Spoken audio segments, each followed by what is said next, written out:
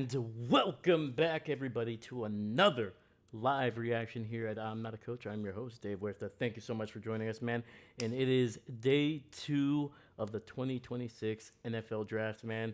And it's going to be a good one, man. We had some wild surprises in round 1, some expected, some wildly unexpected. But overall, man, I think it was a great round 1, man. Great first night. I think a lot of teams got better. Other teams probably went in a different direction than we were thinking, but for the most part, nothing too crazy outside of I think Ty Simpson. I think that was really the biggest surprise of night 1. But yeah, man, round 2 and 3 tonight. Starting at we're gonna be starting in about 53 minutes. But until then, I'm gonna break down a little bit of round 1. But on top of that, kind of what I expect in round 2 and 3. And but most importantly, baby, and if you want a hint, look at the lights behind me. Yes, the Green Bay Packers are actually going to have a couple draft picks here tonight. They did not have a pick in round 1.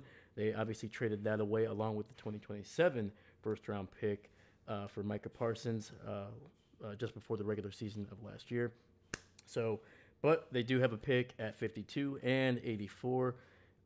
Just off the bat, I do believe that at one point during tonight, the Packers will trade back. I think the best opportunity would be at 52. Obviously, unless I think there's going to be potentially 3 guys, maybe 2 that they really, really like. Might even trade up to get that guy. But if that person falls down, they'll pick at 52, and then we'll move on. But I think those guys could be gone by that point, and I think it would be even if that wasn't the case. I think if there's multiple guys at 52 that the Packers like, move back a couple spots, still pick a guy that you like in that group, and maybe pick up an extra pick in day 3. But anyway, yeah, man, how are you doing? What did you think of round 1? Let me know in the chat. I did release a reaction video to the Ty Simpson pick by the Rams. So check that out. It's literally, I think, like maybe a minute and a half to 2 minutes. It helps out the channel, helps out the video. Leave a like on that video if you can. There is even I even put out a quiz, not quiz, but basically a question. What do you think of that trade? Make sure you answer that question there on that video as well. But yeah, man, it's gonna be interesting. Ty Simpson, I do not think he'll be starting this year at all, unless Matthew Stafford gets injured or all of a sudden just falls off a cliff. I don't expect to see Ty play in 2026. I believe that it's going to be a 2027 thing or even later, man. We've seen quarterbacks, obviously Green Bay is an example with Jordan Love. They sat him for 3 seasons. I don't think the Rams have that much patience with Ty Simpson, but 1 to 2 years, it would not surprise me if he was the backup for the next 2 years while Stafford kind of finishes out his NFL career with the Rams. Obviously, Stafford is coming off literally an MVP season in 2026. They were 1 win away from the Super Bowl, which is probably why so many people not only are confused why Ty Simpson was drafted by them, but not only in the first round, but also why didn't they go receiver, offensive line? They could have gone many different routes to help the Rams get over the hump there, but the Rams are deciding to prioritize the future with that 1 pick in round 1. So you're loco, bruh. We're gonna be busy today. Yesterday we traded a lot. Like, hello, heck yeah, man. Your Bills, man. Let me bring up the Bills, what they have in terms of picks now. But you're loco. How you doing, my man? What'd you think of round 1? I know your Bills didn't pick, but let me know what was your biggest surprise? What was your what the F moment, or just let me know. But it's good to see you, buddy. All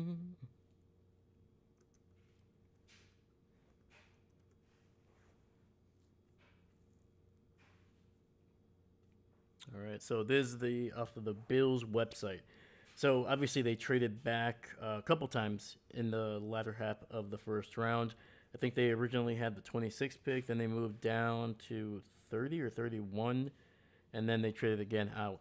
But they will start out today with the 35th pick, 35th overall pick, which is the third pick in round two. That is via the Tennessee Titans, who traded into the first round with them. Then they'll have a third round pick at 66. That's it for today. But in day three, man, they have three picks in the fourth round: 101, 125, and 126. So two consecutive picks there. Then they have two picks in the fifth: 167, 168. Another pair of draft picks kind of bundled together there next to each other. 182 in the sixth round, and then finally 220 in the seventh round. So that's what they initially have. That might change, obviously, with more trades. But yeah, so holy cow, man, a lot of picks. That is 9 picks, starting from round 2 all the way to round 7. Your loco, honestly, I was initially pissed when we didn't pick anyone, but now seeing why I'm not against it, have had fun hanging out yesterday, man. Heck yeah, dude. It was awesome, man. I was so happy to see you in the chat, my man. Thank you, thank you, thank you. Yeah, dude, it's gonna be fun, man. It's gonna be so much fun. And like, to be honest with you, I feel like this draft you can still find a lot of quality players at the top of round 2, but then there's gonna be a little bit of a gap in between, kind of the middle to early part of round 3. Might be a little bit of a gap for the Bills, but round 4, round 5, where they have 5 picks, there's so many players that you can go like anywhere: offensive line, defensive line, secondary, running back. There's so much talent that could turn into starters there, and I think that kind of tells you, man, the Bills and even the 49ers, they wanted to build that early day 3 kind of picks. So yeah, so the Bills with 5 picks early in day 3, so it's gonna be work. Packers extended Reed, my friend told me. Hey, yes, they did, man. I actually put out a post about like 30 minutes ago with the details. Yeah, I wrote Jaden Reed via Adam Schefter. Not Schefter. Yeah, Schefter, sorry. The Packers have agreed to extend Jaden Reed 3 years, $50 million, $50.25 million. And it's $20 million guaranteed over 3 years. So I think it averages out to a little over $16 million a year, which is basically what Romeo Doubs got. And yeah, I like the extension. It guarantees that they're gonna have a veteran on the roster next year, because at this point I think only Savion Williams and Matthew Golden are the only guys that are still under multiple year contracts after this season. So it's good. Yeah, Jaden Reed, when he's healthy, man, easily one of the best receivers that we have had in a long time. A really solid number 2, very versatile, and I think for 3 years, $50 million, pretty good, pretty good. Let me see. I'm trying to think here. Yeah, Reed, now he's going to be under contract for the next 4 years. If he plays out this year, obviously the final year of his rookie contract, plus the 3 years after. So, yeah, man, a really good pick. I remember when he first got picked, it was very confusing for people. He was an undersized receiver from, I don't want to say a small school. Michigan State is not necessarily small, but it's not one of the bigger. It's not one of the, Ohio State, Michigan, top Big Ten schools. But the one thing that you saw from his time there, man, is that he plays a lot bigger than he is. Great jump, very aggressive at catching the ball at a high point. And those 50-50 balls, man, he fights for them.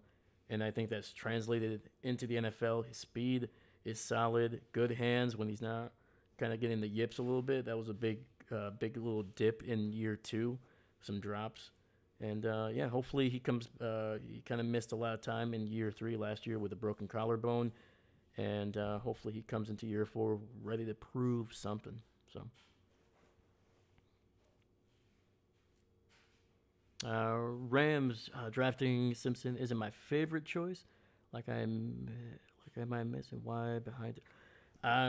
To be quite honest with you, the only so one, I do believe the Rams like him, like as.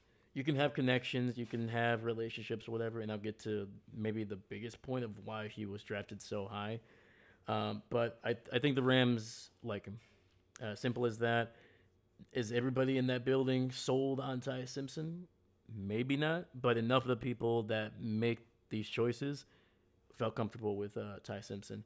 But the biggest, probably the biggest reason that was actually kind of alluded to or even reported just before the draft started was Les Need has had a um, long friendship and a relationship with Ty Simpson's father. And what I mean by relationship, I don't mean Diana Rossini and Mike Vrabel type of relationship. I mean, they've known each other for a long time. So I guarantee you, Les Need, who is was a big part of what the Rams do. Obviously, he's been their GM for quite a long time. So I guarantee you, throughout this process, even into last year, I think they've been looking at Ty Simpson in his development. If you look at the tape with Ty, and I think I said it last night, I didn't watch a whole lot of film on him, really much of anything. I think I watched one game, maybe two, might have been two. I don't know if I finished that second one. Um, if you look at the first half of his of last year with Alabama, the guy was on track to be a top five pick, top five, top 10 pick, easily, without question. There wouldn't have been this kind of like, oh, he's a second round pick, maybe he'll go in the first. It would have been he's going in the top five. He's going to be competing with Mendoza. But then the second half of the season happened to Ty Simpson and Alabama, and it was a big drop off, man. Whether you're not really sure if it was did the competition just get to they finally saw some film on him, and remember Ty, he didn't really start a whole lot at Alabama. He sat for a long time. I think he sat for 3.5 years in Alabama. um, so yeah, so he didn't really. It's not like that we had tape on him before the season, before the college season started. So he was kind of an unknown kind of guy. And that's kind of the risk reward, especially with a guy that has so few starts in college. You're kind of banking that, yeah, the second half wasn't great, but maybe he'll learn from that and he'll continue to ascend. That's what I think the Rams are betting on. And I think they're betting on that the Ty Simpson of the future in the NFL is the guy that played in the first half of Alabama season, not the second half where it was a clear downtrend. Sorry. So yeah. Blake Miller went to Detroit. Yes, he did, man. Very easy to see, especially when you look at Blake Miller, man. He looks like a Dan Campbell kind of guy. So, but yeah, what'd you think, man? For Detroit, like the NFC North teams, what do you think? They went. They got big. They got real big. I'll tell you that much. They went big. They weren't messing around with like small receivers or even like running backs. They went offensive line, and I think the Bears went safety. Right? It's probably the best safety outside of Downs in the draft. Yeah. Yeah, when I saw Blake Miller, I was like, "Oh, yeah, that makes sense." Like a big block of cheese, man. Man, I wanted him. I was just jealous we didn't pick anyone, man. I don't even know, bro. It's okay, man. Like I said, I think the Bills, the best thing they could have done is trade back, because as much as the Bills could have used somebody that went around 26 and stuff like that, they need to add depth on top of quality. You know, their offensive line needs at least, I would say, two guys. Even if they don't start right away, they need to be able to build that one for the future, because Josh Allen is going to be here for a while, and you need to protect him now and in 4 or 5 years. So they'll be able to probably double dip at certain positions along the offensive line, guard, center, tackle, probably. And I think you can find all of those in the second, third, fourth, and fifth rounds and find quality guys. Um, they need to add, obviously, to that secondary, which is wouldn't be surprising if they went with one of the safeties or the corners that are still left on the board here in the second round. You see here, linebacker was obviously a spot that they needed to add on. Defensive line, especially edge, they need to get younger.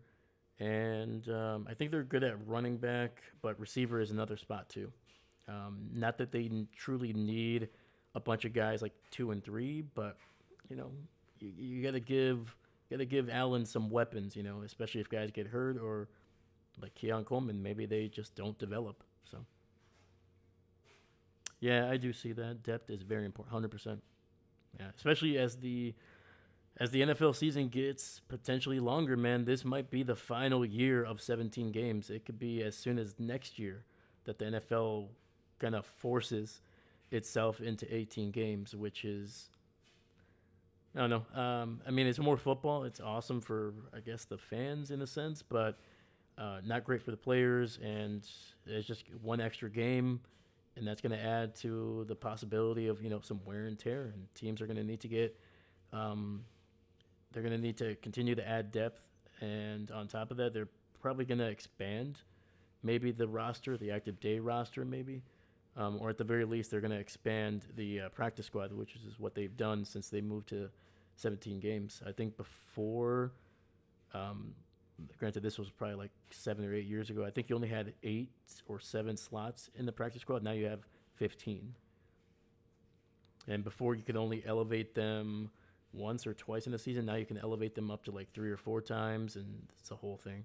So yeah.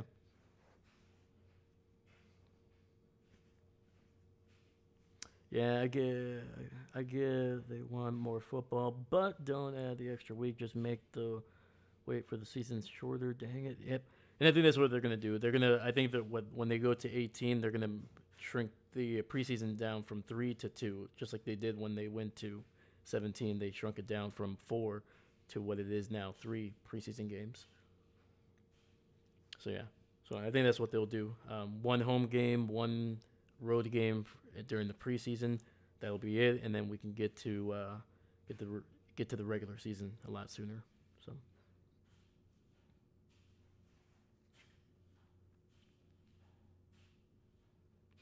but yeah, man, it's gonna be interesting. So, who's gonna start us off here in the second round? So we got about 37 minutes before the second round will begin. All right, so the 49ers, another team that traded out of the first round, they will have the first pick in the second round, number 33. Arizona, who went Jeremiah Love with the third overall pick, which was up until the Ty Simpson pick. That was probably the biggest surprise of the night. Not because Jeremiah Love isn't worth that.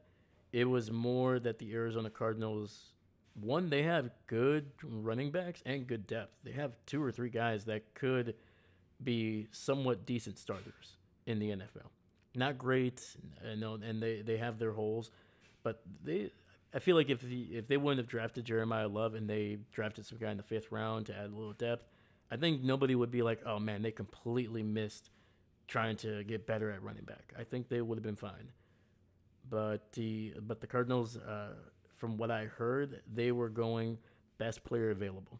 If Jeremiah Love wasn't there, they would have gone somewhere else where maybe it wasn't the biggest need either. So, but yeah, we'll see, man. And I wouldn't be surprised if the Cardinals maybe trade one of those running backs either during the draft or maybe after, especially if some teams get their starters hurt or a couple of those running backs from other teams get hurt. So. Chris Lesso, what's going on, brother? What's going on, dude? Good evening. Heck yeah, man. Dude, your Miami Dolphins, man, going wild. Going wild, man. What'd you think, man? What'd you think of the first round? Got Caden Proctor with the 12th overall pick. And then you guys got you guys got Chris Johnson, man. One of the corners I was hoping the Packers would trade up and get. But, yeah, man.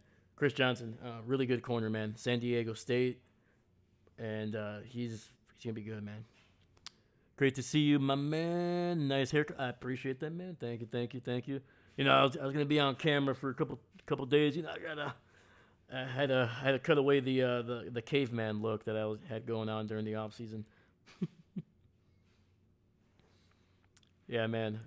Thank you, thank you, thank you. But yeah, it's good to see you, brother. How you been? How you been? How's work? How's life been? Let me know.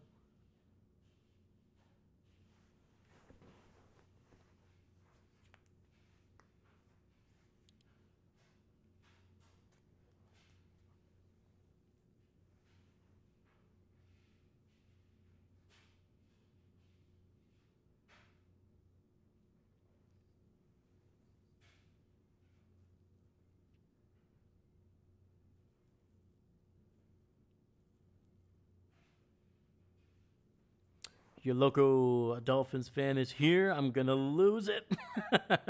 No, I'm joking. Hey, yeah. Hey, Chris. You're local, Chris. Hey, man. Two rivals, obviously same division, man. But luckily, you guys are cool, man. You guys are cool guys.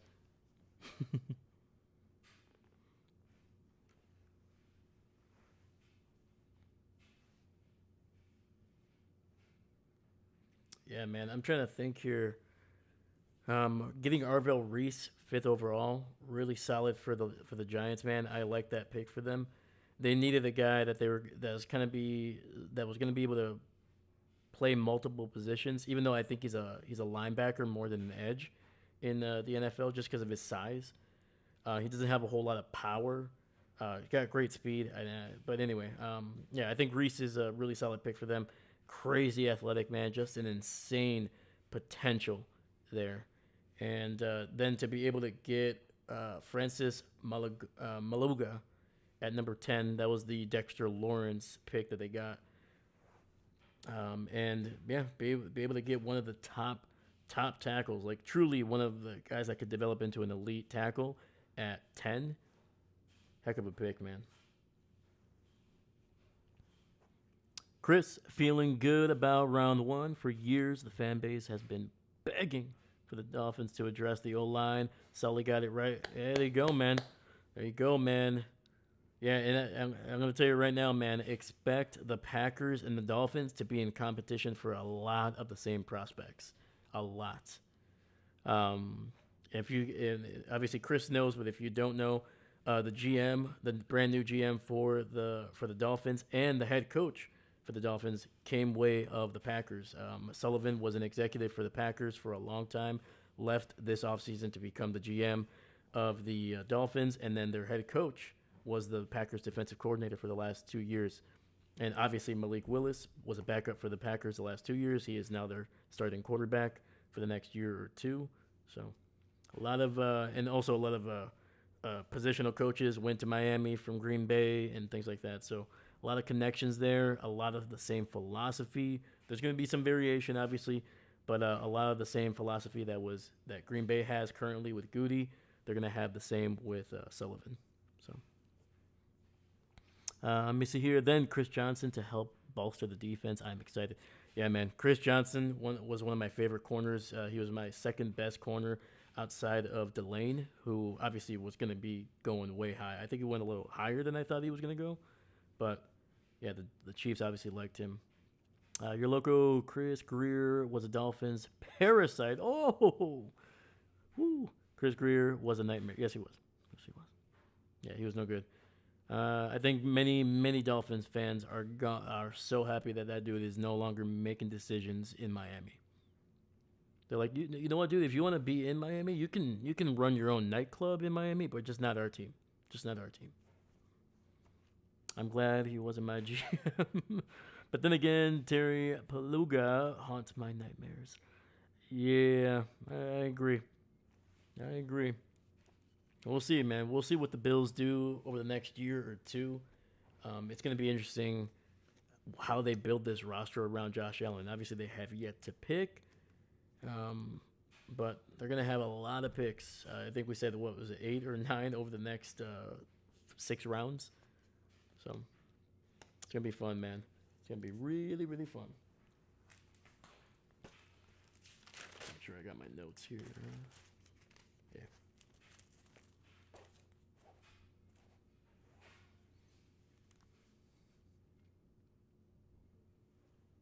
But yeah, man, if you're just joining us, thank you so much, man. Please, if you guys get a chance, leave a like on the video, subscribe to the channel. It's a great free way to support me and the video.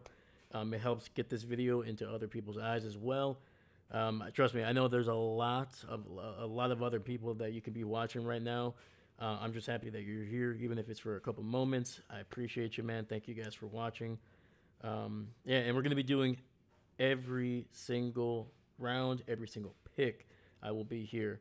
Yes, tomorrow I will be doing all round 4 through 7, and I will be trying to talk about as many prospects as I know. And if I don't know that prospect, that's why I got these bad boys here to kind of reference them, to give you an idea of what that player is potentially going to be bringing to his team. And yeah, or at the very least, how that player fits in what they're trying to do. So go Bills, Chris. Rival time. Fight, fight, fight, fight, fight, fight, fight, fight.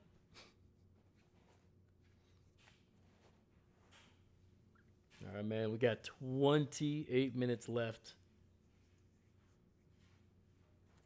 All right. So while we have a little bit of time, let me give you basically my best players available by position. I'm going to do just top 5. I won't probably go through every single one in depth. I'm just going to give you the name, and if I have something kind of right off the bat, I'll let you guys know. But yeah, but please do not hesitate to chat. Trust me, this is cool to talk about, but the reason I'm doing this is I want to talk to you guys and get to know what you want, what you're looking forward to, and what you're expecting. So, Chris, Packers selecting in this round. What are you hoping they go for? I'm hoping, to be honest with you, I'm looking for corner, offensive line, whether that's tackle, guard, or center. I think guard is maybe a bigger need, even though they have starters there. I think the starters that they have there are not incredible. At least they didn't play great last year. Plus, the Packers always seem to pick like 2 offensive linemen every year. So, trying to think here. Edge rusher is a big one. They need somebody opposite Micah Parsons. They have Lucas Van Ness, but coming into year 4, he hasn't really shown the potential that he was drafted with, or the expectations. He was getting a lot better in year 3, but then he had that injury and it kind of slowed him down. And he got better towards the end, but edge rusher. And then finally, I would like to see if they could add another tackle, defensive tackle, nose tackle, whatever it is. Because even though I like Hargrave, I like that pickup in free agency. He is 32, 33 years old. Had a down year with Minnesota. And also, Devontae Wyatt is coming off a nasty ankle injury. He should be ready for the start of the year, but especially with big guys, you just never know how those lower leg, ankle injuries are going to affect them. It could slow them down, or it could just kind of maybe take them a while to get back. So, I think they need to add depth, but also think about for the future at nose tackle or defensive tackle. So, yeah. So a lot of defense is what I'm hoping for the Packers. I think receiver, I think they're solid. They just signed Jaden Reed to an extension. Christian Watson could be right behind him with that extension.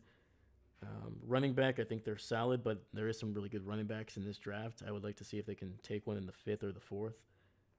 And yeah, I think that's what I'm looking for. In the 2nd round, I think their best chance is going to be trading back a little bit and seeing if they can get one of those guards that are going to be really prevalent in the round 2 and 3. The pure tackles in this draft right now, I think they're not going to start to roll again until about the middle to late part of the 3rd. I think the 2nd round is not a great time to get like a pure tackle. You want to get one of those guys that play tackle, but maybe plays better at guard in the NFL. Your loco, Josh Allen, will continue to be a Miami Dolphins ex. Jesus. What did Dolphins do to you, man? They're awesome. They're slick. Get that blowhole, which is kind of cool. It's kind of gross, but it's kind of cool. And then they jump out of the water. They give us shows, man. You've never been to an aquarium or SeaWorld? I'm just saying, man. Dolphins are good people too.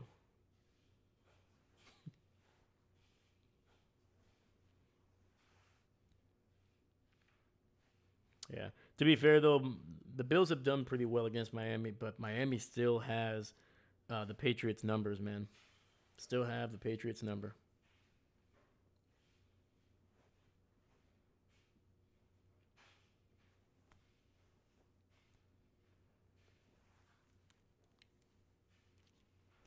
We don't belong in the same division, man.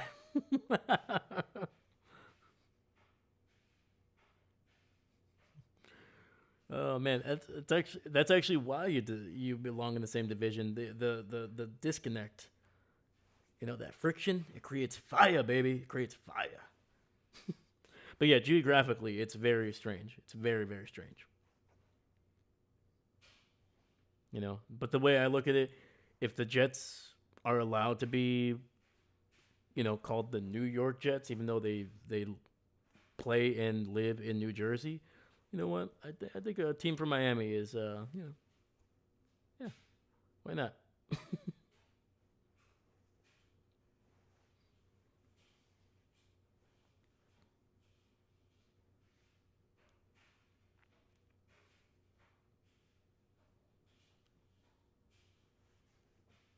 Chris,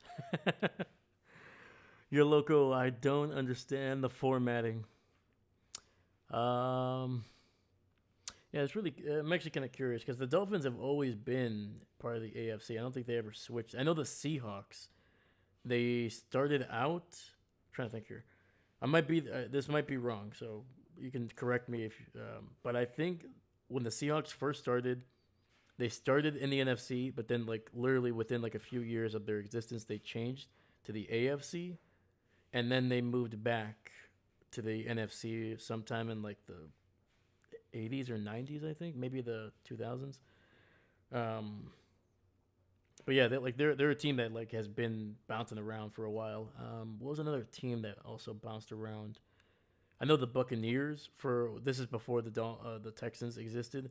There was the NFC North was basically the NFC Central, and there was like five teams there. It was the basically everybody in the NFC North: Detroit, Minnesota, Green Bay, Chicago.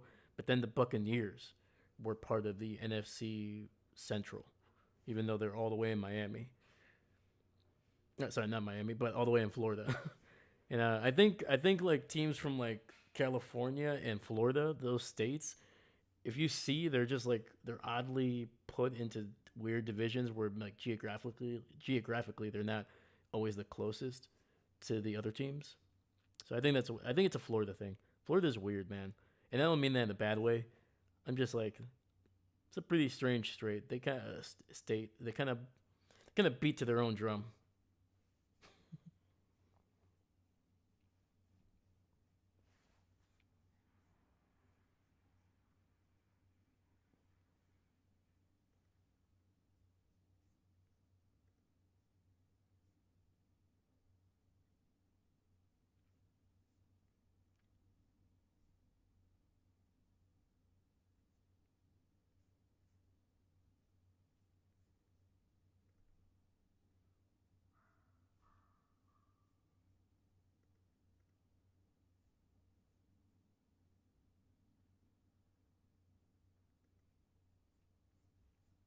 Let me see. I'm trying to look at if there's any new news that I haven't seen.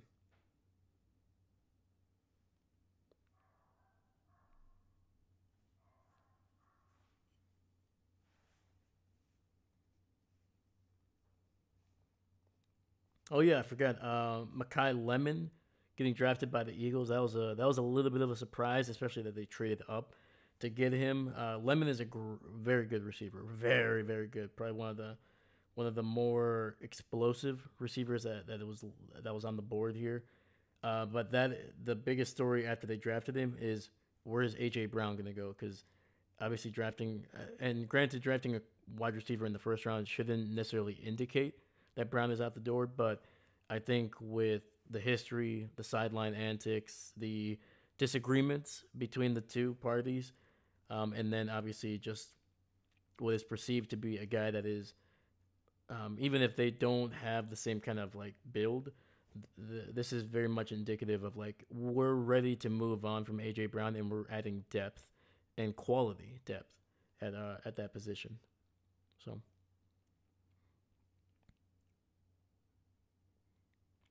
your logo apparently it was some 1966 merging thing. Oh yeah, yeah, yeah. When the AFL was competing with the NFL to see which league would survive, and it got close, man. There was a lot of quality players that decided to play for the AFL instead of the NFL. simply because of the kind of the rules, kind of indicative of them, and like even some teams from not teams, but some players that were like um, that were seen as like, oh, yeah, you could play that position, but that's not really what we want you. That player would just be like, fine, I'm going to the AFL. They said that the position that I want to play as, that's where they're gonna give me the opportunity. So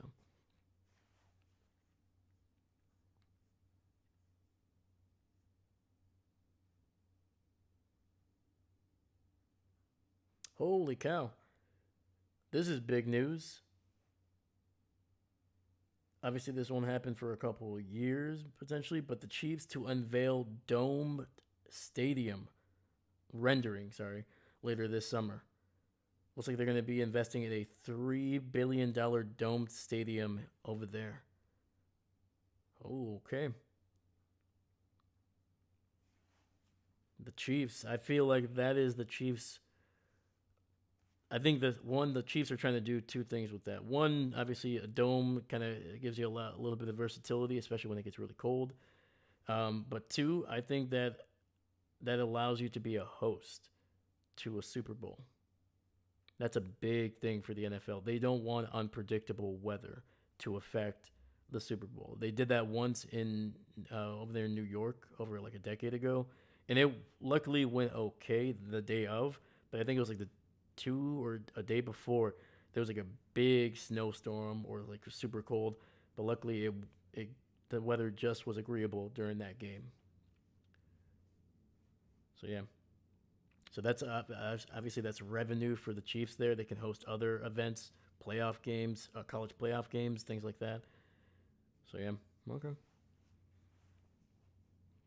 In 2022, the NFL wanted Miami to play in the NFC South, but Miami owner said nope.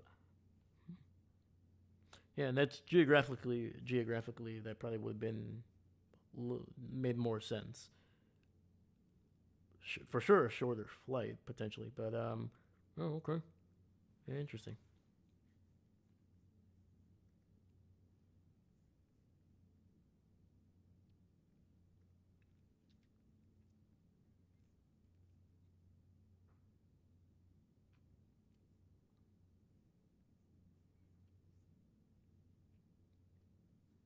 All right. All right, baby. 15 minutes before the draft begins, man. All right. So let's talk about some of the players that are still on the board. Once again, I'm going to be going position by position just to make it a little bit easier to kind of, that way I'm not jumping between, defensive tackle, tight end, things like that. So these are kind of my top 10 players that are still available at this point in the draft. So starting at running back, Mike Washington out of Arkansas, probably one of the more versatile running backs that's still left on the board that's going to be drafted probably in day two. There's going to be some more guys that are pretty versatile in rounds 4 through 5. But Mike Washington, very explosive man, good size, can do almost everything well, and there's still some some growth that is going to be there for sure. He's actually a Packers. The Packers brought him in for a top 30 visit. Jonah Coleman out of Washington, another good running back. Emmett Johnson, Nebraska, very very solid. The Cornhuskers obviously were a team that ran the ball quite a bit. Emmett Johnson was the lead back in that backfield. Caton Allen, Penn State, and then finally teammate Nicholas Singleton, also out of Penn State. It would not be the first time in this draft if both of those guys get drafted in round 2 or 3. I think they're going to be closer to round 3, to be honest with you. But yeah, we saw a pair of Notre Dame running backs get drafted in the first round. Jeremiah Love and then Jadarian Price were drafted in round 1 yesterday. So it could happen again, man. It could happen again. A couple Penn State running backs there. Sorry, is that Morgan Freeman? Sorry, I was just looking at a commercial. Pretty sure I just saw Morgan Freeman in a beekeeper's costume. All right, all right. Uh, Wide receiver, probably the best receiver that is still available, Denzel Boston.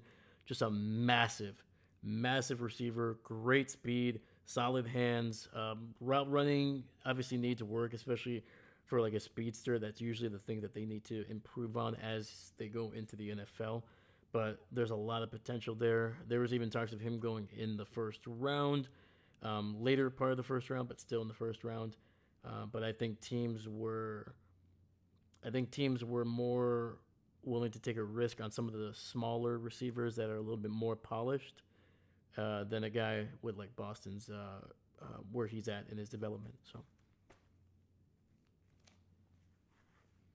Chris Bell out of Louisville, another solid receiver, probably going to go relatively early here in the second.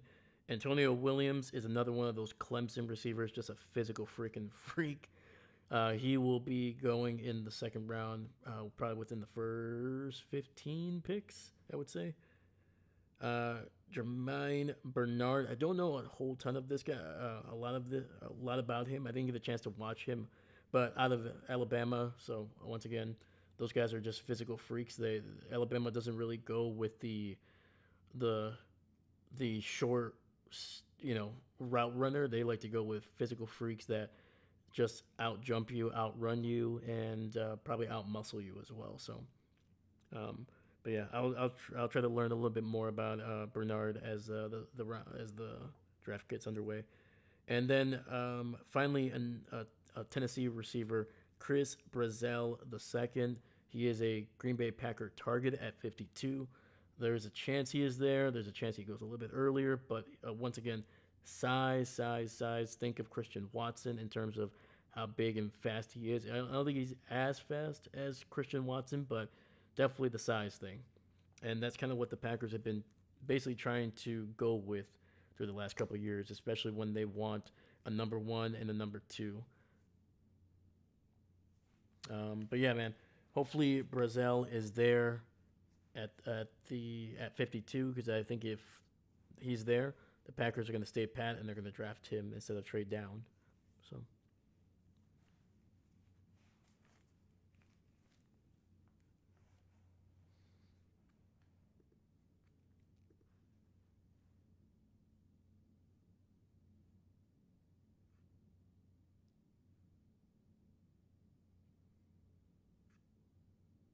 Let me see here.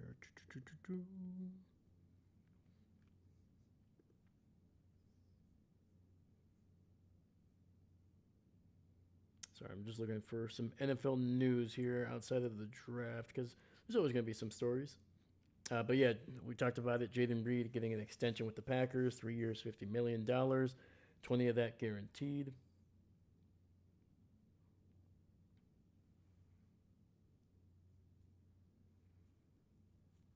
The Cowboys obviously making some big changes to their defense with Downs and Lawrence being drafted there, edge rusher, safety, which is I think the smartest thing you could do, man. The Cowboys defense has some really solid weapons there, but they underperformed for the majority of last year. There was a few games kind of in that November time when they were looking a little bit better. They were looking better, but then they finished pretty badly at the end of the season. They started really terribly, like so bad that the offense basically needed to score 30 plus points almost every game to have a chance to win, and they couldn't always do that. So yeah, I think the defense was the one side of the ball that the Cowboys needed to focus on, and they did. Now I would say they need to focus on adding some depth at tackle. They had some injuries there. Probably get some receivers. I think their top two are great, but they don't really have anybody else that is going to be like game changing. Where you're like, oh, in a year or two, that guy could replace C.D. Lamb or that guy could push George Pickens. There's no guy there on that roster, and I think you need to have that. You need to have that when guys get paid, like George Pickens will eventually be, and obviously C.D. Lamb. Not saying that you need to motivate them in that way, but you need to have that guy that is going to be in the back there pushing them to make those extra catches, extra plays, things like that. And the Cowboys don't have that right now. Running back is another spot for the Cowboys. I think Cavante Williams was a very good addition, but as the season went on, I think he got worn down and wasn't as I don't want to say dominant.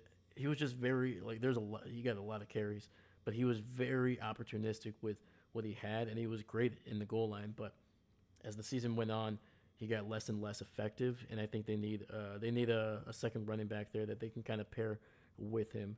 Maybe a big bodied guy with some speed to kind of counterbalance Cavante's.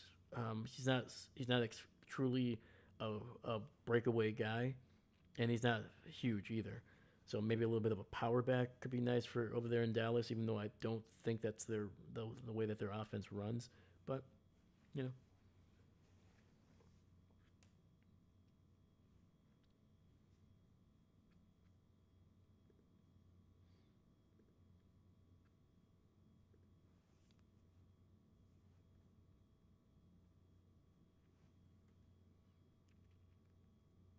all right, we got about 7 minutes here before the draft starts.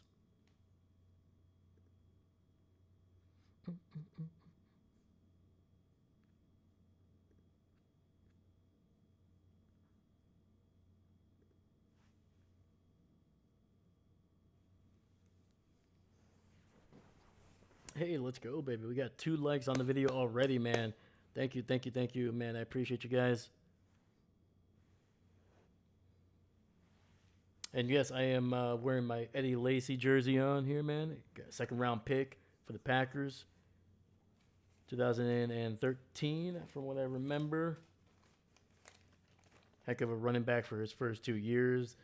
Kind of fell off a cliff there, but I think the foot injury that he had coming into the NFL kind of eventually got worse and worse as he got little bit bigger, a little bit bigger. But man, those first 2 years with Eddie Lacy, man, were just whoo. Still to this day, one of my favorite 2 years watching a running back just absolutely just own people, man. Still to this day, one of my favorite plays was I think he was running. I think they were at their 30, and he took a handoff, took it to the right, and it was just him and the corner. It might have been a safety actually, and he hit that safety so hard. It was in Minnesota. He hit him so hard that his helmet just popped right off, and Eddie was just kept pushing, man, and got into the end zone. That was one of the hardest runs I've ever seen. Freaking phenomenal.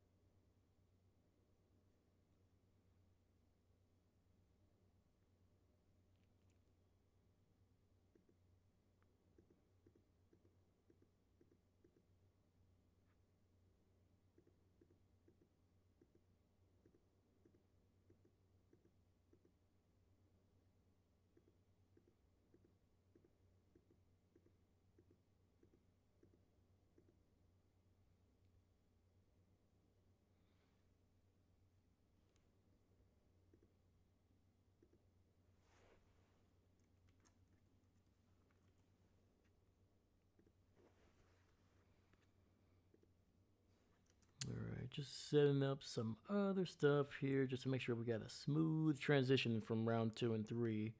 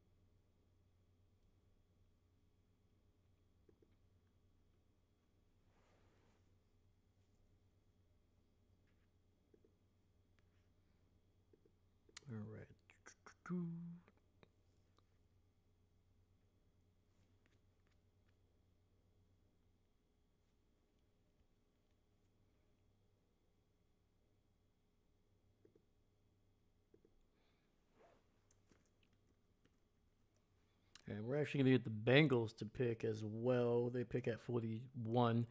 They didn't have a first round pick because they traded it away to the Giants to get Dexter Lawrence there. So that's another team that we have yet to see draft in 2026.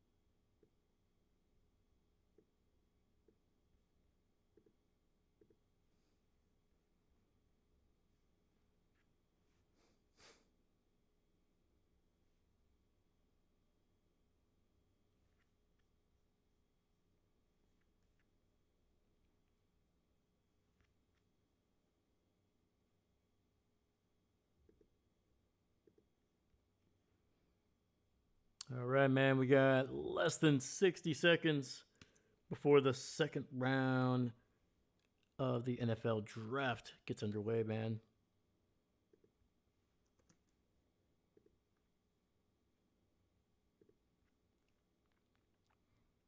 Do you guys have any predictions for me? Give me your best hot take, if you will. So yesterday I made 2 proclamations. I said that there's going to be over 25% of the first round would be, or at the very least 25% would be offensive linemen. That ended up happening. And then on top of that, I said I would take a shot if Ty Simpson ended up being drafted in the first round. And he definitely ended up being drafted in the first round. So, yeah, that was as a person that doesn't really drink a whole lot, that was that was a saucy first round for me.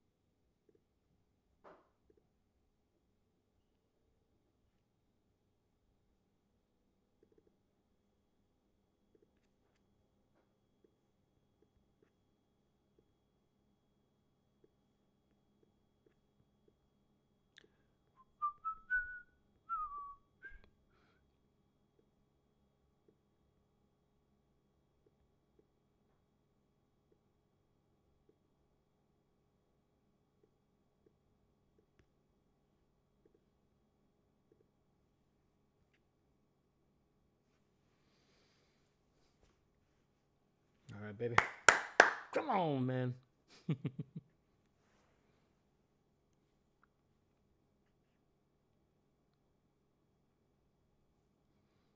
right, Roger Goodell headed to the podium. We got a couple former players on the stage with him. I see Pat McAfee there.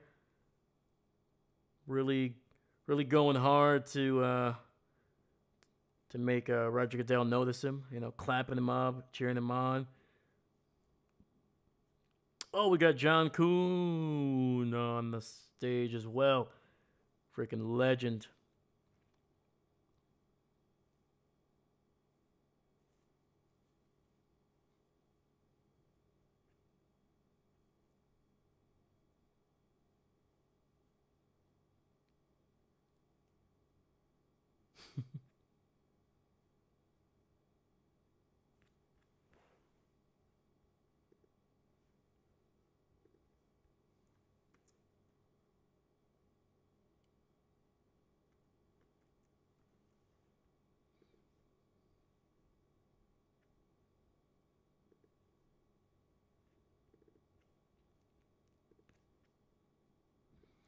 All right. I'm going to get the second half of the second bottom half here. Kind of get going, get going.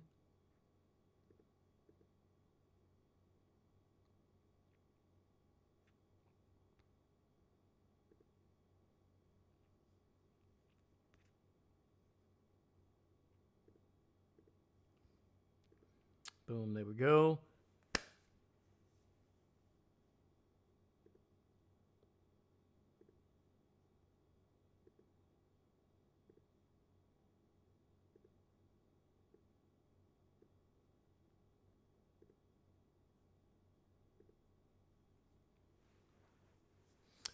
And the 49ers are officially on the clock here in round 2 of the 2026 NFL Draft. Let's go, baby. All right. So let's look at the 49ers, what their potential biggest needs are. So starting offensive tackle, wide receiver, guard, so offensive line just in general, man, to be quite honest with you. And then edge rusher, safety are kind of that back half there for the 49ers. So coming into this day, they got 3 picks in day 2 here. 33, first pick that we have here, 58, and then 90. We've seen them trade down a few times. Obviously, they traded out of the first round. It would not be surprising if they traded down one more time here. They came into this draft with a first round pick, a second round pick, and then 4 fourth round picks, and that was it. No pick in day third round, no pick in round 5, 6, or 7, and that has kind of changed. They have a pick now in each of the first 4 rounds. Each of the next 4 rounds. 2 picks in the second, 1 pick in the third, 3 picks in the fourth, and now a pick in the fifth.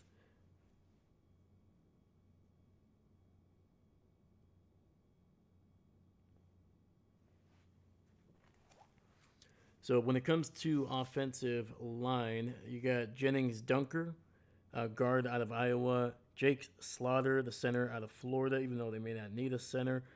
Jalen Farmer, guard out of Kentucky. Logan James, another offensive lineman from Iowa, the center. Brian Parker out of Duke, center. And then for tackle, it's going to be a little bit of a reach. I mentioned it before. Some of the better tackles, pure tackles, are kind of off the board for the most part. But you still have Austin Barber, the tackle out of Florida. Jude Bowery, the Boston College tackle, and then Drew Shelton out of Penn State. So they can go that route. Wide receivers, I mentioned them before. Denzel Boston, Chris Bell out of Louisville, Antonio Williams, Jermaine Bernard, and Chris Brazel out of Tennessee. Let me see here. Edge rushers. You got Zion Young, probably by far the better edge rusher that they have. T.J. Parker has been projected to go in the first round, but obviously one that did not happen. But also, he's not a guy that at least the people that I followed, they had a little bit of a lower grade on him. Still a really good player. Still a guy that could develop into a solid starter, but he might be more of a rotational pass rusher in the NFL. He's not a guy that you can just put him out there for all 3 downs and he's good. He's going to be a guy that is going to be down there first, second down, and that's kind of it. He doesn't do an incredible job against the run, and he's kind of a situational guy. So, but he's good.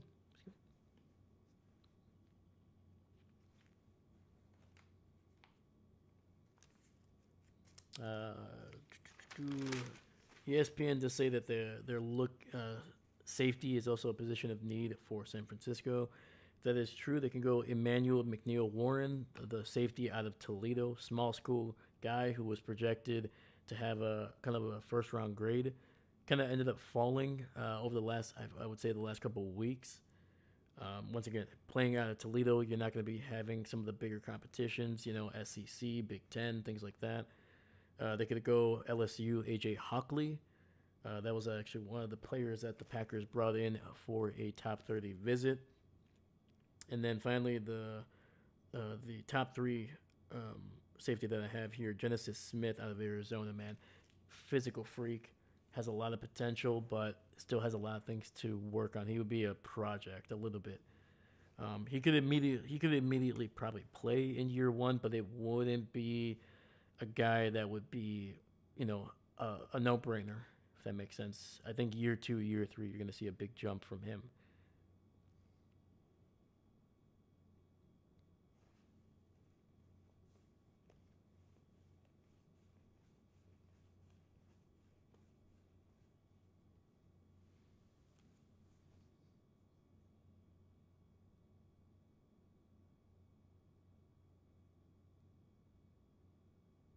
We got Zachariah Branch.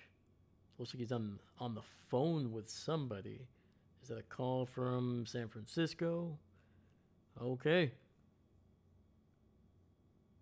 Interesting. The pick is in for the 49ers.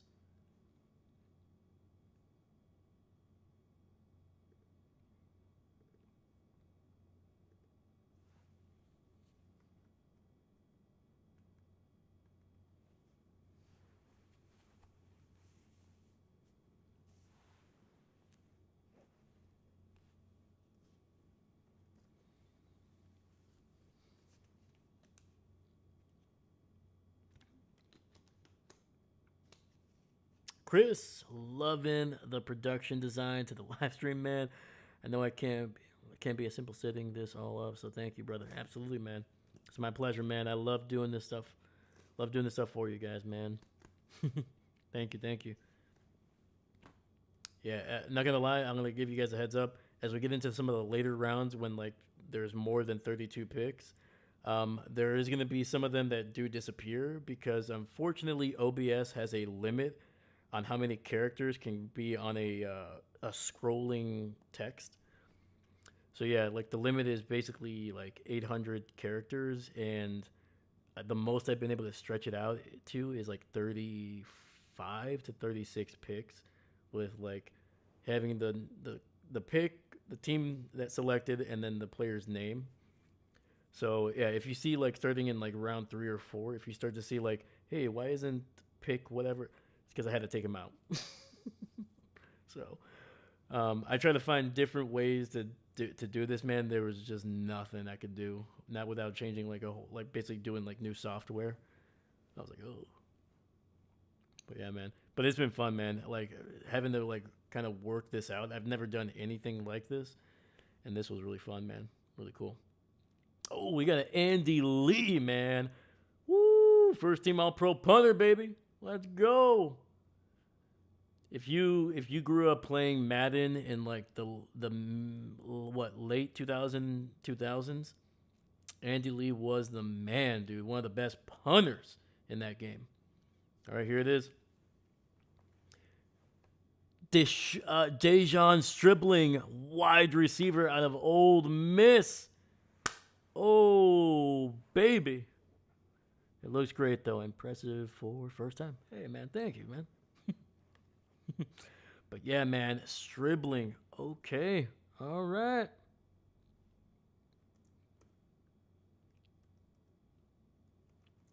Wide receiver. It was a need. It was a need for them.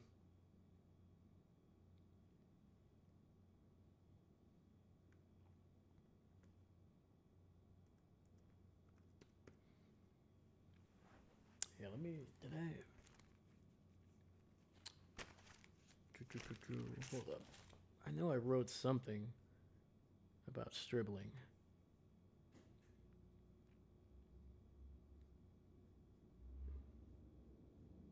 Where are you? Where are you?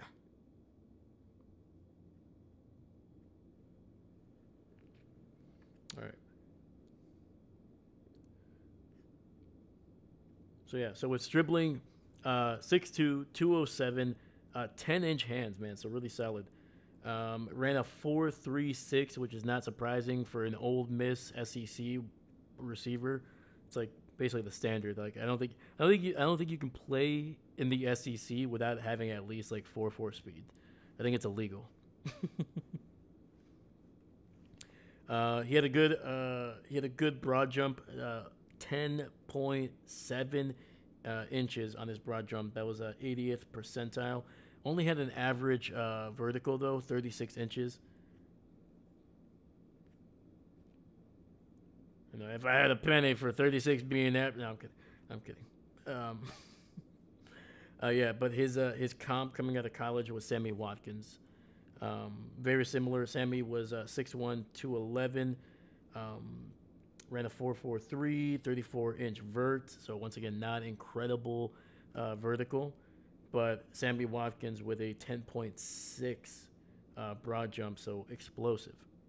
And I think that's what the 49ers were looking for. They don't need necessarily. They have Mike Evans. They have a big, tall receiver already. They're looking to build out that roster. All right. Sorry, I'm falling behind because I'm talking about a player, but we got. Where are you?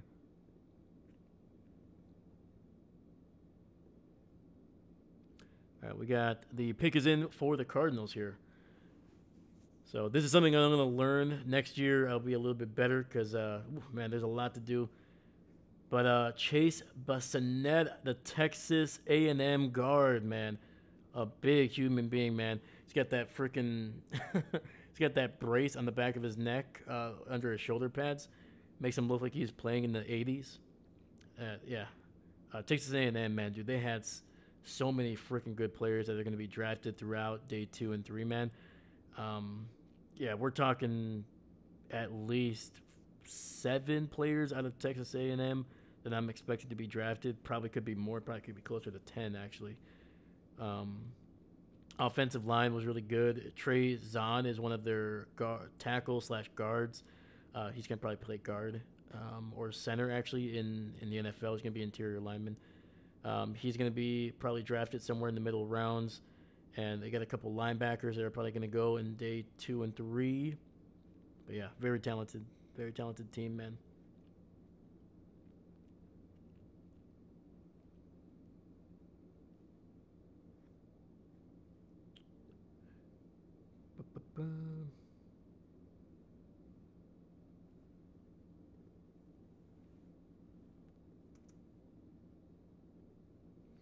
But yeah, this is probably what they should have done in round 1. They probably should have gone offensive line, one of those tackles that ended up going later in towards the middle, kind of like number 9, number 10.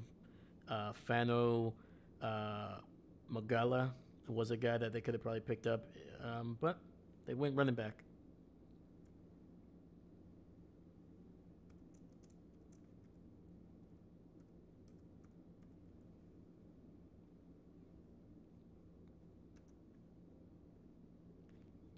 All right.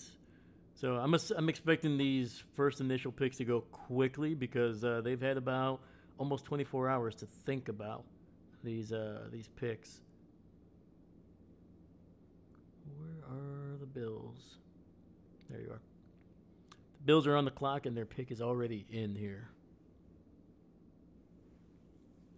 So yeah, nothing too wild at this point in terms of we're not really we're not getting a Jeremiah Love or a Ty Simpson surprise quite yet. Jermon McCoy, man, he is falling, dude. That knee must not be good. Like he's definitely a first round talent at corner at Tennessee, man. But the fact that he keeps on falling, it's not too surprising because he didn't play at all last year at all. So, yeah, because he tore that knee up in January of 2025.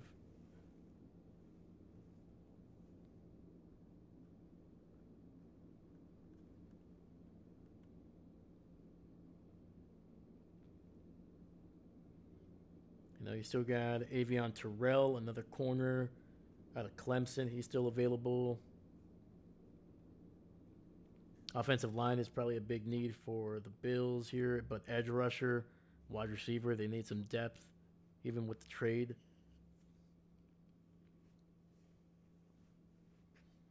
Who do they go? TJ Parker, man. All right. Okay.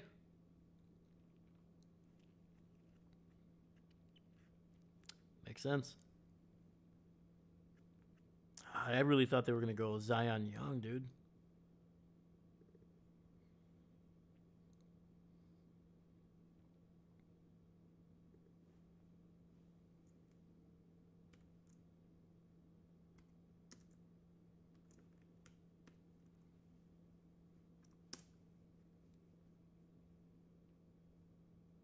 All right, let's see here. He just said 2016. I saw the. I thought it was just my captions just going wild. I was like, it's like 35th pick in the 2016. I was like, freaking captions. No, okay, all right.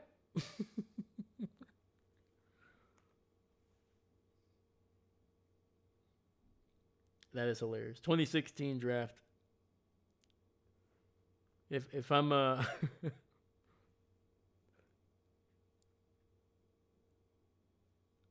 if I'm the Raiders, I'm like, that doesn't count. That doesn't count. He said the wrong year. We get to pick next. We get to leapfrog the Bills. All right. So Vegas is now on the clock here. This is going to be their first pick since picking Mendoza first overall. So.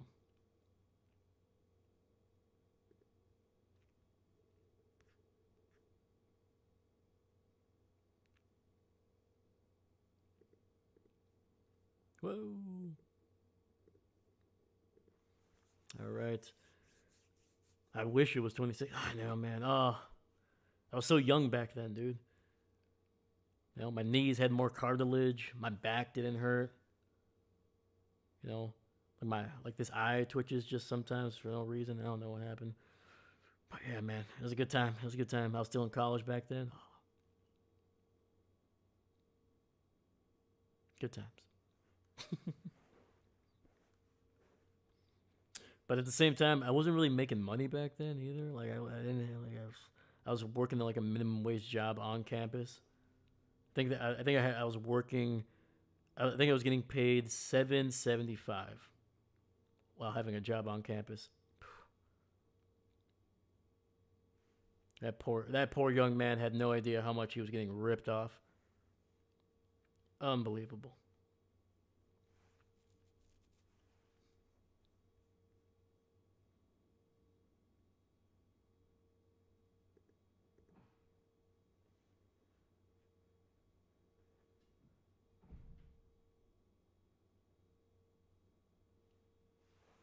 Saying I was having fun but was broke.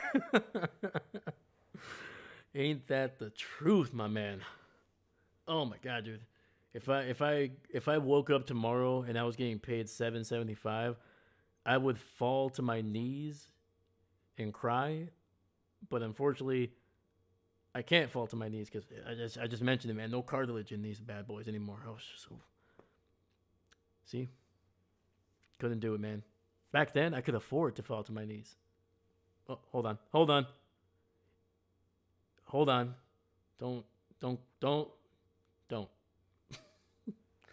God, it's not. We're not even three picks in, and I'm already losing it. Unbelievable. Unbelievable. All right. Let's have a little bit of fun here. I will, because yesterday I said if we had more than 7 offensive linemen drafted, I would take a shot, and if Ty Simpson ended up getting drafted in the first round, I would take a shot. I'm gonna limit to just one shot for today. So give me some ideas. Give me some ideas of of what I can take a shot of. I'm trying to think here. I'm thinking of like if we get more than, let me see here, 1, 2, 3. If we get more than 6 trades, no. If we get more than 7 trades throughout the next 2 rounds, I will take a shot. I don't know, 7. Let's do 8. 4 trades in each round. Let's do that. That's an idea, but let me know. Let me know if you got something better.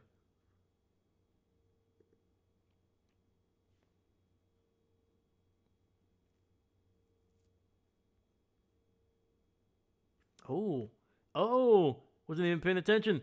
The Raiders have traded the pick to the Houston Texans. Oh snap! Oh snap! All right, we're already 1 freaking trade in. Oh boy. Valid. All right, man. The Texans trading up from 38 to 36.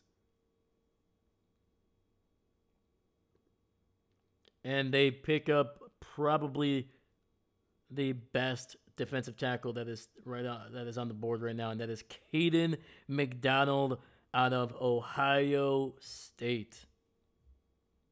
1 trade down. Oh no! Why did I do? And of course, as soon as I started talking about it, there's a trade. Unbelievable. Unbelievable. Oh my gosh. And I don't drink. So I can't handle it. I can't handle it. It's going to be fun, though. It's going to be hilarious. All right. Now, congratulations to Caden McDonald, man. Look at that big man. Look at that big man. Tears, but a big old smile, man. I love it. All right, I got to change number 4 to Houston. It's not Las Vegas.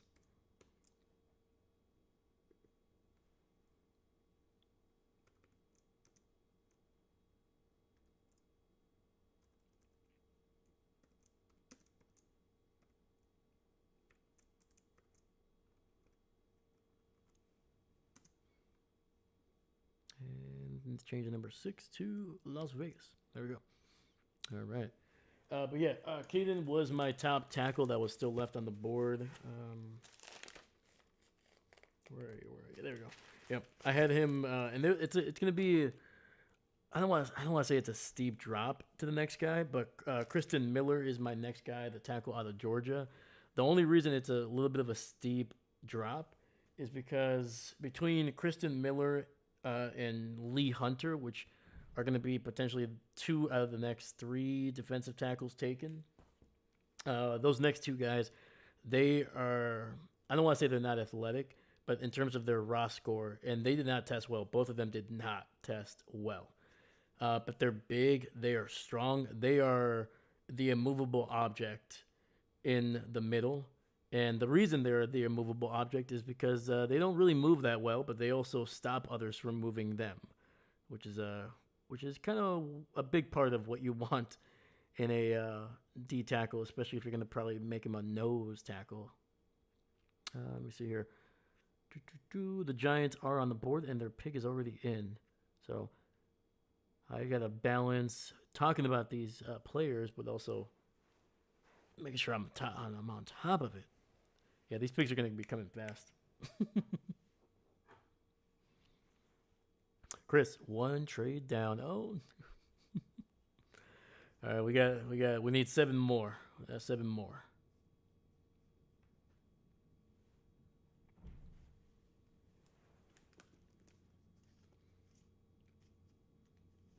And Chris, I forgot to ask you. Let me see. Let me double check where the Dolphins are. So Dolphins have 43, man. What are you looking forward to at 43? Let me know. Let me know. Your local bro Parker. Oh, sorry. Jeez. Bro Parker is the guy we got. I don't know if we really wanted him most, but I see the vision. He's good, man.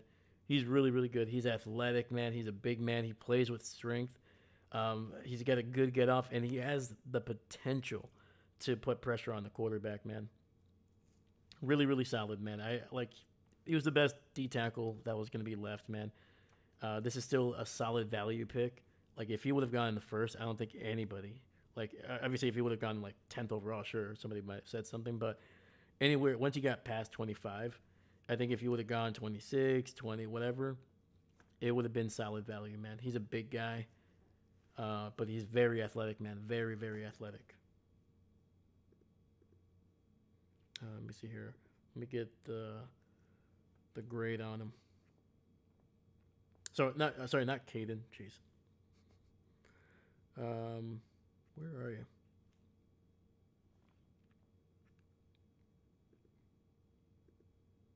Parker. There we go. Sorry. Yeah, Parker. Where is he? 6'3", 263. Man, just a freaking huge human being. Tested really well. His ROS 9.3. His Senior Bowl, man, he lit it up at the Senior Bowl. Let me see here. So yeah, this is what it says. After Ruben Bain, David Bailey, and Akeem opted out of the Senior Bowl, T.J. Parker was left as the highest-rated edge rusher. He was already taking advantage of the opportunity to separate himself. Day one, Parker's talented. This is off of PFSN. Day one, Parker's talented presented himself as a cut above, man. He really impressed during the Senior Bowl, and when you do that, history has shown when you do well at the Senior Bowl, that translates to having a really solid career in the NFL. So, all right. Raj is at the podium with, I'm assuming, a Giants legend there. I'm trying to see who it is. But yeah, this is for the 37th pick. Colton Hood. All right, man. I wouldn't be surprised if the run on corners is going to start to begin here. Would love to see them go for edge or receiver. There we go. I like it. Yeah, man. They gave Malik a little bit of protection with the tackle. Now you got to give him some weapons, man, because he traded or released half of his more than half of his weapons when he got there, man. All right, man. Colton Hood going to the Giants, man. I like what the Giants are doing, man. Their draft has already impressed me. They got probably the best linebacker in the draft in terms of potential. Colton Hood, one of the top, I was going to say top four corners. There's a guy that I had a little bit higher than him, but it's A and B. It's 3A, 3B basically with Colton Hood. He's really good, man. Where are you? Where are you?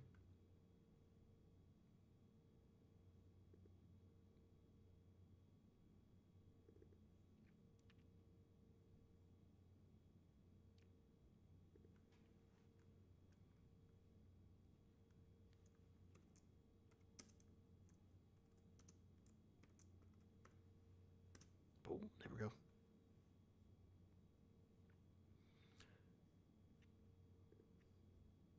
All right, let's get the Giants off here, and let's get the Raiders back on the board, and the pick is already in. Holy cow. Granted, they did have quite a bit to think about this, even after trading down. I wouldn't be surprised the fact that it's already in so quickly. It's probably the guy that they would have been okay picking at 36 before they traded down. So,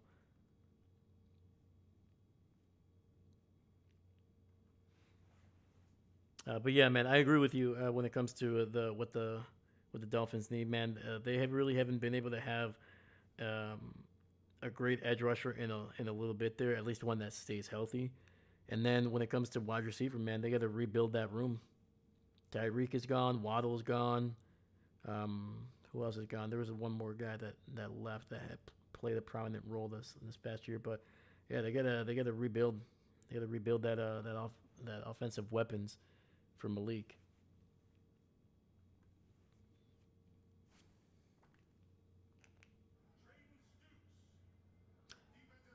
Oh, Traden Stukes out of Arizona, the safety. Okay.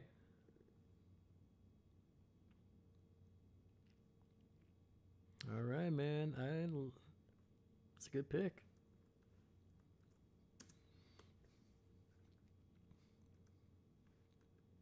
Let me see here. Sorry. Boom. Stukes.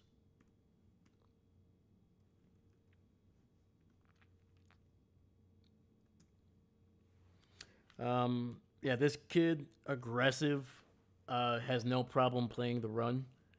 Always seems to be well aware of where the running back is. They're actually showing tape right here from I think when they were playing. Who the heck was it? Let me see.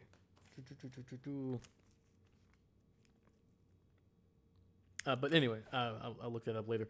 But yeah, this kid aggressive man and very quick. Doesn't have like true top end speed, but he plays very quick. And luckily, he's a safety. He's going to be back, so he'll as long as he's able to kind of anticipate if there's a receiver going to be going over top of him, he'll be fine. He'll be very fine. Um,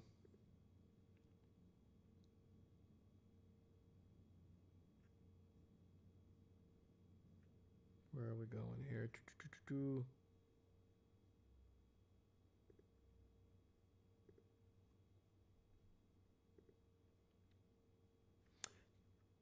Did I say safety? Let me see here.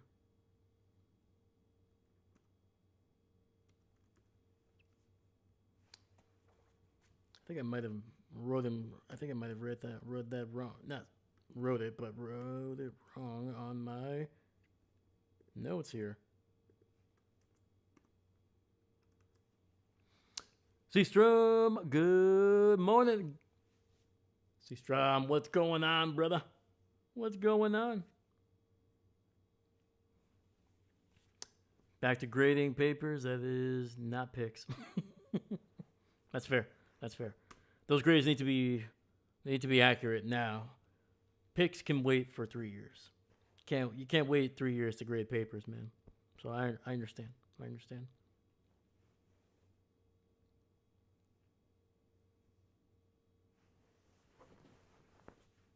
So anyway, sorry, I completely put Stokes in the wrong category here on my notes for some reason. Let me look up where I have him accurately here. Come on.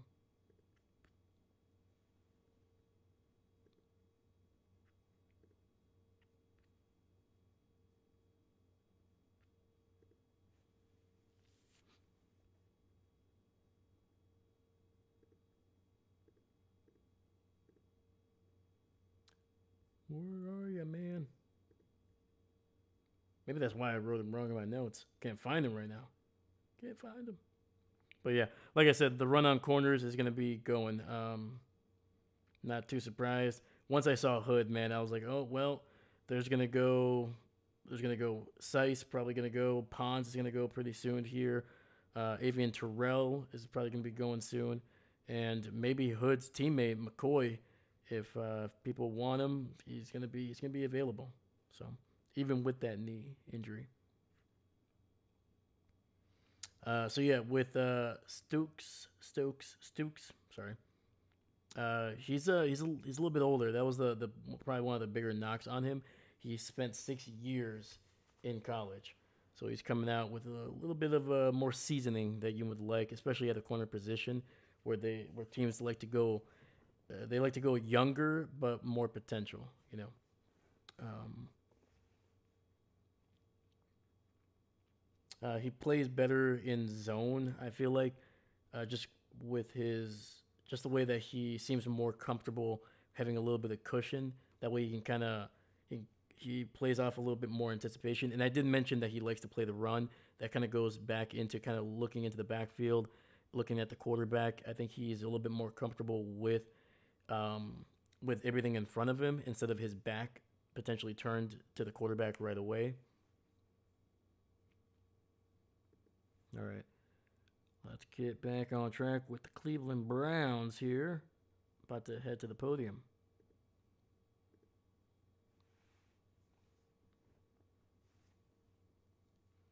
'39th overall pick.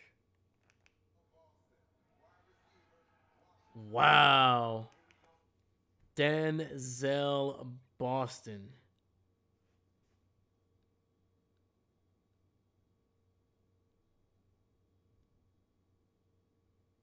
Okay.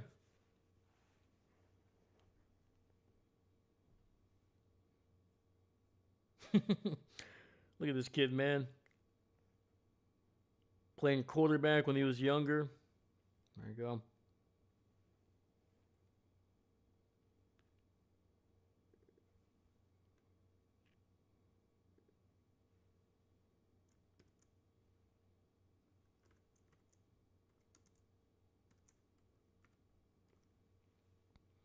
Yeah, he was a player that I was hoping that the if the Packers had some more picks, I was hoping they would trade up to get this kid because he is very good, man. Red zone threat, just very strong when he's catching the ball.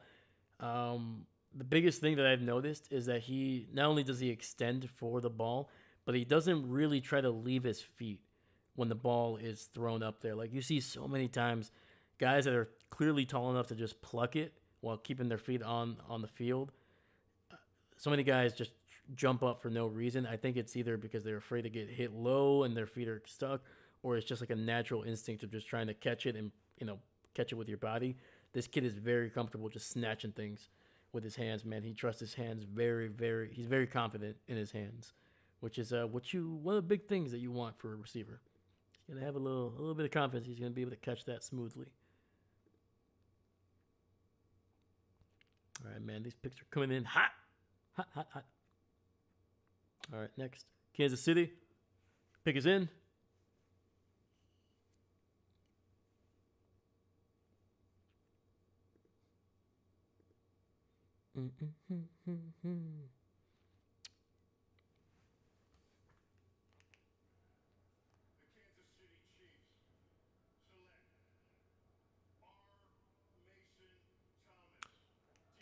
Oh,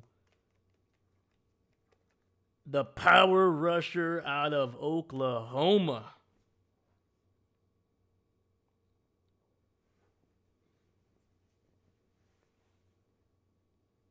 Wow. That was another guy that I was hoping he would fall to the Packers at 52. He did not, man. Edge rushers are going, corners are going, and that's kind of why I was hoping hopefully the Packers trade down because every time I was doing the mock drafts or myself or seeing somebody else's, the positions that the Packers were needing the most, there weren't a lot of guys at those positions at 52. There's a lot of guys like 10 to 15 picks later that were good value. Otherwise, you were either reaching or you were kind of having to trade up to get a guy at those positions. Tackle, even at guard, edge rusher, corner. Yeah, man. Let's see here. I know I have something on our. Sorry, I got my notes everywhere at this point.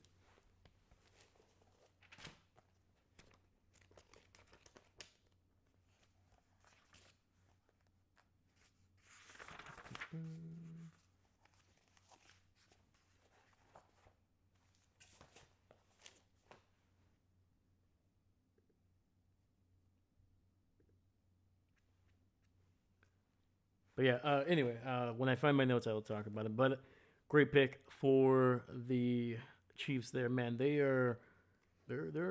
needed some pass rush.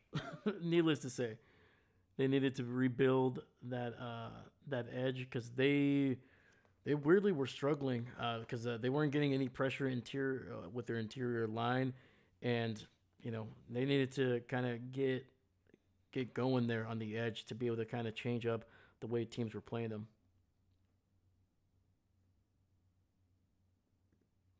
Bengals are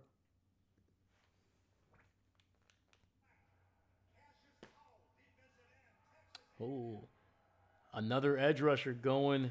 Cassius Hall, Texas A&M.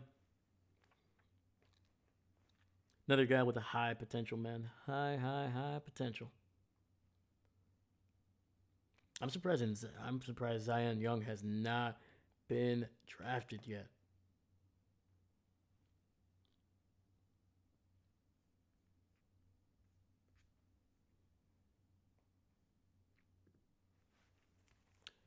Cassius Howell, there we go, man. Yeah, dude, this guy is another one of those just physical freaks. Jeez. Sorry, I just saw the highlight from his LSU. Yeah, a lot of speed, man. He was a guy that I was hoping the Packers would take.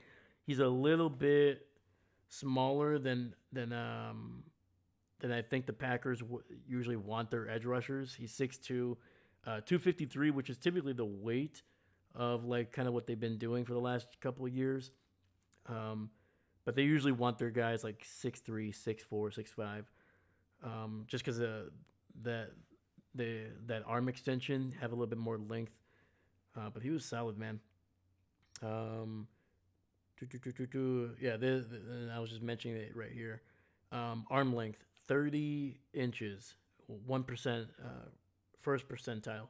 Not very good. That was kind of the big knock on him, is that with bigger offensive linemen would have a little bit longer of a reach, they might be able to slow him down or kind of control him. But with how fast he is, dude, you better have an athletic tackle.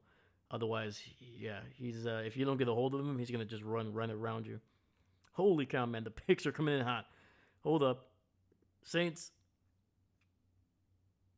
get the Bengals out of here. Boom. Oh, and they go Christen Miller, Georgia tackle, man. Holy cow. Seastrom, don't know if he can fix the Bengals defense, but I'm sure he'll try. It's a big departure from what they've had, obviously. They went a little bit smaller. They went for speed at their edge position. Yeah, this is not a guy that's going to be replacing Hendrickson in terms of the way he plays. Like Hendrickson had some speed for sure. Like he could win with that, but he was very much a big, powerful edge rusher or a pass rusher, I should say. But yeah, Howell is not that, but he's dangerous, man. Yeah, Christen Miller is a guy that the Packers brought in for a top 30 visit. Didn't grade well in his athletically. But once again, interior lineman, if he can be a wall, that's more than good enough. Pass rushing or being able to get penetration it's something that you want clearly, but it's not a necessity at that position. If you're going to be able to get a guy that can stop the run, stuff the run, you'll take that every time. You'll take it every time. All right. Chris, your team is on the board here, the Miami Dolphins at 43. Let me get them on the clock here.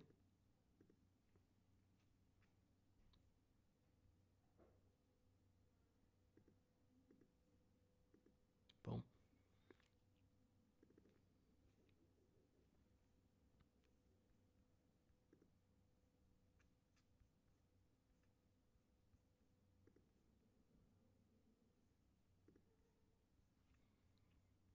All right, I'm falling behind a little bit on the tracker here, so let me update some of these here.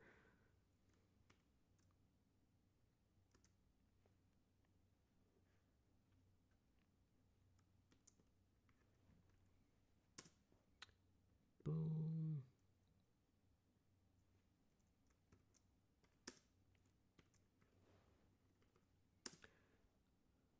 Oh man, I was hoping the run on edge rusher would just wait a little bit more, just because I feel like the corners you can still find some good guys, some really quality guys in the third and fourth round, but edge rusher, man, it gets very slim.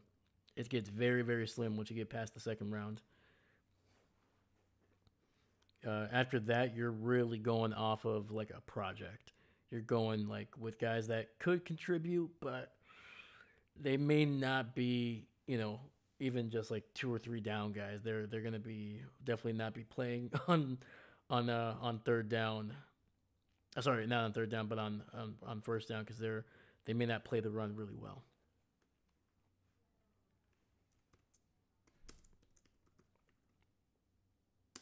All right, boom, there we go. Updated, perfect.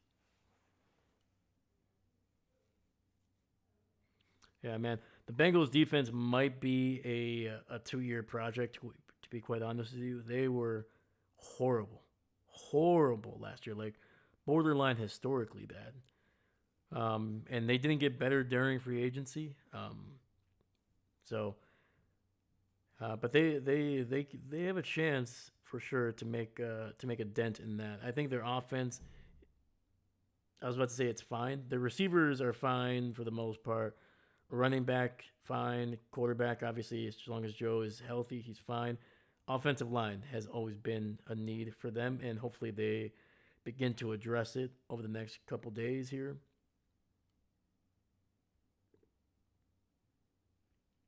Yeah, because they obviously didn't have a pick in the first round. They traded that to get Dexter Lawrence, which is going to help interiorly. Now they gave him a little bit of help with Howell, at least in the front seven. Um, but yeah, they still need to work on linebacker. Their secondary needs to be retooled, and offensive line. You got to protect Joe Burrow, otherwise you're not going anywhere.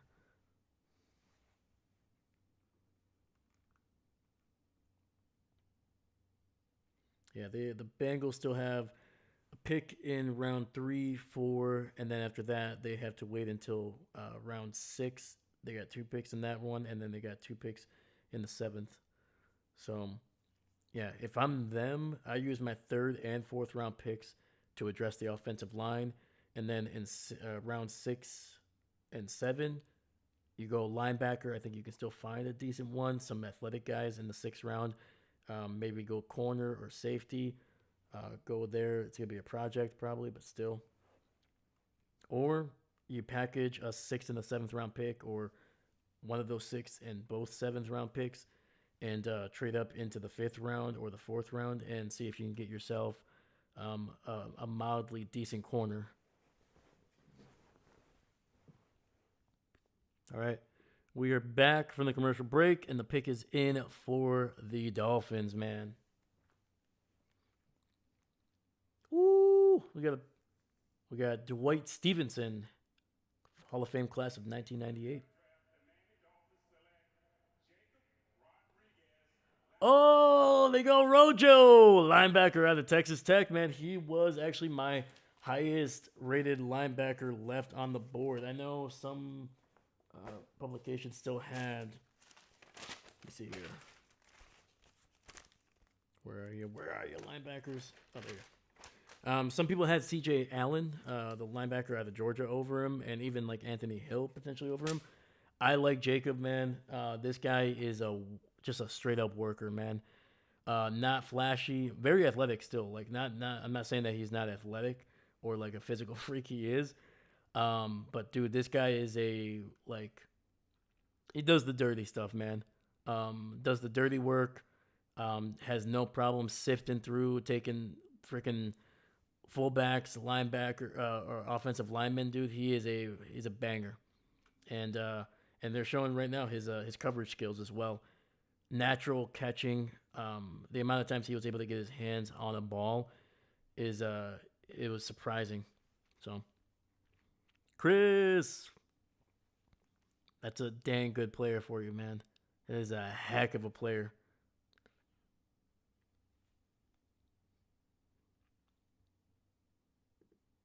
All right.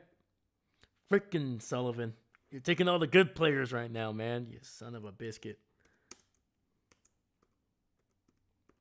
That's such a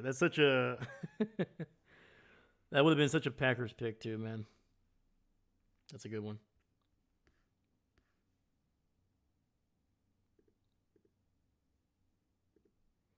Yeah, look at what the Dolphins have done.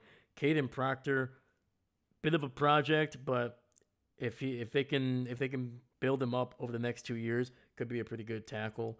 Um, doesn't really have like tackle, like doesn't have like the flexibility of potentially kicking into guard, so there's a risk there. But Chris Johnson, one of my favorite CBs in the draft, and then Jacob Rodriguez, one of the more underappreciated linebackers that was coming out of college, and he just kept on climbing, dude. If you look at where he was ranked, even at the end of the college year to now, like he was projected to go sometime in the third, late third, potentially even in the fourth, which is insane to me. But as he got going, man, he just kept on building on top of it. Oh, the pick. Oh, the Lions already picked. Okay, Derek Moore, edge rusher. Dang it, dude. All the edge rushers are going. Very pleased with that selection. I would be too, my man. I would be too. All right, we're getting to that part of the draft where the coverage is not keeping up with the picks, which is going to make it a little bit harder for me to keep going. But you know what? We're going to make it through, man. We are going to make it through. All right, Lions pick is in, and it was Derek Moore, again, edge rusher out of Michigan. He reminds me a little bit of Rashawn Gary, just a little bit more polished. Rashawn was a big project, which is why he didn't play a whole ton in his first year at Green Bay. Derek Moore was a little bit more productive.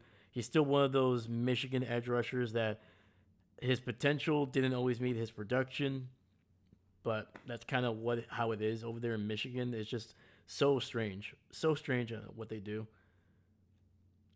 All right, but yeah, Derek Moore really solid. I know some people wanted the Packers to pick him. I didn't think so. He was too much like Rashawn Gary, which is I think the Packers are going to go more with a little bit of a speed rusher and a guy that maybe is able to play the run a little bit more than Rashawn did. I think they're kind of done with the bull rush exclusive power moves. I think they want a guy that's a little bit has a little bit more uh, moves in the tool bag, if that makes sense. All right, Baltimore is on the clock, so we're gonna get them there. Luckily, I don't think their pick is in. Oh, yep, it just changed. Pick is in. All right. Good news is we got a commercial break, so we'll be able to catch up. We'll be able to catch up. All right.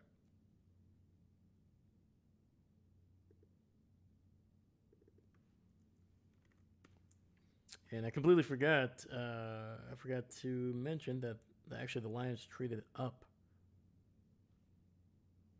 to get Derek Moore. Yeah, that was where the Jets were picking. They moved down from 44 to 50, which is a really smart move by the Jets because I wanted them to actually move down in the first round, either from two to a little bit further down, or take that 16 pick and trade down to get more picks. But they did not do that. They actually traded back into the first round to get their third player. That was Omar Cooper. So they probably burned a couple picks there to move up back in the first. But now getting some of that value back that they lost in the trade up.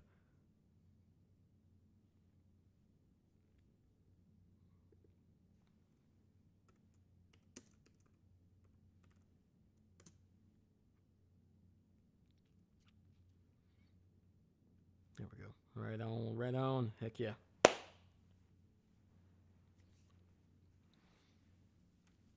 All right, man. Have we had like a? I'm trying to think here. Just going back. Um,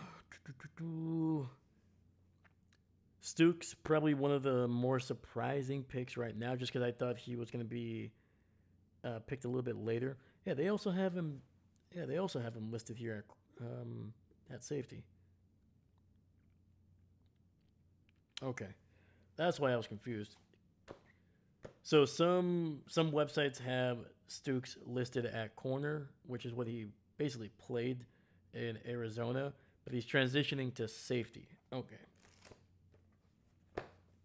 All right. I'm not crazy.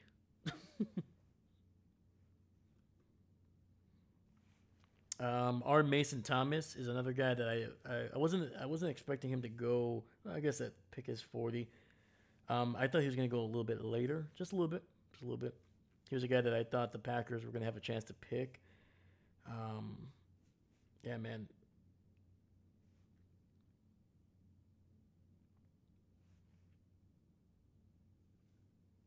Yeah, I'm trying to see here. His comp is Uchenna Nwasu, which is a guy that we said his name quite a bit because he was part of that Super Bowl winning team over there in Seattle.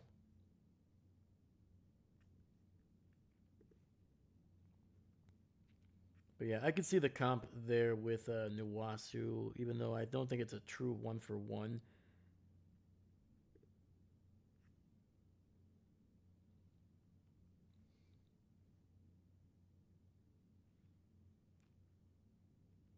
I'm trying to think. Yeah, like Cassius Howell, I could have if he would have gone in the first late part of the first round, I would not have been surprised.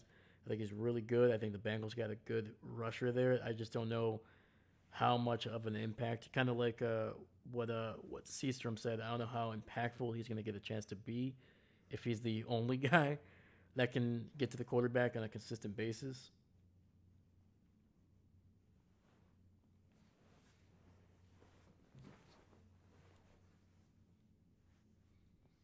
All right, we're back, and it looks like we got Mark Ingram coming in for this pick to announce this pick for the Ravens.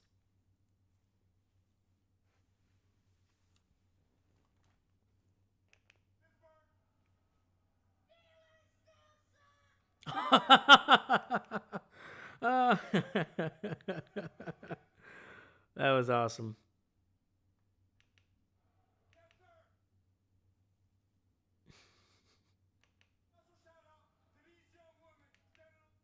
There we go.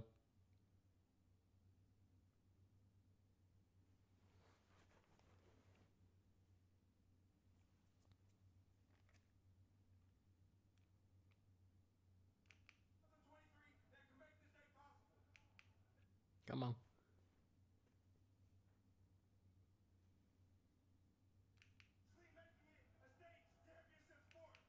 Oh, there we go. Let's go. Flag football is a state championships sanctioned sport now in Maryland. Let's go. Heck yeah. Zion Young. Oh my god, dude. All the edge rushers are being picked right now. Frick.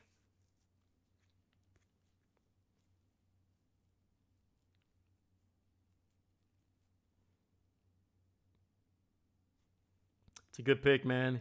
He was my number one edge rusher that was still left on the board. Surprised he fell this far, man.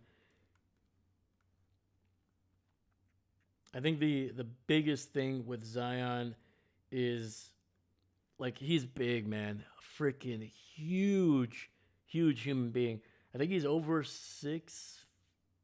So they have him listed at 6'5" and 3/4. So basically almost 6'6". 262. Huge human being, man. And yeah, the comp with him was George Karlaftis. I think he's a little bit quicker than Karlaftis, to be quite honest with you. I think he's a little bit more explosive when he comes out of his stance. But man, really got it. And of course, he's going to go to Baltimore, so he's going to be probably a really good. Their linebackers, they always develop them incredibly well. There's not many times that they pick a player at linebacker or even like edge that they don't end up producing. With it, it may not be year one, but year two, year three, year four, it's going to be very productive. So, Captain Mickey Mouse, let's go! Let's hope Buffalo Bills pick this time. Right? All right. Buccaneers are on the board, are actually on the clock here. So let me get the Baltimore Ravens out of here.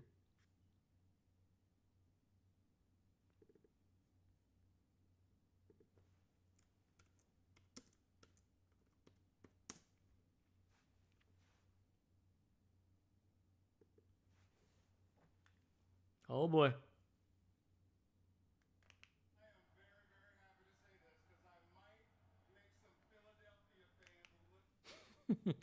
TJ Parker went to Buffalo. Buffalo. Yes, he did, sir. Josiah Trotter, man, another Missouri linebacker, man. Yep. Two teammates, man, going back to back. Zion Young and Isaiah Trotter.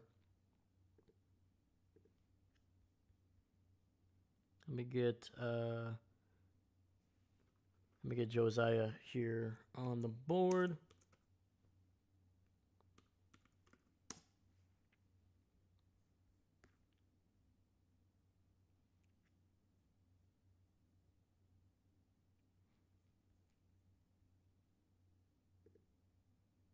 Oh, snap.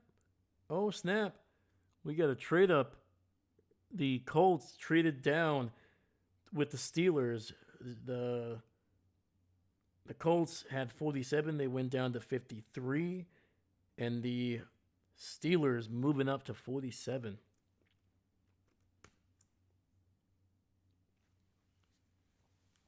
All right. The host of the NFL draft, the Steelers are going to be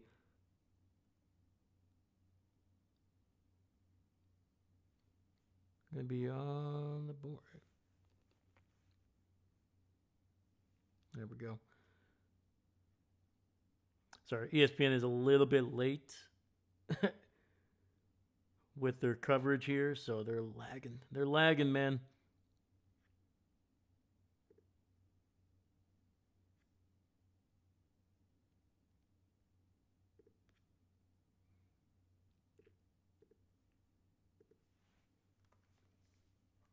Oh, and it just switched to the pick is ending.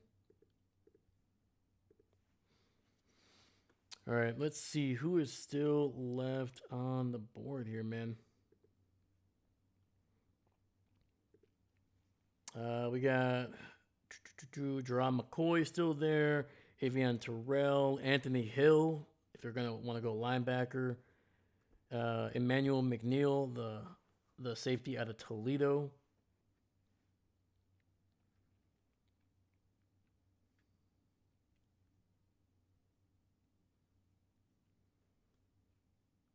I would be surprised if they go quarterback, even though that's probably one of their biggest needs.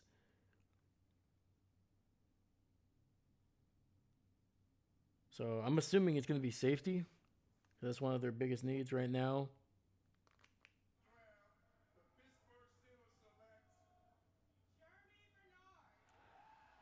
Oh, they go wide receiver, Alabama.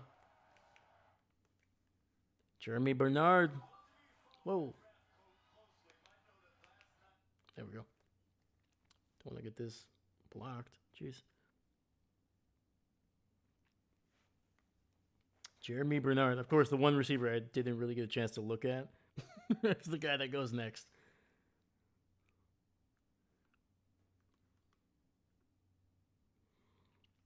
But yeah, I guess I guess the Steelers needed to kind of rebuild the depth of that receiver room, especially if they're not gonna have a quarterback this year. Better to develop these weapons, and then next year when they potentially draft somebody for their franchise, they'll have those guys all kind of ready to go.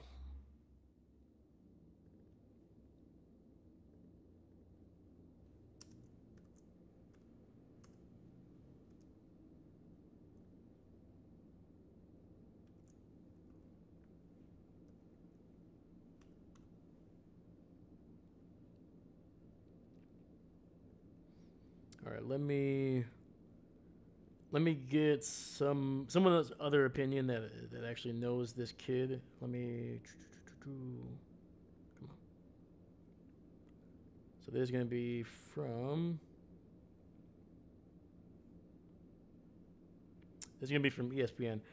Bernard led the Crimson Tide in receptions each of the past 2 years, lining up in the slot and wide out.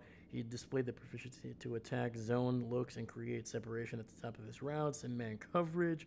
Bernard makes up for his lack of speed with smooth agility, attacking the defender's leverage by running precise routes. He is efficient, getting in and out of his cuts.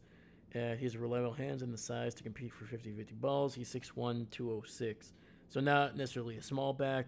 Not necessarily a small receiver, but not a massive human being that usually you think about when you pick Steelers receivers.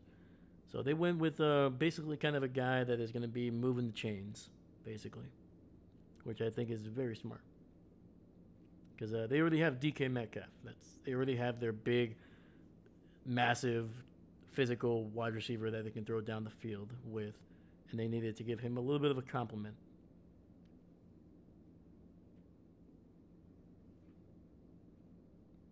All right. Falcons are on the board here, and their pick is in as well, but we are on a commercial break, so we're all good. We're all good.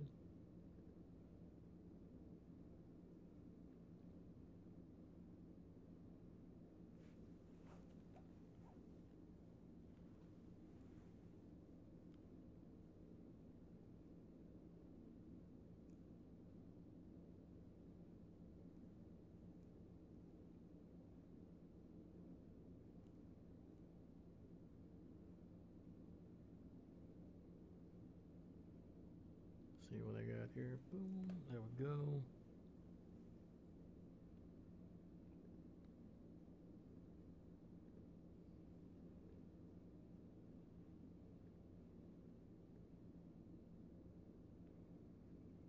Yeah, I'm surprised that a lot of these like big receivers, man. It seems like small receivers were the way to go.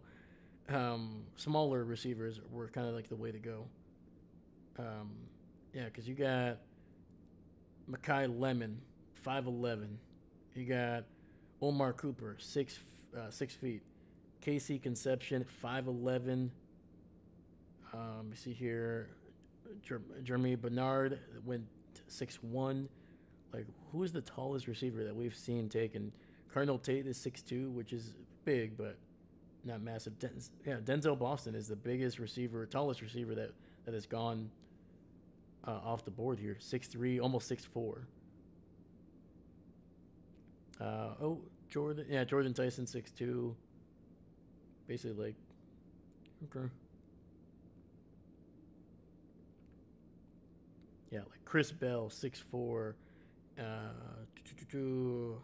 Chris Brazel 6'4". Like, these tall receivers are kind of falling, man. Ted Hurst is another guy that probably won't go until like the third round. But yeah. Okay.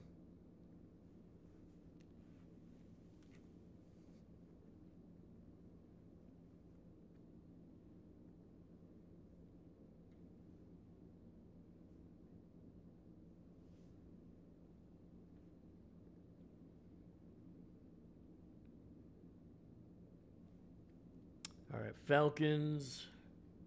What's their biggest need? Receiver, corner, tackle. Maybe they finally take McCoy.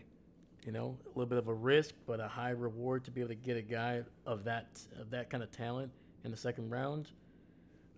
They could finally pick one of the big receivers that I was just talking about, which wouldn't surprise me. They might have to go.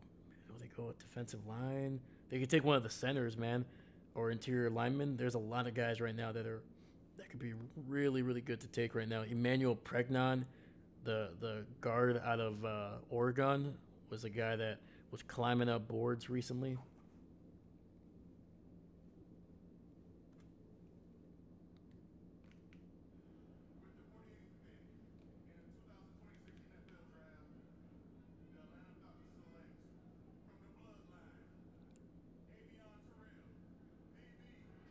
Wow. Okay.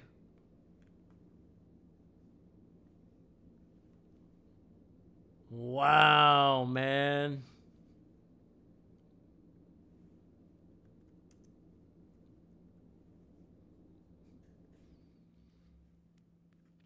Well, they got brothers They got brothers over there in Atlanta, and I do mean blood brothers right there. AJ Terrell is going to be playing with his little brother, Avion Terrell, over there in the ATL, man. He's a good player. That's good. It's a good spot to pick him. This is not like one of those where like, oh, they just kind of wanted a good story. No, it's like no. Avion Terrell is a legit corner, man, and to be able to put him in the same secondary as his brother, that's pretty freaking cool, man.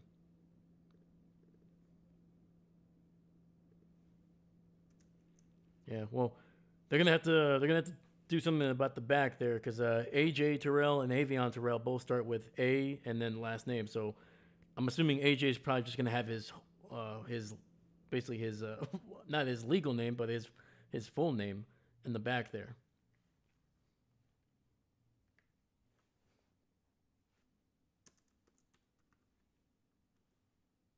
That's pretty cool though, man.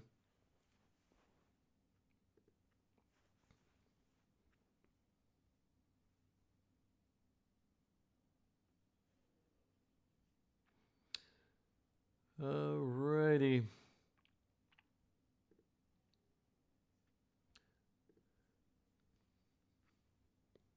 Next, we got the Minnesota Vikings, who are on the clock here. I'm assuming they're just gonna wait.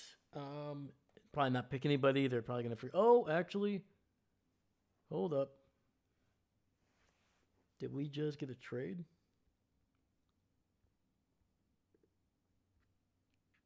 And we did. The Minnesota Vikings trading down 2 spots right in front of the Packers. They trade with the Carolina Panthers.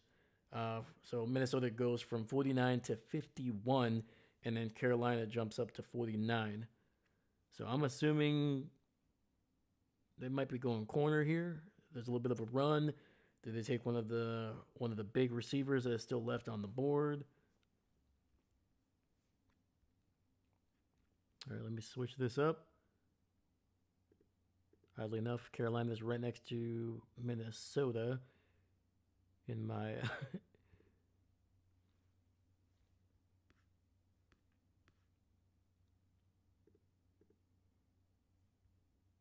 There you go. Pick is in as well. So we'll wait for somebody to come up and announce that. Cool. The brothers are together. Yes, sir, man.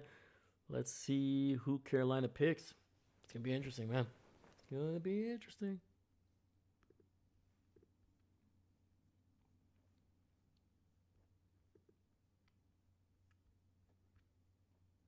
Yeah, Carolina safety, wide receiver, edge, corner.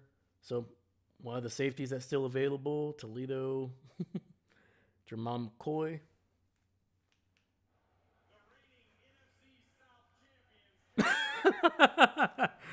The 8-9 reigning NFC South champions. Lee Hunter. Wow. Holy, dude, that guy is sweating. Jesus. I was a Carolina fan just pumping his chest there, and he's just dripping sweat. All right, man. Lee Hunter, a big, big freaking D tackle, man. Huge human being.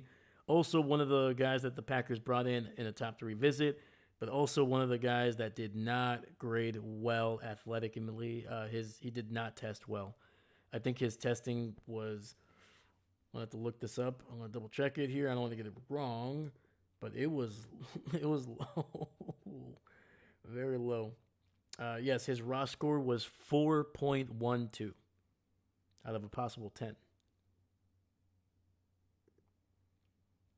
But he's good, man. He's a big human being. Obviously, you have to be playing tackle, but 6'3", almost 320. Um, Moves a little bit better than what you expect. Once again, he didn't test well, but he plays with some fire, man. He seems quicker than he tested out with, which is why I think the Packers brought him in because they're like the tape and the testing did not match. Why?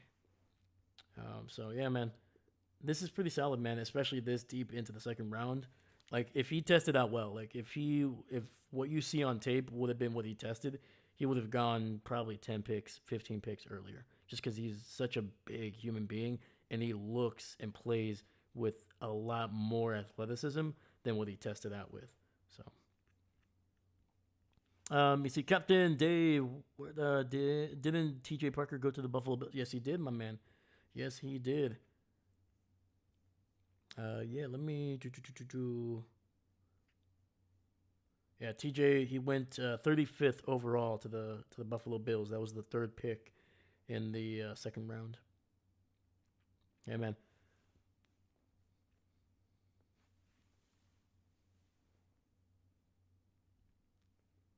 All right. Let's get the Jets here on the clock. They have yet to pick, but they are next.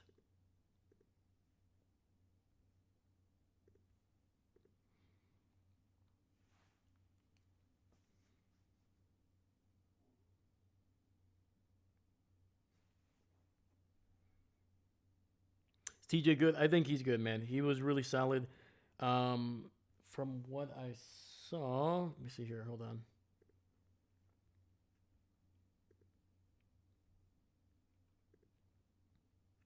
So yeah, with TJ, he had. So he tested really well, 9.38 Ross. And I mentioned his Senior Bowl. So with Ruben Bain, David Bailey, and Hakeem, basically two out of the four top edge rushers, they decided not to go to the Senior Bowl because most of these guys already felt like they were going to be in the top 10, top first round. But TJ went and he played really well, man. Really, really well against some really good competition, some really good tackles, guards that are going to be drafted, that were drafted yesterday, and they're going to be drafted here tonight in these next two rounds. And he played with a lot of power, man. Some good quickness and speed. And like he was impressive, man. And I think I mentioned it before when you look at the history of players that go to the Senior Bowl and not only play well, but are one of the standouts at their positions, that typically translates to a really, really good and long career in the NFL. It's just the way it's been shaken out. So the fact that TJ was able to go in and compete with some of the best offensive linemen in the country that are going to be drafted, like I said, in the first 3 to 4 rounds, and he was a standout at that position. I think the Bills did well with this pick. It's a good pick. It's a really good pick. And if they can develop him and give him maybe some help with some good interior linemen, I think within I don't know, man, within like 2 or 3 years, he could be one of the best pass rushers in that division for sure. And you're gonna need some really good pass rushers because if the Jets find a quarterback next year, or I don't know if this year, and obviously the Patriots already have their guy, you're going to need to get to these quarterbacks that are coming out of the AFC. So, good pick. It's a good pick. All right. The Jets are back on the board. They have been great so far. All right. Curtis Martin, Hall of Fame running back.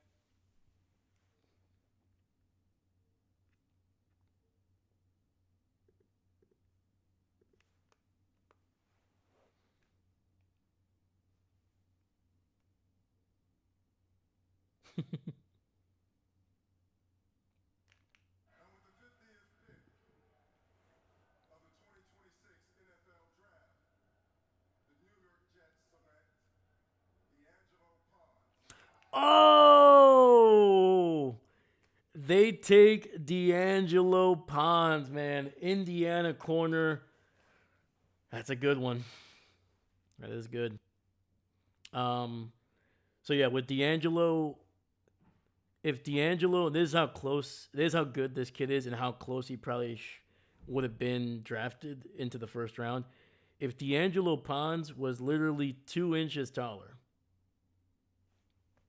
me too, 2 inches taller, he probably would have gone in the first round. Easily would have gone in the first round. Probably would have, and if he would have been like 5'11", 6 feet, and still had everything that he has right now, we're talking about a guy that's in the top 15, probably the second corner taken in this draft. But because he's 5'8", almost 5'9", and that's really the biggest reason. Because is he good in coverage? Yes. Is he physical even at his size? Yes. Is he opportunistic? Hell yes. This guy is all over the ball. This guy is a threat. Every time the ball gets thrown his way, he's going to drive. He's going to make a play either on the receiver, on the ball, whatever it is. This guy is making sure that everything you throw at him is going to be a threat to be taken somewhere that it's not where it's not intended to be. This guy is so dang good, but he's 5'8". That's the biggest reason. That's short for any football player, let alone a corner. That is still pretty darn short. And like I said, if he was 5'10 and a half or 5'11", we're talking about a first round corner all the way. So, yeah, and for the Jets, man, they got things to burn. They got picks. They got a lot of picks in the first couple days this year and next year. Take a shot on a guy that if you hit, we're looking at one of the best slot corners in the NFL. We're talking about a guy that is going to be able to rack up a lot of pass breakups, probably some interceptions, and is not too bad at being physical even at his size. Because of his size, may not be incredible at, bringing down big running backs or, kind of avoiding blockers and fighting through that stuff, but he's going to be a willing tackler, and that's all you need that's all you can ask for when you come to a corner, whether he is small or big. So, you see, Captain recorded 144 tackles, 41 and a half for a loss, 21 sacks, 6 forced fumbles, 6 fumble recoveries. Heck yeah, there you go. Matt T.J. Parker making plays in the SEC. T.J. Parker ranked 10th in career sacks, 21 and a half. And that's T.J. Parker's stats. There we go, man. Heck yeah, dude. Right on. He did it in 39 career games, 29 starts from 2023 to 2025. Excited Clemson rank. There you go. I like it, my man. All right, Minnesota is on the board here. Their pick is also in. We're in a little bit of a mini commercial break, it looks like. So let me get this all set up.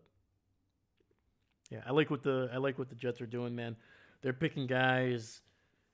They're picking guys with high potential, high production in college, that tested well, and that went to either the Shrine Bowl, Senior Bowl, and did well there, man. It's just, yeah, you got good football players coming to New York. Oh, they go Jake Golday, the linebacker out of Cincinnati. It's a solid pick, man.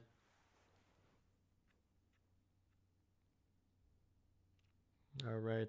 Sorry, I'm running a little bit late with some of these picks here. So I got to get Pons on there, but give me one moment. All right, the Packers. Hold on. Forget about the Vikings. I don't care. The Packers are on the board. Oh, sweet Jesus. Oh, my God. Yes. Oh, my God. Yes. Let's go. And the fact that they haven't traded and the pick is in. They're not trading back. Oh, boy.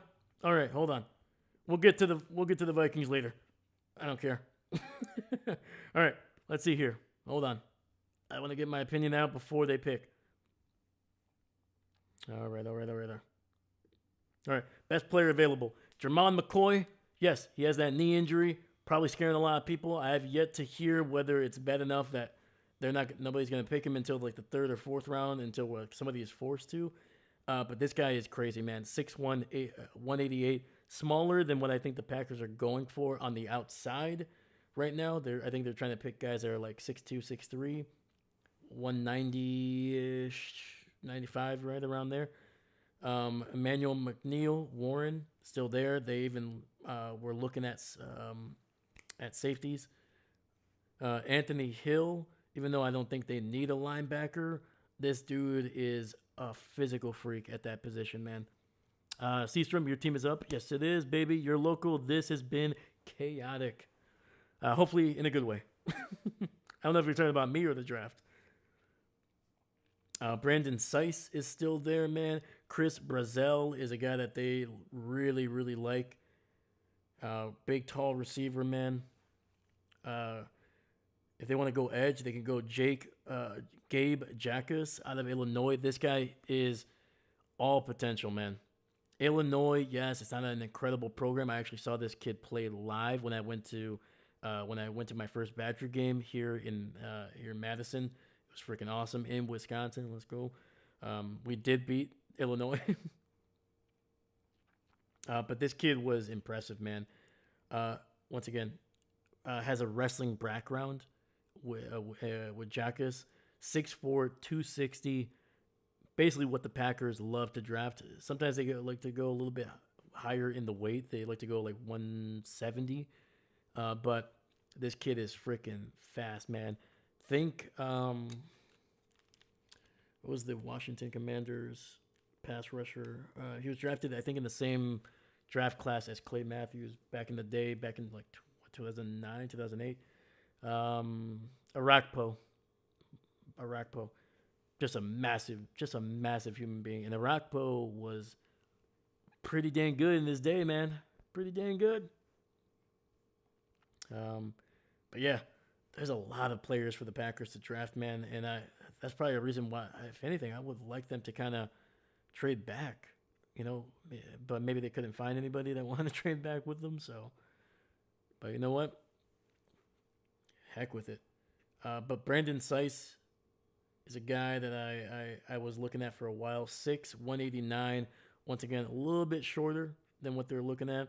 Emmanuel Pregnon is a guy that I really want the Packers to take here, especially if they're going to go O-line. Probably one of the best guards that is still left on the board. 6'4", 315 pounds. Just a people mover, man. All right, hold up. Dave, you're missing numbers in the bottom 5. Oh, gotcha. All right, hold on. Am I missing some numbers? Dang it. All right, I'll fix that here in a second. Sorry, guys.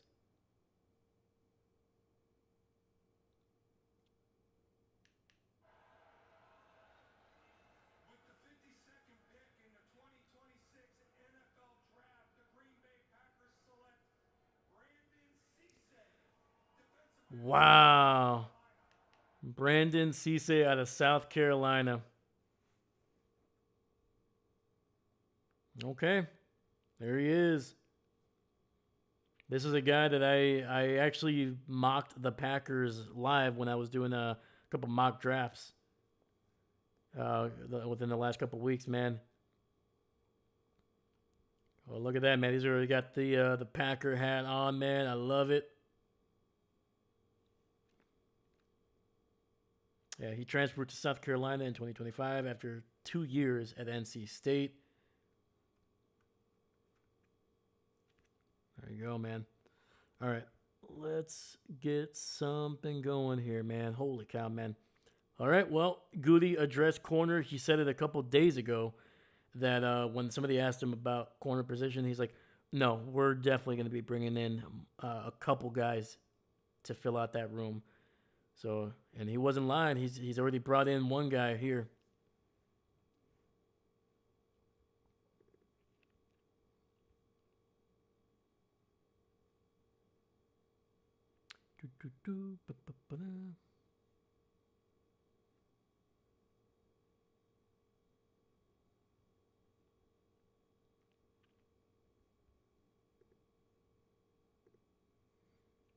Yeah, man. Oh boy, we got Pat McAfee coming to the stage here for the Colts. Dang, these picks are coming in hot. Hot.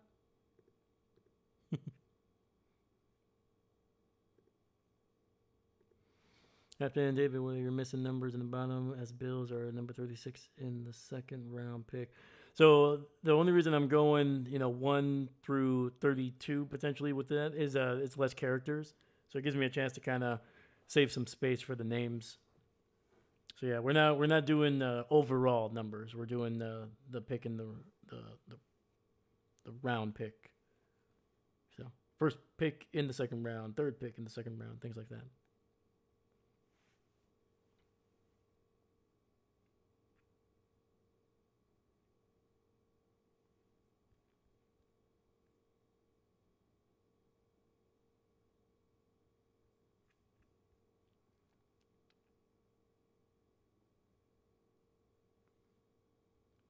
All right. Well, Pat loves to talk, so we got time.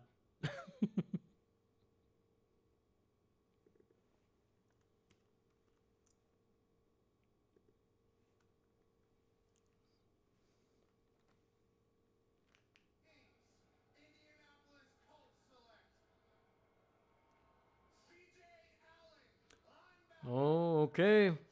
They go Georgia linebacker C.J. Allen. That's a bulldog right there, man. CJ, I was not a huge, I wasn't as high on him as some of the other linebackers like Rodriguez went, simply because I'm hesitant to trust Georgia linebackers because it hasn't worked out for the Packers. So, but for Indianapolis, they obviously traded away Zaire Franklin to the Packers, so they needed someone to be able to rack up the tackles, and this kid is going to rack up tackles in Indianapolis. That's what he did in his time in Georgia, and he's good, man. He's a little undersized. I think he's 6'1", I think, but tenacious, very very tenacious. And like I said, he's fairly physical. Even though he's smaller, he's a physical guy. Good speed. Wasn't as high on his Ross as some of the other guys that have gone through. Jacob Rodriguez was a little bit more tested more athletically than C.J. Allen. So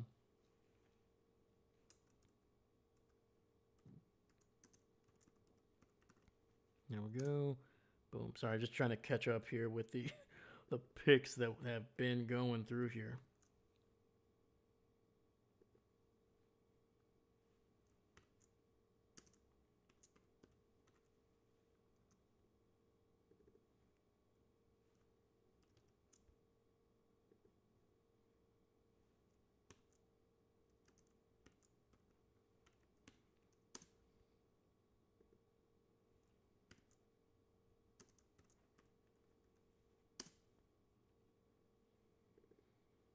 And Indianapolis there, and they pick CJ Allen.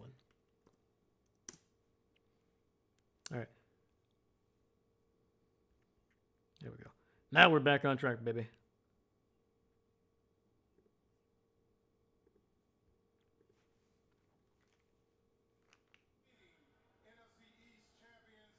Congrats on the player. Thank you, Cesar. Appreciate you.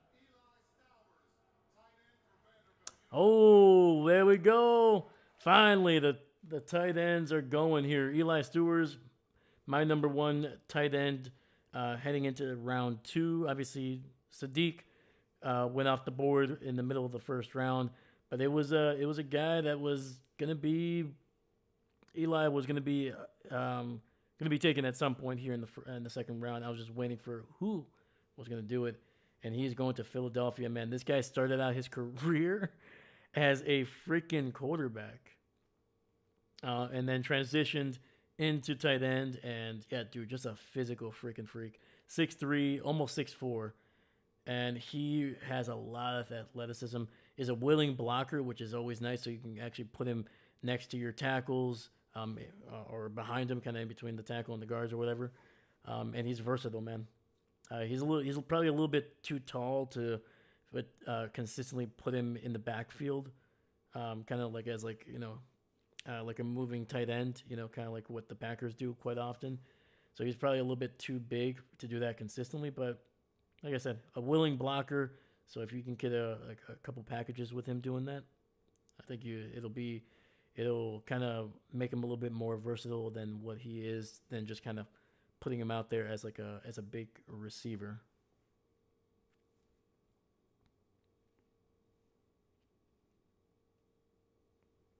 All right, so we got the Patriots here. I'll put them up. So it's a good pick for the Eagles, man. They needed to replace Dallas Goddard at some point, as he's getting a little bit older and has kind of slowly morphed into a red zone target almost exclusively.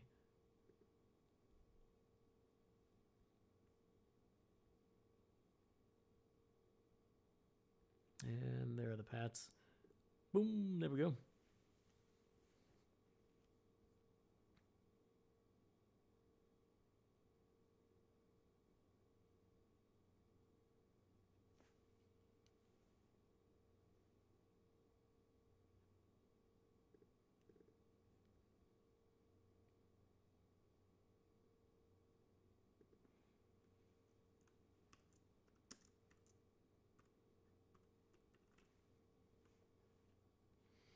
All right. So yeah, the Chargers were going to be picking at 55, but they actually traded down with the Patriots, and they moved down quite a bit here. They're moving down 8 spots from 55 to 63, and the Patriots moving up on the board to 55. So we'll see what they do. So they're jumping the Jags and the Bears. I feel like the Bears and the Patriots have, like, oddly enough, have like the same kind of needs. Either that or they're trying to leapfrog the 49ers, who are also in need of similar stuff. So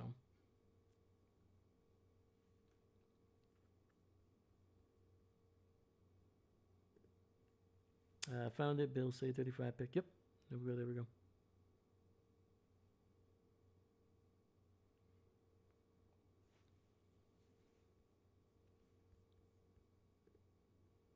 Yeah, what do you guys think so far? We're on a commercial break. We're not missing anything. But I want to get your guys' opinion as we kind of start to get closer and closer to the end of the second round. Let me know. You've been hearing me talk for the last 2.5 hours. So, holy cow, man. We got 4 people watching live right now. Thank you so much, man. Thank you for being here. I hope you're enjoying the coverage. I hope you're enjoying the draft. And hopefully you got some good food, some good people with you. And yeah, we're going to keep it rolling here. If you guys get a chance, please leave a like on the video. Subscribe to the channel if you haven't. It helps out the video, helps out the channel. And it's once again, it's a great free way to support me, man. There's nobody else that's helping me out, man. There's nobody else. I'm doing everything. I'm doing everything that you see here was built from scratch, and I'm running around. So please leave a like. Leave a like. And yes, we will be doing day 3. We're going all the way to the end, baby. And after we're done tonight, I'm going to try to do some clips, kind of pick up some decent reactions that I have, or just kind of things that surprised me. Like I released one about the Ty Simpson draft, or pick, I should say. That one was a true, genuine surprise. But yeah, man. So we're going to keep it going, baby. All right, pick is in for the Patriots.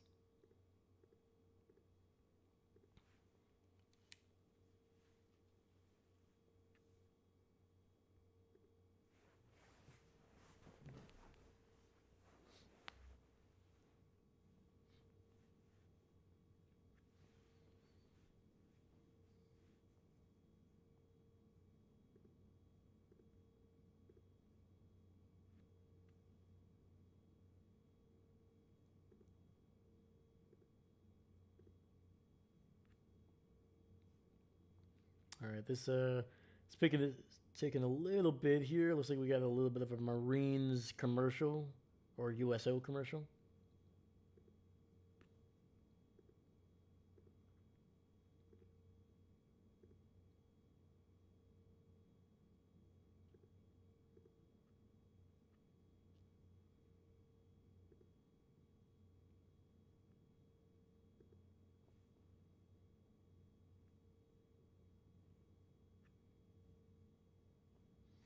Oh.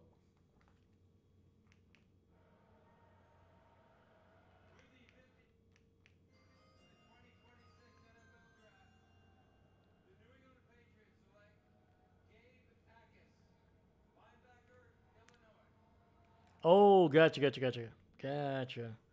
Okay.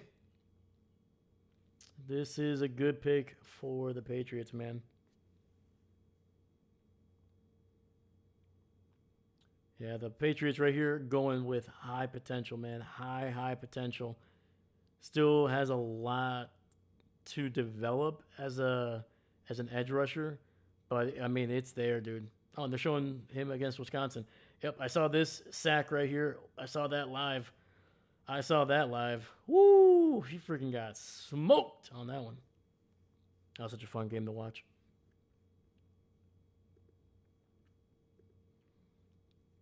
Yeah, man. I was in the stadium when Jack has absolutely just destroyed the Badgers quarterback on that one, forcing a fumble.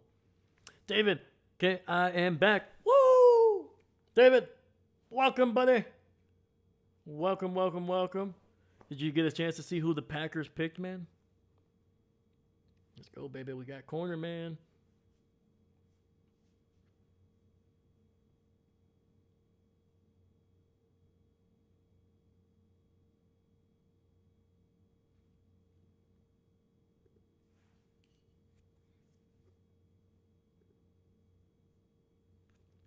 All right, let's get Jacques on the tracker here.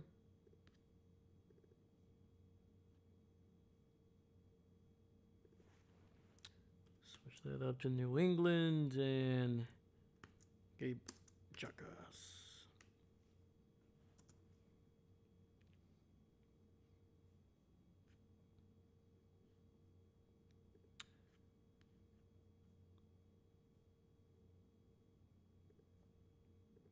All right. Jags on the clock here. The pick is in, and they're already heading to the podium. I did not see who anyone was taking tonight. Did they get a new safety? Got a new corner, my man. They got Brandon Sise out of South Carolina. Gamecocks. Oh. Oh, the tight end are going here. Nate Borkenreicher. There we go. Yes, I actually had him in my top 5. Let me see here. There we go. So yeah, I actually had him just below Sam Roush out of Stanford. So maybe a little bit over an overdraft there, but he's a good seam tight end. He's not super fast, like not incredibly, like talking about pure speed, not the case, but pretty good. And that's another Texas A&M player taken here. They got 4 players so far taken, 3 of them in the second round.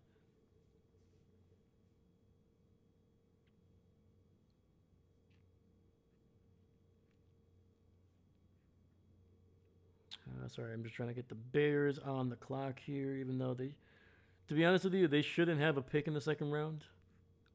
And if you're asking why, just cause it's the Bears. They're gonna ruin that player anyway. So I'm just trying to save a young man from some pain, you know.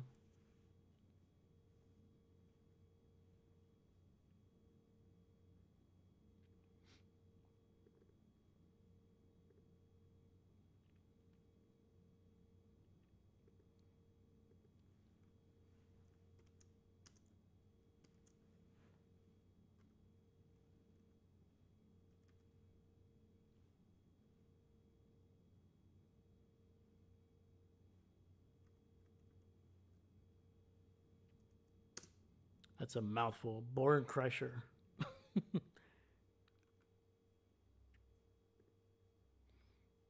Da, Bears suck. It's good to have you in the chat, man. It's good to have you in the chat.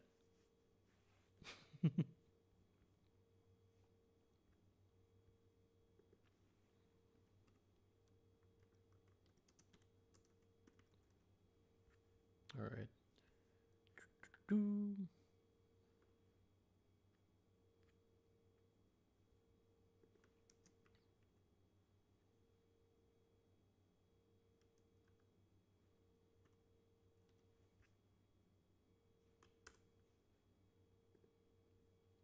All right. So this is what PFSN said about Brandon. Brandon is a young ascending corner prospect who declared for the 2026 draft after an outstanding 2025 campaign that saw, okay, whatever. They're just talking about their own grading system. Sise will be just 21 years old as a rookie, and his coverage mobility is a massive strength. These 2 factors make him alone a variable early round pick. 6 feet, 90 pounds with a functional length. Sise is exceedingly explosive, springy, and nimble mover with a propulsive hip sink and an elite short area speed. He's quick to react with a swarming lateral explosive range and inspiring route vision and off the man and zone, which is what the Packers are trying to do right now. They played a little bit more tight coverage the last 2 years, But with their new defensive coordinator, they're going to be a little bit more of a versatile defense. So you wanted a guy that has the ability to play both man and zone at a fairly high level. That's why they got Brandon here. Going further, he flashes high-level coordination as a catch point playmaker, and he's extremely competitive in support, which is run support. Sight stands to improve the most his press man, his timing, and upper and lower sync. So basically, what he's doing with his upper body to his lower body, not always in unison. Can be prone to biting or double moves in cushion. That said, all of the physical tools and temperament qualities are there to support him continued ascent towards becoming an impact NFL starter. So, yep.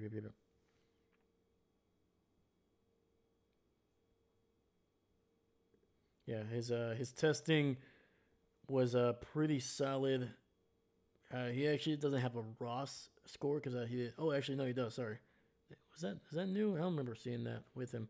But 9.2, 9.2 for him.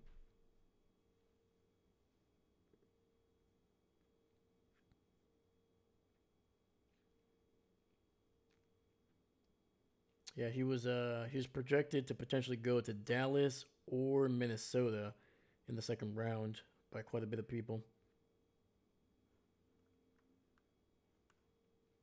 Matt Miller had him going to the Jets at 44. Lance Zierlein had him going to Tampa Bay at 46.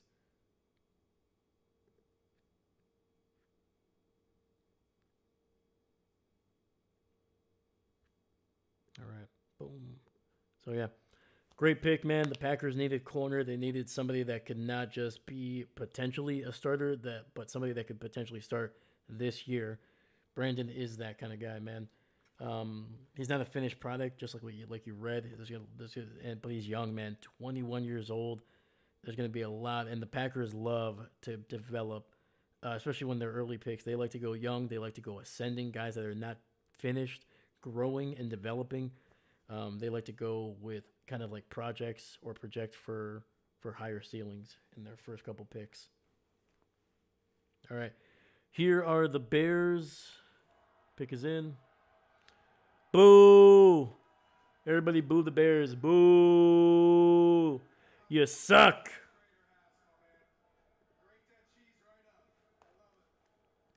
Boo! Talking trash about the Packers. Oh, okay. Logan Jones. That's a good pick. I like Logan Jones. He was a guy that, like, to be honest with you, if the Packers traded back and got a couple picks either in the third or in the fourth, and they went with this, would not have been too disappointed. As long as they got some extra picks out of it. But yeah, man. Logan Jones, Iowa product, so you know he's probably going to be a solid freaking prospect. Because the only thing that Iowa produces more than tight ends is probably interior linemen. And yeah, man, he was good. He was really solid. I didn't get a chance to watch a whole lot of tape on him. I saw the Wisconsin game that he had, and unfortunately, the Badgers' defense was very bad, and he was just able to just kind of bully the Badgers' defensive linemen and linebackers for some really good blocks. Opened up some lanes for his running back to make some big plays against Wisconsin. That was really the only tape I saw. So, yeah. Oh, and they just showed, like, barely did not give up a sack, didn't allow a pressure, I think, in 700 plus snaps in his time at Iowa. So, really good. Boo, boo. There we go, David. Appreciate you, man. Appreciate you. All right. Got the Cleveland Browns picking next here. Boom, and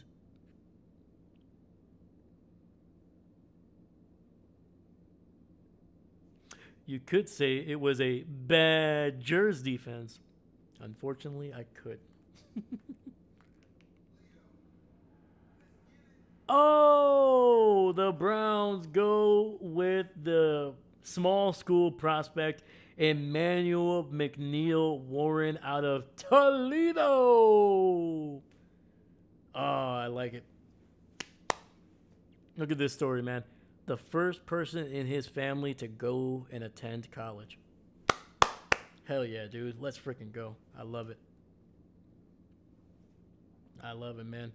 And I was also one of the first people in my family to go to college, man. So anytime I see that, man, I'm gonna root for it, man. I'm gonna root for it. Adding to like the legacy of your family in a positive way, man, is always something I'm gonna root for, man. So, heck yeah, man. Emotional kid, man, and he's going to a defense that was already really good in the front seven, but needed to build that secondary, and he's gonna be a huge, huge part of it, man. Look at this: 7 tackles for a loss, 5 pass breakups, 2 interceptions, and forced 3 fumbles in 2025, man. Let me see here.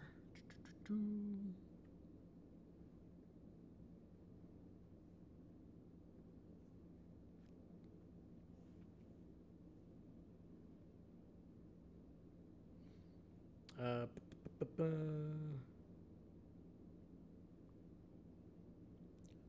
so yeah, so his size, man, 6'3.5", a little over 200 pounds.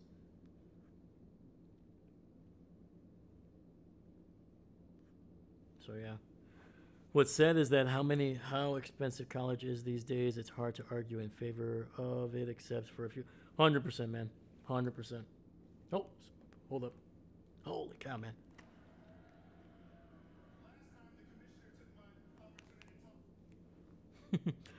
I can't let him talk too much because otherwise this freaking stream will get flagged. So I got to do it kind of as they're announcing the pick. So the Houston Texans are on the board here.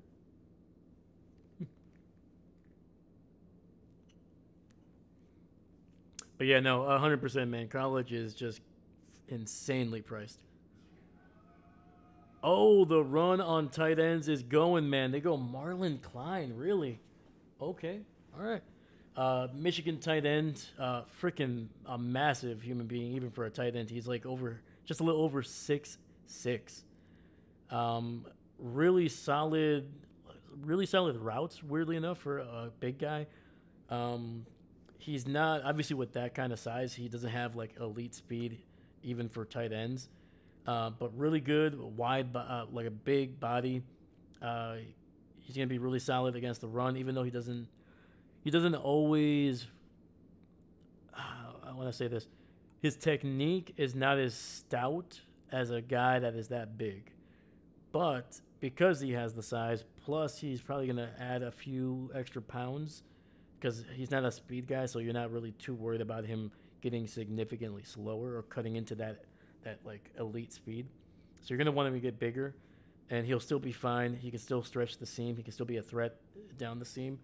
But him getting a little bit bigger and having the frame to be able to add poundage or pounds is going to be a bit able to make him a more complete tight end. So he's going to be a little bit better, stop blocking for the run, and potentially even just being stronger when he's trying to catch in tight coverage. So yeah, let's just say that safeties and cornerbacks are not going to be happy or excited to tackle this guy if he starts to get, if he starts to kind of throw his weight around and learn how to use his body. So I like stout techniques, mainly Guinness. You're not wrong, my man. You are not wrong. Oh my gosh, dude. When I was living in Milwaukee, man, I lived next to an Irish pub. And the owner there, one of the most wonderful bartenders, owners you'll ever see, man. Her and her husband own it and ran it every day by themselves, basically. I think they had like maybe a couple extra bartenders. But it was anytime I went in there, whether it was a weekday, whatever it was always them. Um, Great. Always had Chex Mix, like Chex Mix for everybody for free, whether you bought a drink or not. But Guinness, man, Guinness was the drink that they always sold, and oh my god, dude, it was so good. I remember during St. Patty's Day, they sold it for $1. Guinnesses. And then like every Saturday they would buy pizzas from the local shop that was like literally like 3 doors down, and they would just get like probably like 5 or 7 pizzas, and they would just give it just like, hey, come in, buy a beer, you can have as much pizza as you want. So anyway, sorry, a little bit off on a tangent there, but yeah, great bar, great owners. But yeah, going back to football here. Sorry about that. Emmanuel McNeil, just a big, huge receiver, man. Physical trait, physical freak. Perfect for the Browns with what they need, man. They need somebody to be imposing in that secondary to kind of hopefully set a tone for any of the corners and safeties that they might be bringing on later on in this draft. All right, so let me get the Texans off the board and let me get the Titans on here.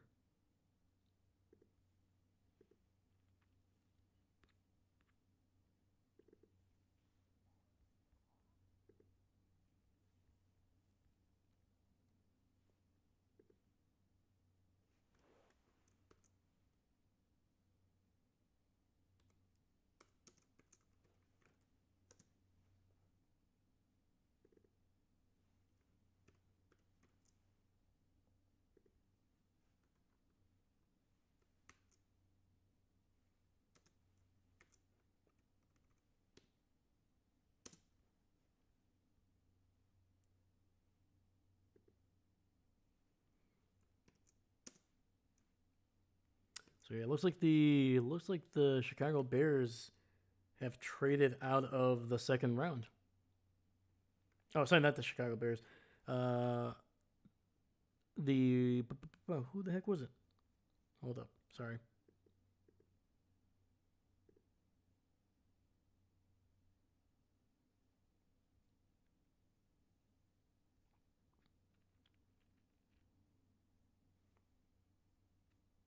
Was it the Rams?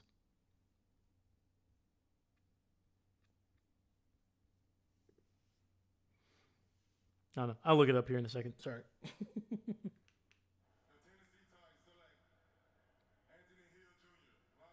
Oh, okay. Texas linebacker Anthony Hill. Surprised he fell this far.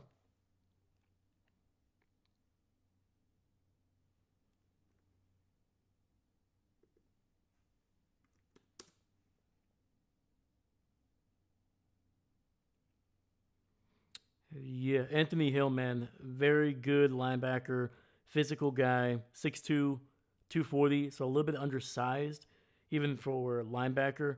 Right now, they're showing him at edge or yeah, edge rusher. He can do a lot, man. He's a very versatile guy. I think he's going to play better if you put him inside because of his size. He's not going to be great on the edge, but the fact that he can pass have some pass rush, and on top of that, he can play the run as well. Very very solid player. There we go. All right, Tennessee, man, building a pretty good defense out there.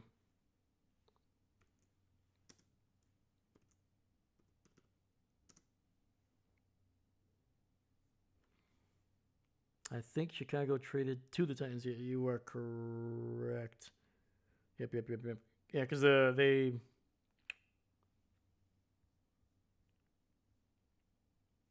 moved up. Well, it was from Buffalo via Chicago for the note on the Wikipedia. There we go. Okay, gotcha. Thank you. That's what I was like, what the heck is going on here?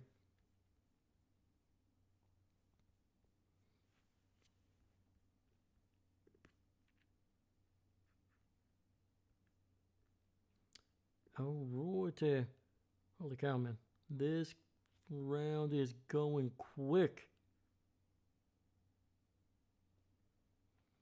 And another tight end. This one, the product of Ohio State, Max Clare, off the board to the Rams. If I can find the Rams here, jeez. Boom, there we go, baby. Yeah, this one, Max Clear was a little bit further down on my board, just because I like Eli more. Sam Roush was a little bit higher than him. And the reason I wasn't a huge fan of Max is I don't know how much better he's going to get in the NFL. The reason he was in my top 5 of tight ends is because he does everything. He does everything. He can be he's a receiving tight end. He's a good blocker. Um, he just does everything. He's NFL ready. Like you're not gonna need to wait a year to develop this guy. He's gonna be ready to play at that position and do what you need to do. But he's just gonna be just solid to potentially very good, but just not gonna be like elite in my opinion. So yeah. Let me see here, Captain. Let me see here. Sucking Bears traded to the Titans. There we go. I like it. I like it. I bet you won't laugh at what I typed there. I did laugh, my man. I did laugh because it was good. Anytime we can make fun of the Bears is always a good time. All right, man. The Buffalo Bills are next. Your Buffalo Bills on the clock. All right, man. So next year, I'm definitely going to need a system to make this a little bit quicker. But for right now, it's fine. Growing pains, growing pains.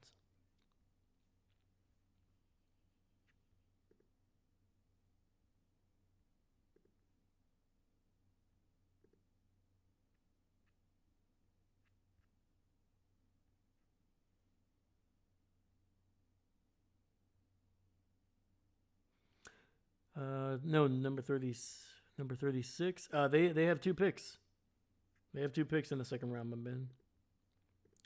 Yes.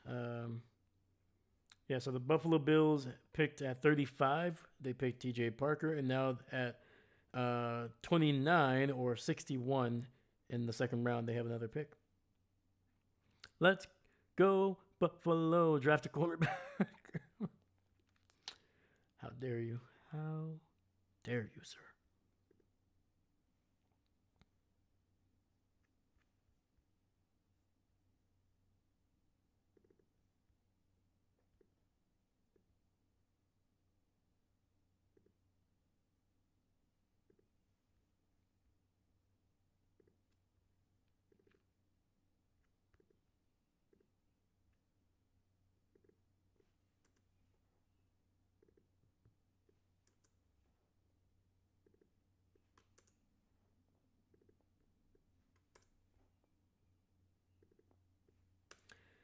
Dude, Jermon McCoy is just falling, dude. That knee must be bad, dude. Because even uh, who the heck was the corner from Michigan last year? I'm trying to remember. Will something. Even he had a knee injury, and we weren't sure where he was going to go. But he eventually went in the second round. I'm pretty sure it was relatively early in the second, and he turned out really good. So the fact that McCoy has not been picked, that knee must not look good, which is unfortunate, man, because he's a really good player.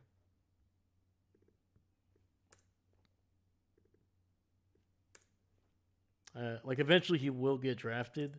I don't know if it'll be today, but eventually the value and the potential is going to be too much for a team to ignore.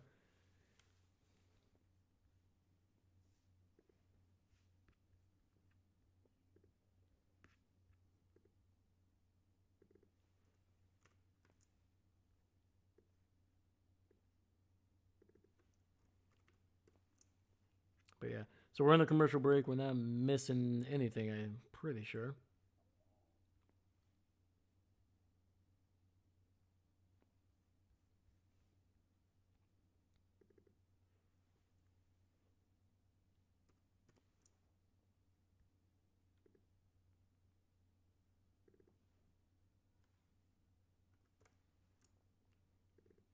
Yeah, so right now I'm updating my I'm updating the teams that are picking in the third because we've had a lot of trades and oh crap. I just remembered. I think I said if there's more than 8 picks, I had to take a shot. Oh poop. Well, once I get this all situated, we will do that.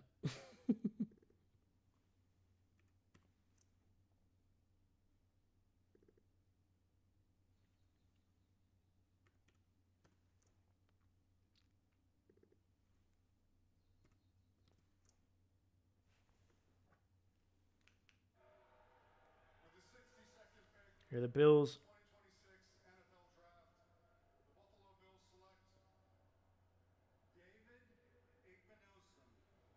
Oh, okay. They go Davison Igbinosa, the corner out of Ohio State.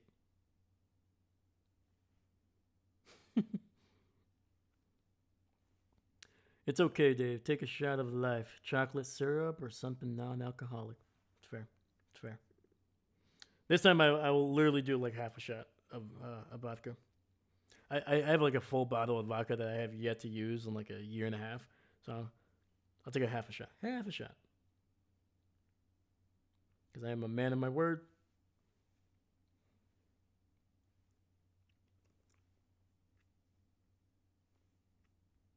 You mean Ohio poop? Yes, I do. Yep. The University of Ohio poop.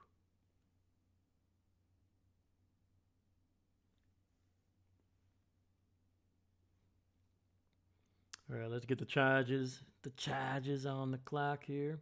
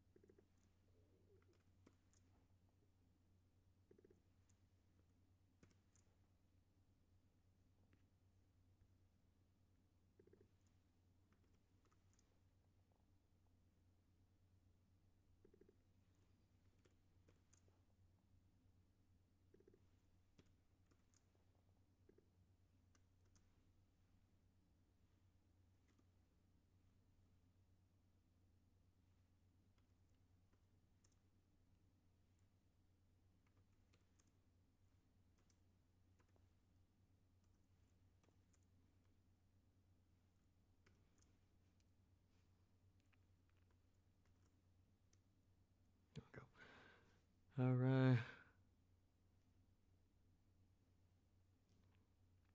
Go open it. No, don't do that. Bills giving their new coach some good players. Yes, they are, man. They're building it. Yeah, with Davison, that was actually a player that I did not want the Packers to pick. Not because he's not a good player. It's just he had a lot of penalties in college, especially in 2025. He's ultra aggressive, and he doesn't have the potential of like a Brandon Seiss, things like that. So with that, I'm just like I don't like penalties in the secondary, man. Like if you're doing that in college, it's not going to get significantly better in the NFL. All right, the pick is in. By the way, Cookie is back this season with Tyler Bass James. Oh. Sean Merriman. Holy cow. I haven't seen or heard that name in forever. Holy cow.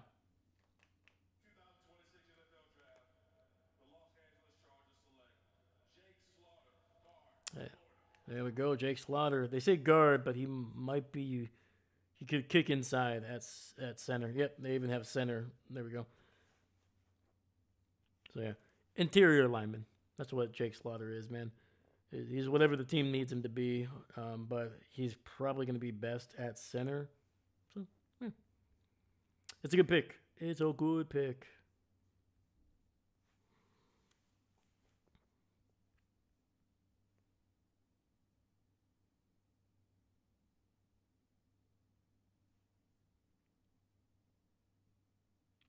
Captain, you know who I'm talking about, James? Oh, James Cook. Gotcha. Cookie, gotcha. Hey, fine. They got in there, man. That's good. Yeah, James Cook's, I mean, probably the second best running back last year. By far. There's a big gap after the top three running backs. All right. Seattle is on the board for the final pick here in the second quarter, man. We're about to head to the third.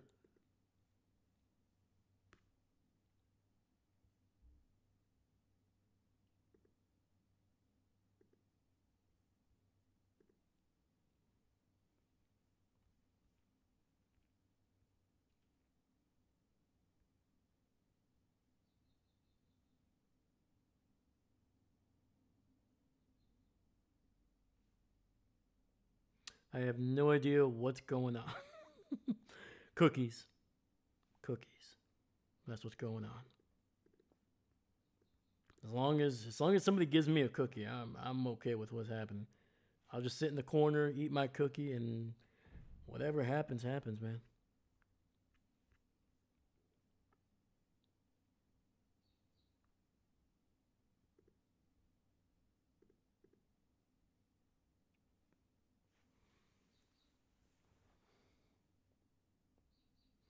Haha, so now draft rounds are talked about as if quarters, but there's 7 of them.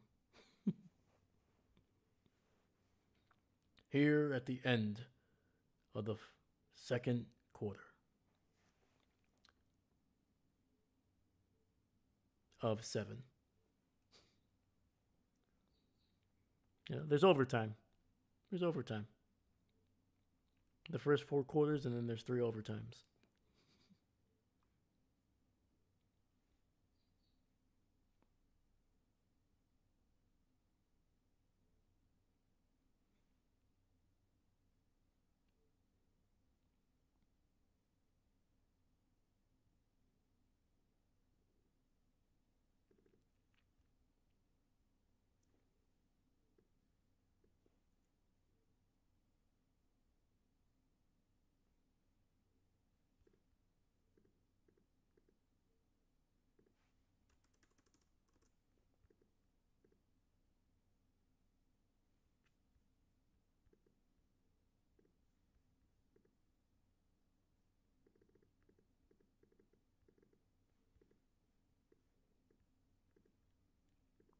So we're on a commercial break. We're not missing a thing right now.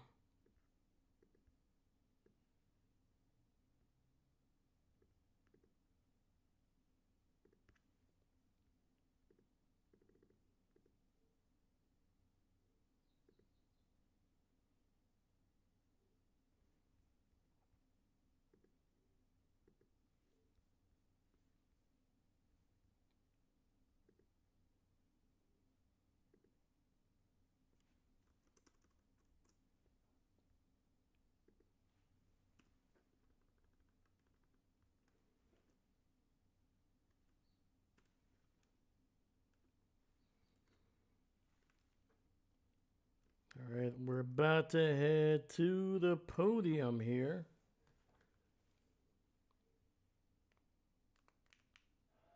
With the 64th pick in the 2026 NFL Draft, the world champs, Seattle Seahawks select Bud Clark, DB, TCU. Bud Clark.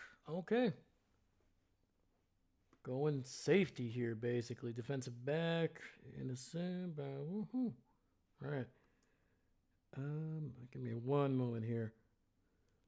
Yeah, Bud Clark was they have him listed at safety.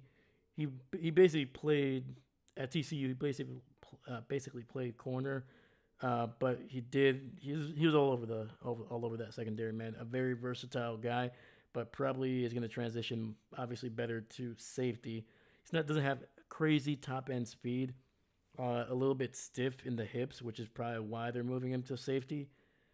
Plus, he's really solid against the run, man. He's not a big guy in terms of like size, but he's tall, and I think he's going to be better, kind of playing that midfielder, like shagging, balls in the midfield. That's going to be a little bit better for him. But yeah, man, TCU, man, the Horned Frogs finally get somebody drafted for them. All right. So we're going to boom. We're going to be moving over to the 3rd round.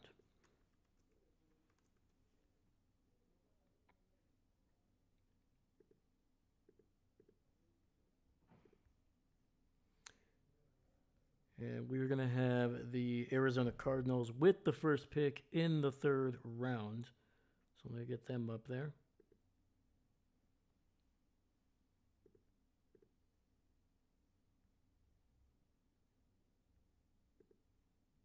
Boom. Got the birds. Got the birds.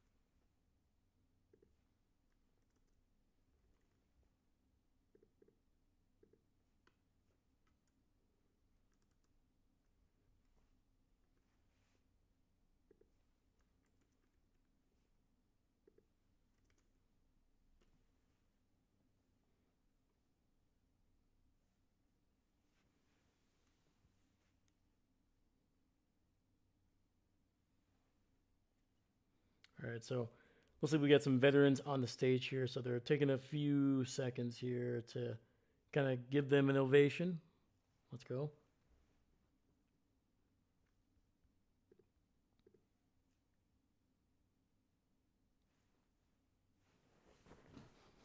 All right, so Cardinals probably still need to address the offensive line. They were one of the worst offensive lines. Emmanuel Pregnon, the guy out of Oregon, probably one of the best offensive linemen still there. Caleb Tiernan was a guy that I was thinking maybe the Packers could take in the second. He seems to be falling into the third, obviously. So, yeah, there's a lot of offensive linemen right now for the Cardinals to pick, man.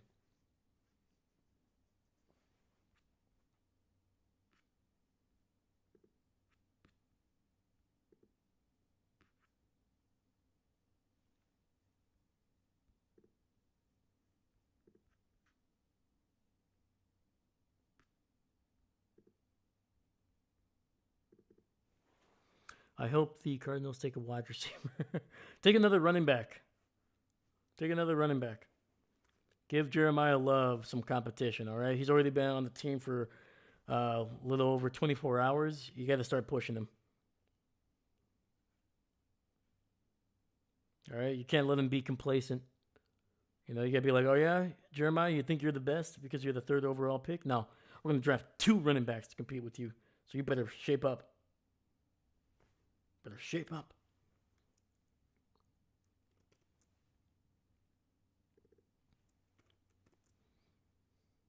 All right, the Cardinals pick is in, but it looks like we're gonna take a little bit of a breather. We're gonna take a little bit of a breather while we catch up here, and thankfully they are because I need to catch up as well.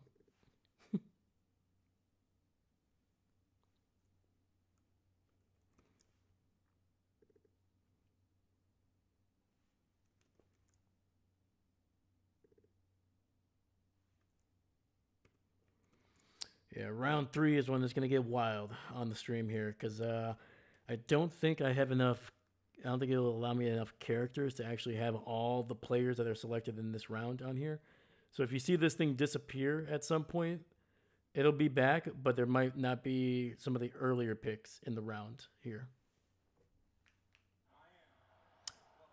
Oh, they go Carson Beck. Oh, okay. Okay. All right. I mean, won 2 championships with Georgia and obviously took Miami to the championship game last year against Indiana. I He's not a third round pick for me though. He's not.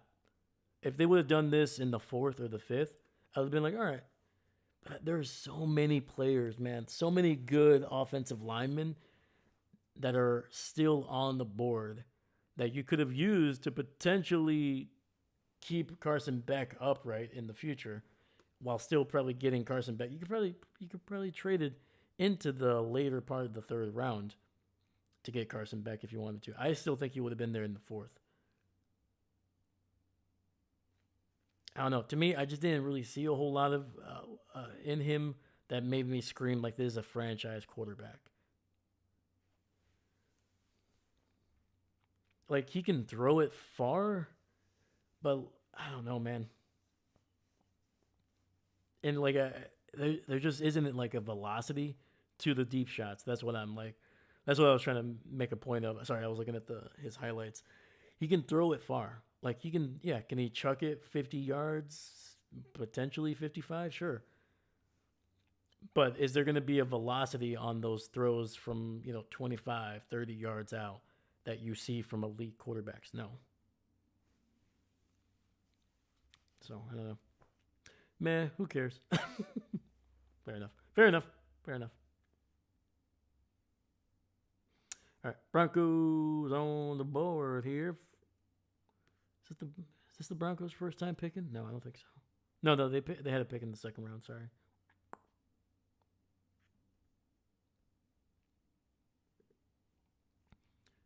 All right, pick is in for the Broncos.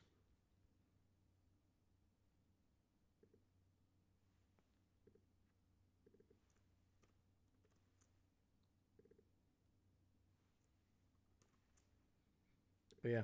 But hey, Carson Beck, another quarterback. We got three quarterbacks now. Weirdly enough, he is the third quarterback taken off the board here. First one since Ty Simpson went in pick 13.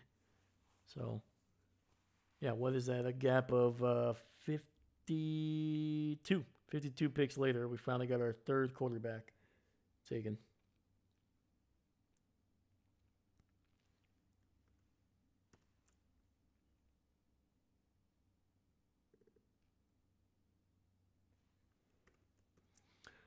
Let me see here. Oh, sorry, David. No, I didn't want to be that obvious with my shenanigans to suggest a running back. That's fair. Seastrom, Carson Beck is interesting. He is. Like, don't get me wrong. Like, I like his accuracy. He's more athletic than he looks. To be quite honest with you, he is like a guy that, if he breaks the pocket, he can pick up some decent yardage. He's not a guy. He's not a statue. Like I said, he can throw it far. He's got good accuracy. I think he's a good leader. Like, you don't transition from Georgia to Miami and have like that type of cohesiveness with your offense if you're not a good communicator. So, yeah, like I know I'm knocking Carson Beck a little bit, but it's more to do with what is on the board and where I think you could have still picked him up. That's my biggest thing. Like, I still think you could have gone well into this third round and still gotten Carson Beck.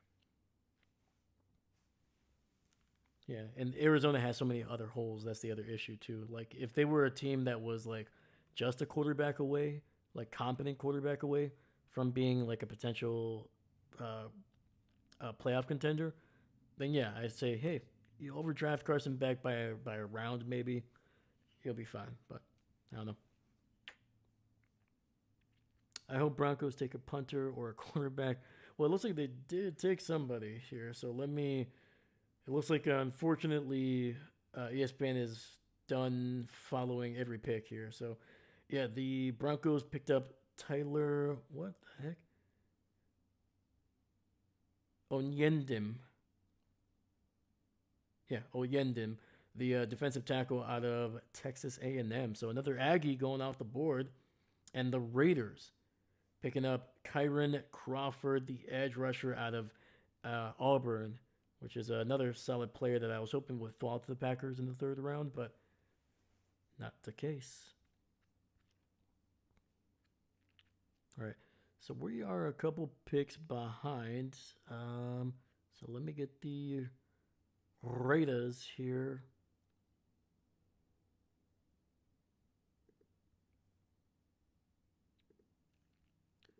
So there's the pick.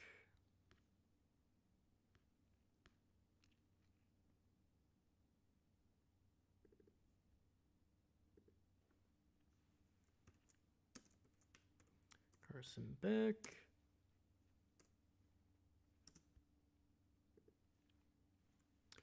T. Oyendim.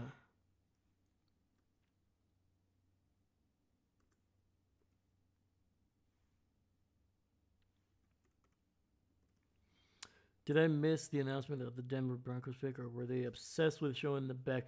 Yeah, they were showing Beck, unfortunately. ESPN, which is where I'm seeing it through ABC, they did not show the Denver pick at all.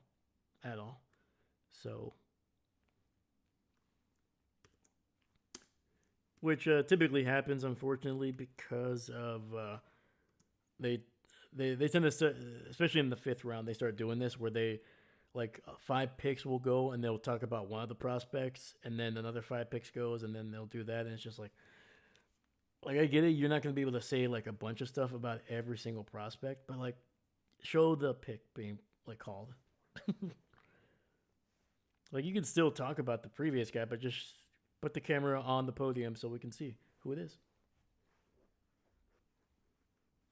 But yeah. Alrighty, so the Eagles are now picking here.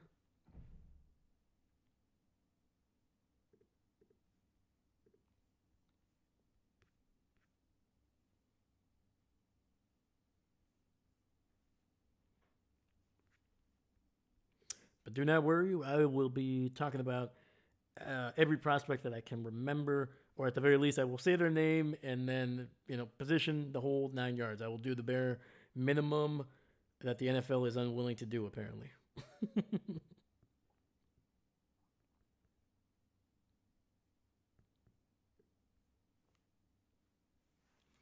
I always forget they just stopped caring about data and cherry picking the people that have sponsors, basically, unfortunately.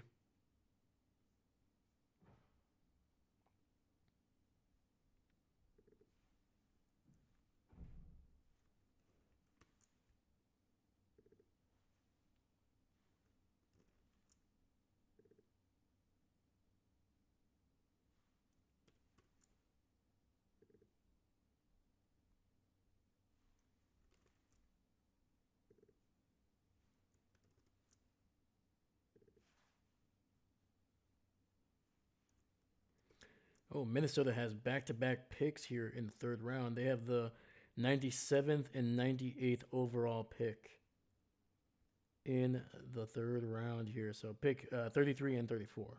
So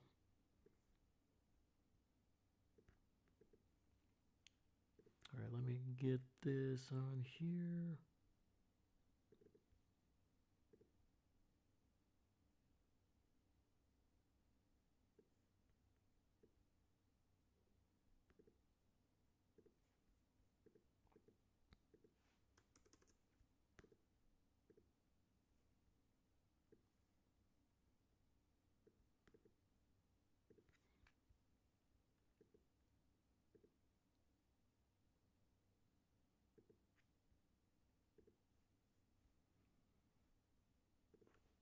All right.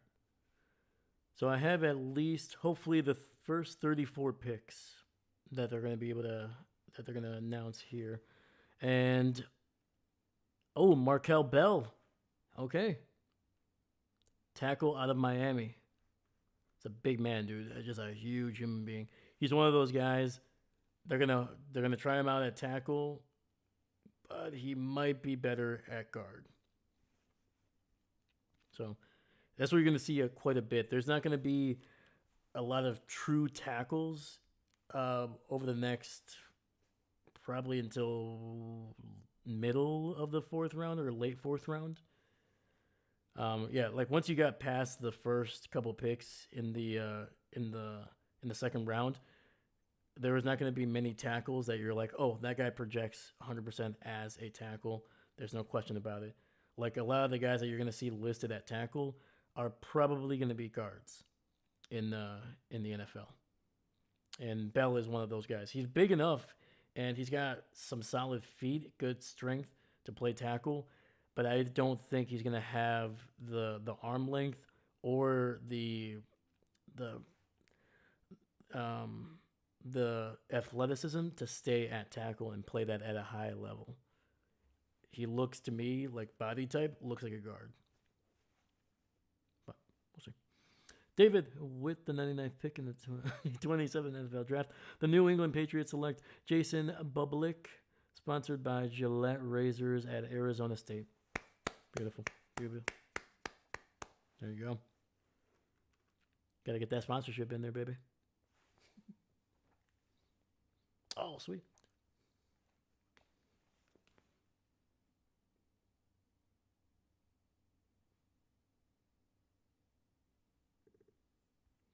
All right, so let me get Bell in here for this pick. Oh, and sorry, he went to Philadelphia. That was the pick. And now the Bears are picking. As part of our inspired change, it's time to announce the pick. Where are the frickin' Bears?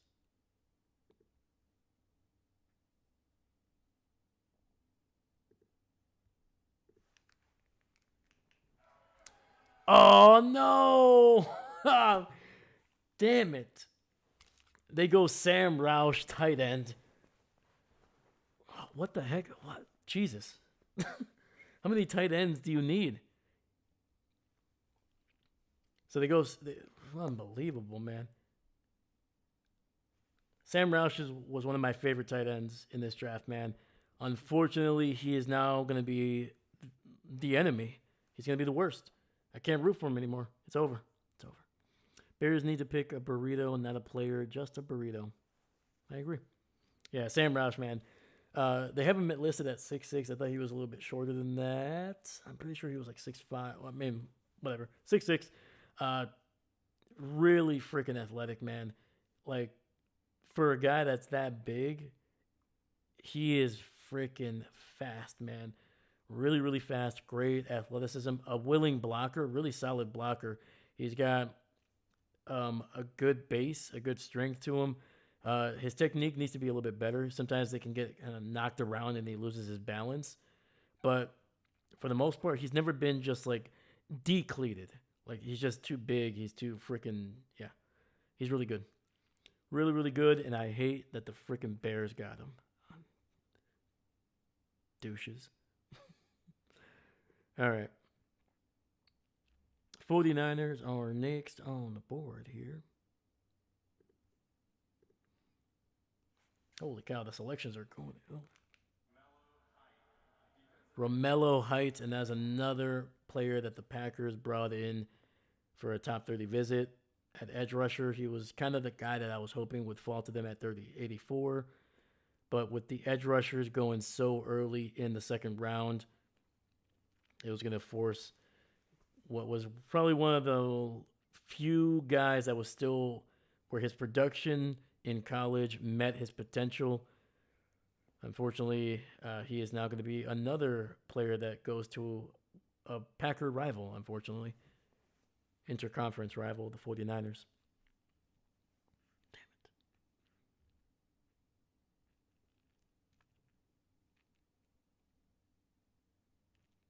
All right, let me catch up here with some of these picks.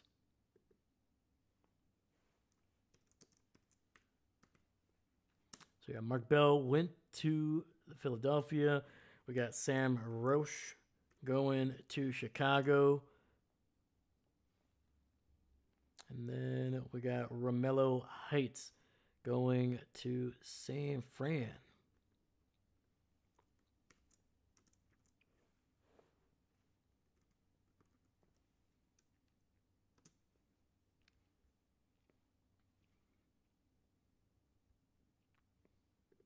All right. So the Commanders are next here on the clock with the 71st overall pick in the third round here.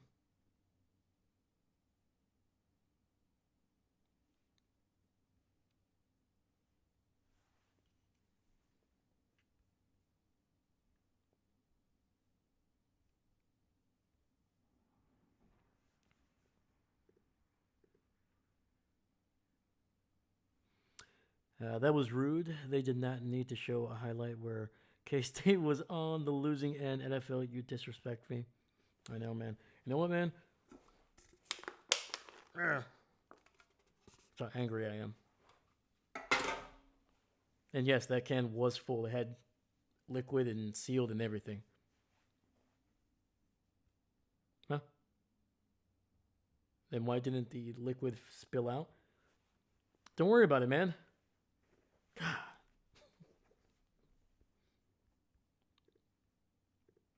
All right. You got to give me those bad jokes, man. All right. I just saw one of my favorite tight ends and an edge rusher just leave before the Packers could pick them. All right. Gotta give me something. Gotta give me something.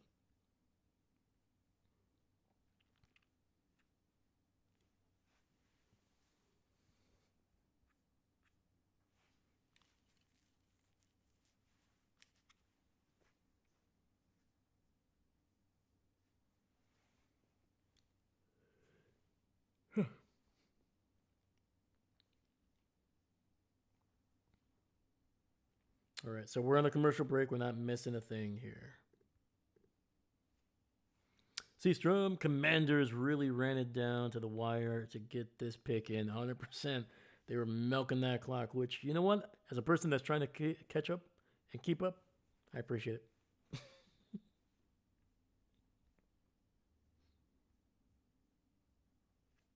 All right, the pick is in. And I think, to be honest with you, even though the pick is in graphic might change from they're on the clock, I'm just going to keep this up. Because because the picks are coming in quick. Like some of them are coming like literally like 30 to 60 seconds after after the other. So good news, Dave. Your joke was better than our service the other night. Ooh wee. That's true, man. That waiter, man. What the heck? I hate when that happens, man. Just because when I was a waiter, man, I always had like a certain amount of anxiety, like of like especially the start. Like it's one thing if you get the initial thing, you get the waters, you maybe get the appetizer, and then there's a little bit of a gap between the next time you see them because like maybe you're just waiting for the food, like the main thing. And like I'm a person that like if I'm eating somewhere, I always like to be like I don't like to be like, oh, can I get more of this? Can I get more of that? Like just keep up the drink or the water that I'm drinking, and that's it. Like every 10 minutes, if you want to come in and check on me, sure. But like it doesn't have to be like every 2 or 3. Like I'm easygoing. I don't really ask for a whole lot. But as like a waiter, I was like always making sure. I'm like, hey, do you need anything? You know, stuff like that. Just very simple. Very simple. Quick little scan. You could even do it as you're kind of slowly walking away from the table. You could be like, did you need anything? No? Okay, thank you so much. Come on. Come on. All right. Oh, looks like they're going to announce the pick here. David, we probably are missing something. Disney overlord won't care as long as they get their ad revenue. Very true. Very true.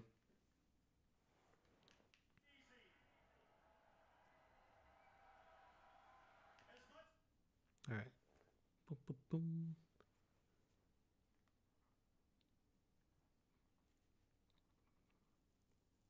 Thanking the fans, thanking the Steelers for hosting. We appreciate that. Mark Rippin. Cool name.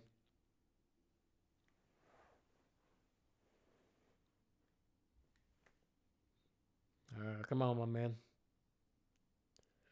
I can't have too much audio of the draft, otherwise YouTube will freak out.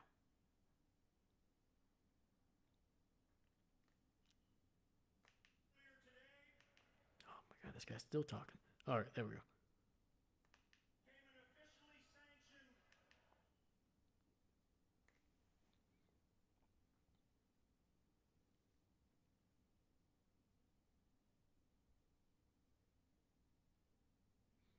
So they're still talking about the flag football being a sanctioned sport in Maryland, which is awesome. It's freaking awesome.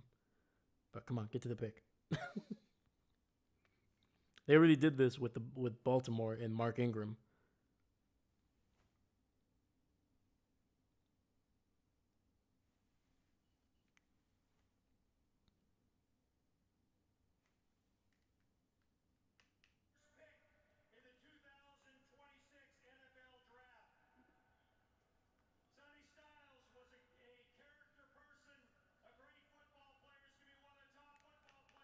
The heck are you doing, dog? Come on, announce the pick. Are they drafting Sonny Styles again?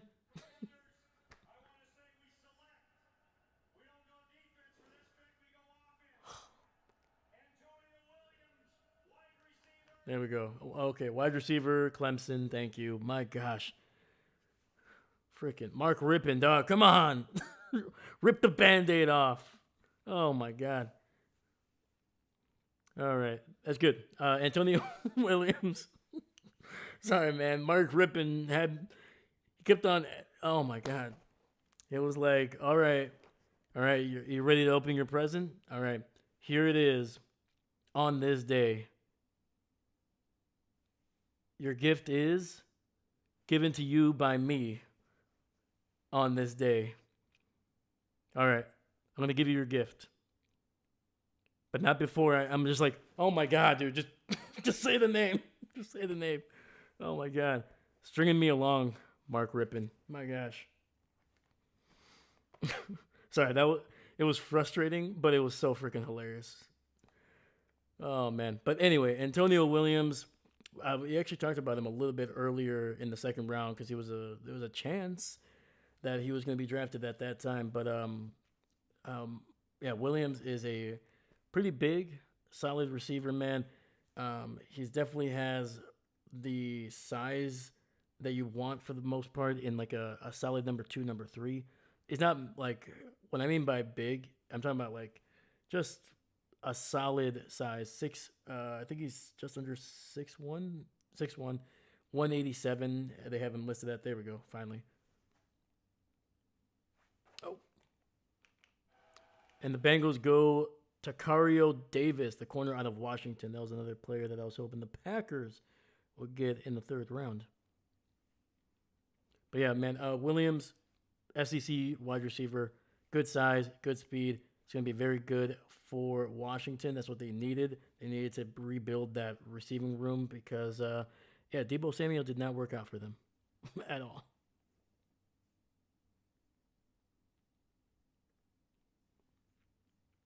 All right. Sorry, let me catch up here. So after the Bengals, it is the Saints.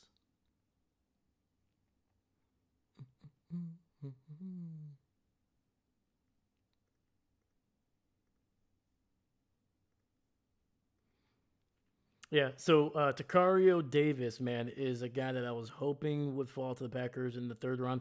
I kept on drafting him in the fourth, so I thought he was going to be a little bit, for sure, going to be picked in the third round.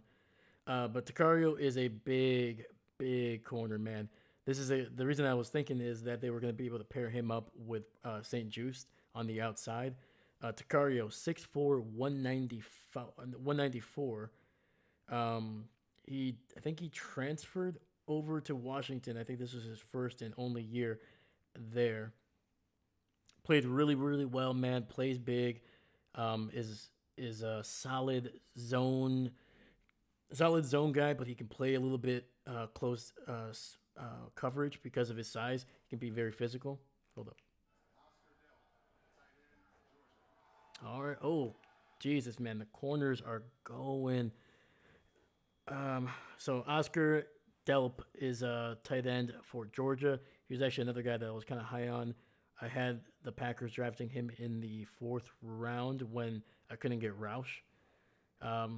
Very athletic. It doesn't have the same production as Roush, but still has kind of the athleticism of him as well. He's a little bit shorter, 6'4", but he's more of a traditional, like, in between the hashes tight end. Doesn't have the speed to break away, anything like that. But he's a guy that's kind of versatile. You can put him in line as they're showing here. But yeah, man. Delp, which is a fun last name to say. David, that Bengals guy had to rush through it because the last guy used more than his fair share. Absolutely. Cleveland trade picked to New York. Oh! All right. Those butt munchers. All right. Giants on the board here. So, yeah. So, Cleveland moving down.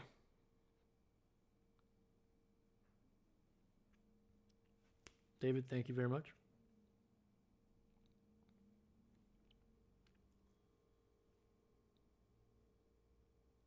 All right, let's get going with the tracker here at the top.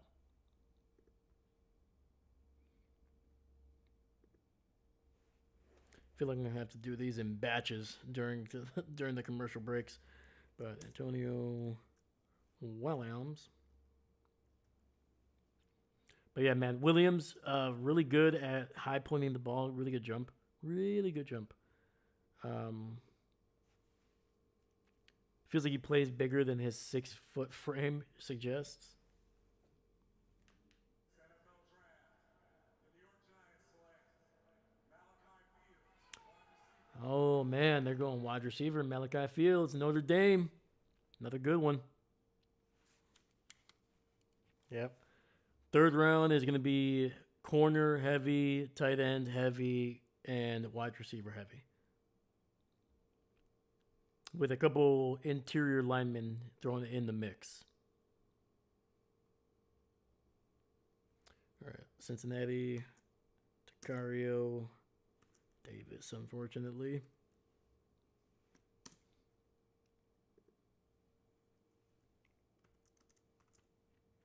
But yeah, I do like the Oscar Delp pick to New Orleans, man. They needed to give Shaw a big-bodied receiver that can get not only open but also just give him a security blanket, man. He's got some decent weapons at receiver. You still need to give him more, in my opinion. The offensive line needs a little bit of work, but you need it just like any young quarterback, man. It's a little bit of a cliche, but it's true. You need to give him big bodies, guys like tight ends, some slot receivers, things like that they can just throw very quickly, get it out, and hopefully they can do some extra work. And Delp is a pretty good tight end, man. Like I said, he's not super fast, but he's got some wiggle to him, so he can kind of get that extra yardage every once in a while, and he's a good route runner, really good route runner. So, and then finally, let's get the Giants who traded up.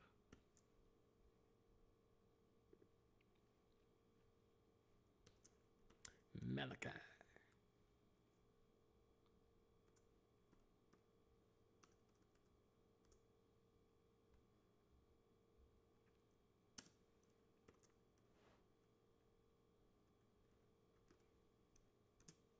There we go. All right. Boom. All right.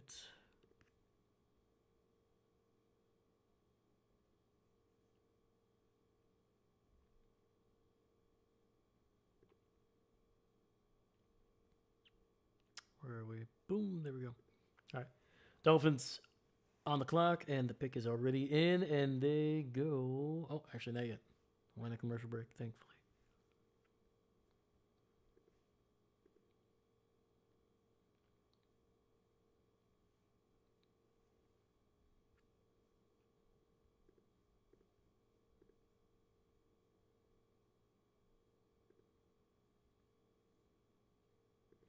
So yeah, I'm trying to see here. Any linebackers that could go at this time here?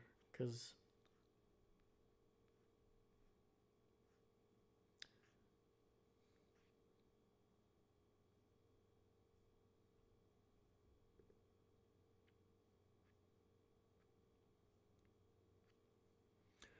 so they could go wide receiver here. The Dolphins. I don't think they're gonna find much of an edge rusher that's available. The tight ends are kind of running, so they might try to pick a tight end for Malik to throw to.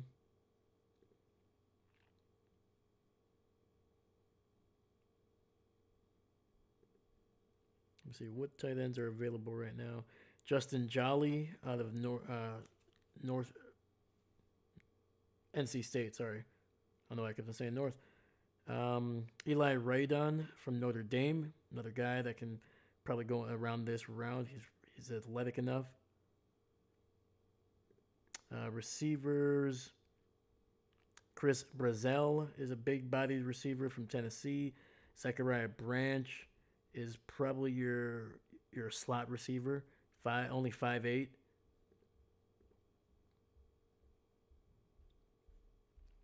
If they want to go with straight up just potential, Bryce Lance out of North Dakota State. He's a big dude, 6'3", 204. Runs like a gazelle. Yeah, 4.34.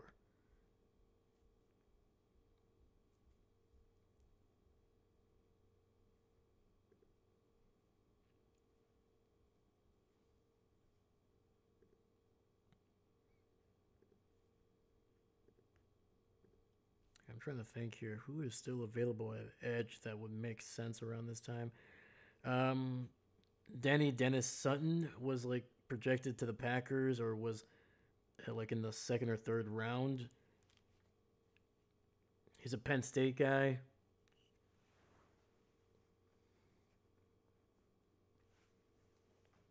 There's a lot of potential there, but I don't know, man.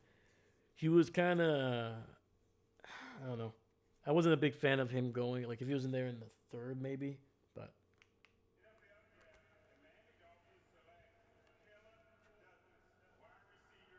oh, okay.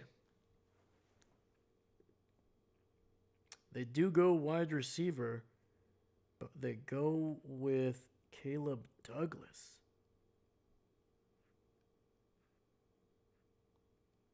See here.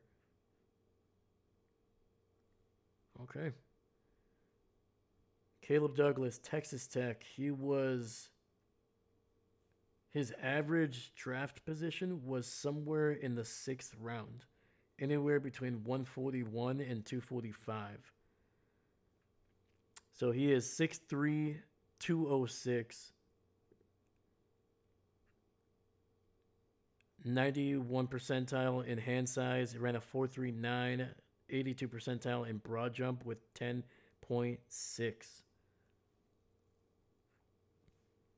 But here's the big thing, man. His vertical, 31.5 inches. That is the 11th percentile. That is a well below average vertical.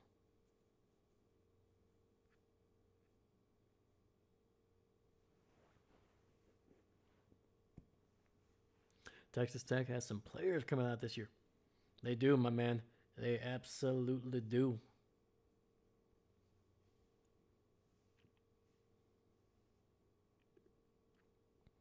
Yeah, man. Texas Tech was no joke this year, man. They have a lot of guys that the NFL likes. All right, man. Caleb Douglas. I'm a little bit surprised. I think they could have gotten him later, but when you like a guy and you like his measurables, all right.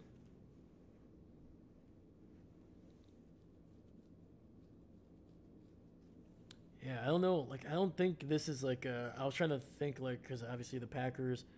I don't know if this was like a. If they're trying to make Douglas their Christian Watson.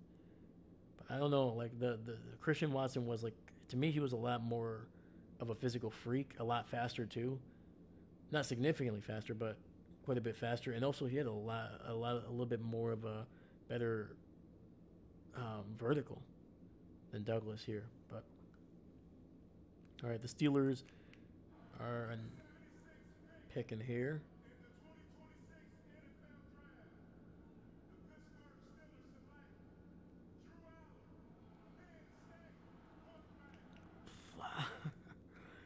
Drew Aller, man.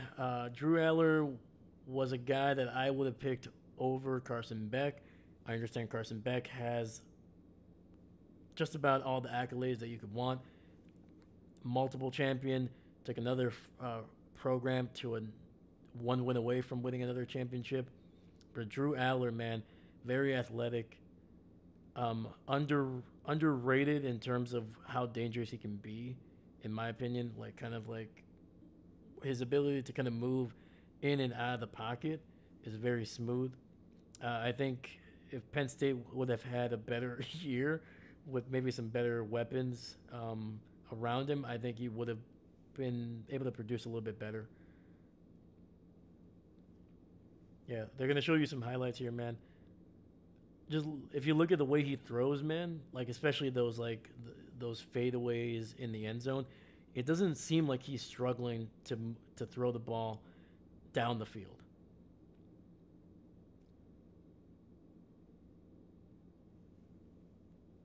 Oh, the Packers trade up. Okay, all right. The Packers were not willing to wait.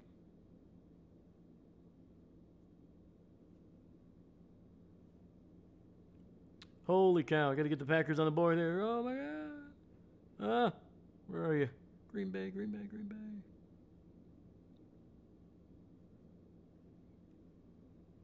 But I like this pick. Drew Aller, it's solid. It's just really solid. I was gonna say probably could have gone maybe him in the 4th, but I don't know, man. If freaking Carson Beck is going that early, man, then you know what? Drew Aller, screw it, man. I like his ceiling a little bit more than I like Carson Beck's. So I think it's a solid pick.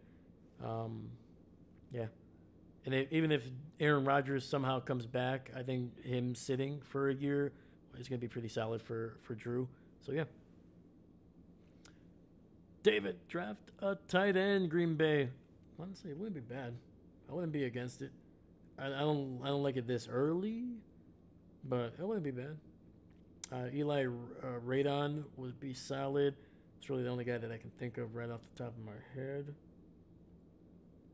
I'm trying to think here. What could they be going? Receiver might be something that they want. Chris Brazell, they brought him in for a top 30 pick, and I feel like they're afraid that he's going to be gone by the time if they would have stayed there. What if they get Diego? Diego.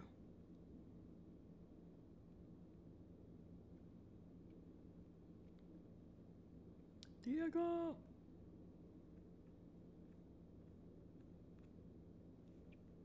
My idea of what I should be picked is not researched or well thought out. Like I said, I'm hoping they come away with a tight end in this draft. Probably in the fourth or the fifth was where I would like it. Simply because like I do want a second tight end that can be a receiving threat outside of Tucker Kraft. The guys that we have are mostly either blocking tight ends or they haven't developed, and so I'm hoping they can kind of get a tight end here so that Tucker Kraft can kind of be in tandem with somebody. I feel like some of the more successful offenses have that second tight end that can also be a little bit of a threat. So Ted Hurst is another guy that they really like. They also brought him in for a top 30 visit. Trying to think here. Mike Washington, the running back, maybe. Jennings Dunker, the guard from Iowa. I'd be okay with it if it's Diego.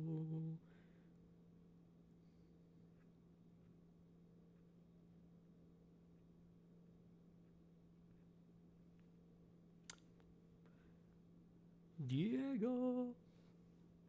David, when I was learning Spanish in high school, my name was Diego. My name was just my name, David. But when I took French in middle school, my name was Gerard.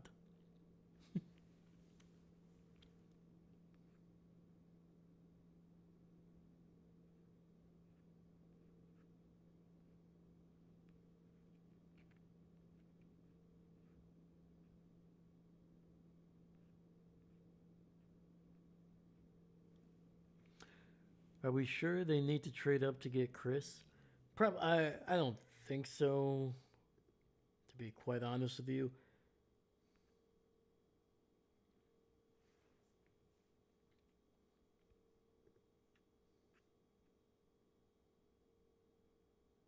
Let me see here. Oh. Okay.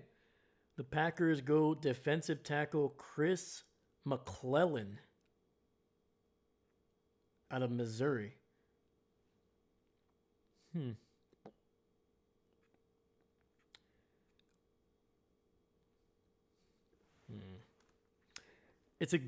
I like the player. I just want to know what they gave up. Hold on.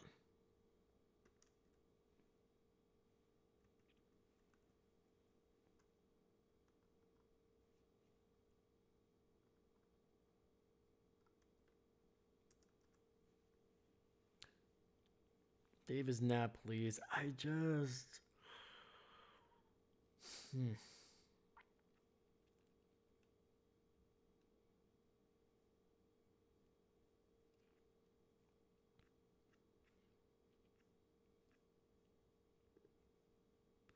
Let me see here.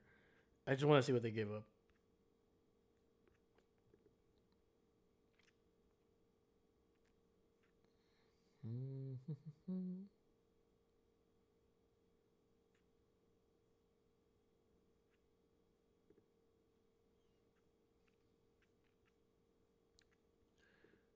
Why can I not find anything? Come on.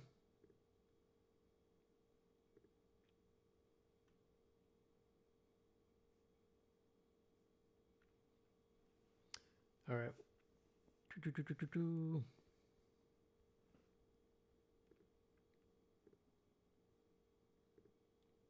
All right. Let me get Chris McClellan on here as well as Drew Aller. So once again, Chris McClellan good defensive tackle. It was to me, it was still a position of need even after they picked up Hargrave. And I like his size. I liked his athleticism. He's a very athletic guy. He can do more than just stop the run. He's a guy that can penetrate and put a little bit of pressure on the quarterback. Really good player. I just don't know what they traded up for or what they gave up to trade up, because that is going to be indicative of the, I don't know, man. I think you could have gotten him at 84, but apparently not. Apparently not.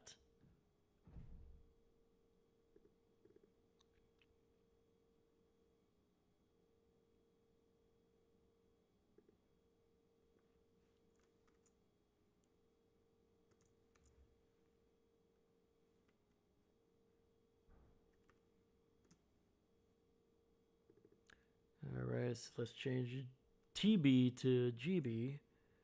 And we got McClellan.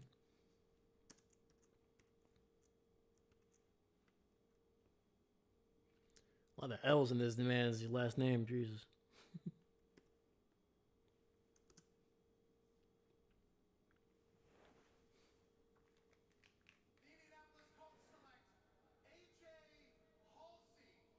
Oh, they go safety LSU. AJ Halsey going to Indianapolis. It's a good pick.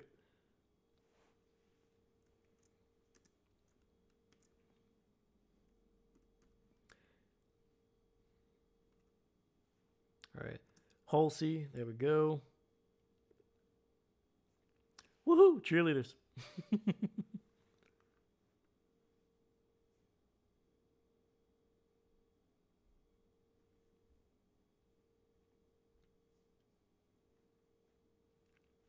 That was funny seeing McAfee announce it. Yeah, he announced the last one too, right? All right. But yeah, AJ Halsey, he was a guy that the Packers actually brought in for a visit. Yeah, 6 foot, 215, physical safety, very, very athletic. Doesn't have like a true top end speed, which is probably why they put him, why he plays safety. But really good in coverage. Likes to read the quarterback. Sometimes can get stuck reading the quarterback, but he's a guy that perfect. They actually just showed him in the red zone. I was gonna say he's gonna be very, very dangerous in the red zone because he doesn't really have to worry about a guy kind of just blowing past him. So there you go. All right, the Falcons. I don't know. I wasn't paying attention. That's fair.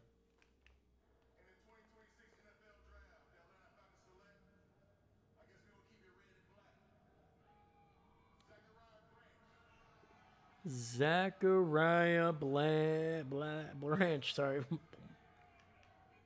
Okay. The Georgia Bulldog is trading in his crimson and black for the Falcons. Crimson and black. Here we go, man. Does not have to go far. Doesn't even have to leave the state. The Georgia Bulldog is going to be an Atlanta, Georgia Falcon as a pro now. There you go.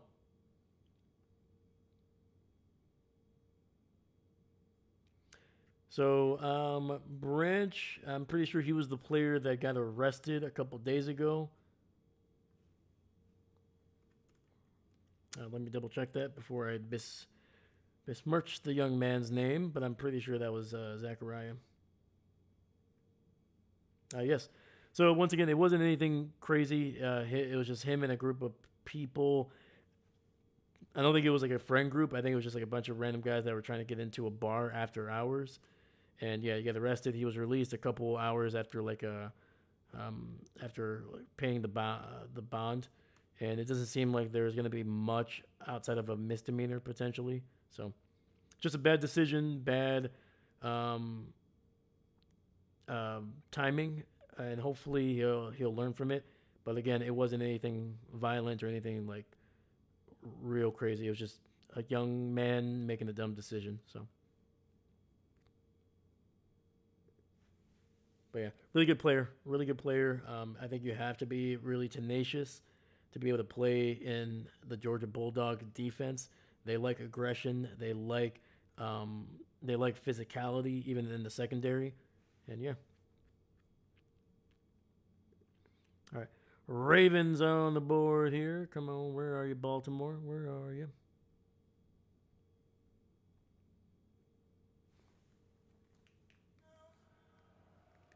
And y'all really gonna feel the love when my Ravens take that rightful spot as the kings of the AFC North. In the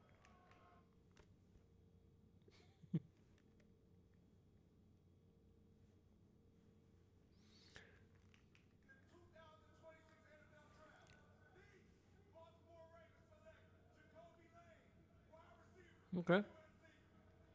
Don't really know a whole lot of Jacoby. I'm not gonna lie. He wasn't really on my radar for the Packers.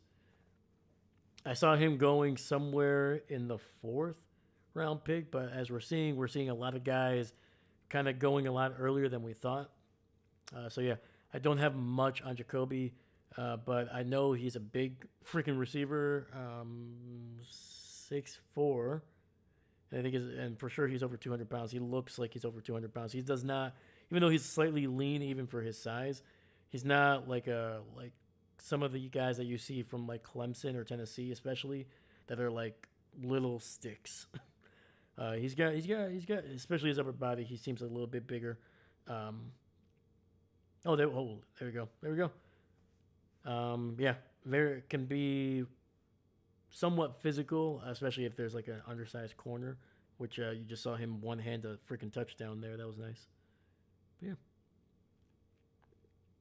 All right, man. The Ravens giving Lamar some weapons.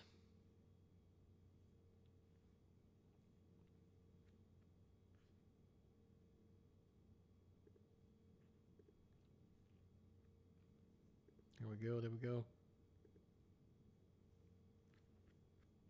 David, roll tide, roll tide. Oh, is that the Georgia Bulldogs are overrated? I mean, they didn't have a good year, man. They did not have a good year comparatively to what they've done over the last couple of years.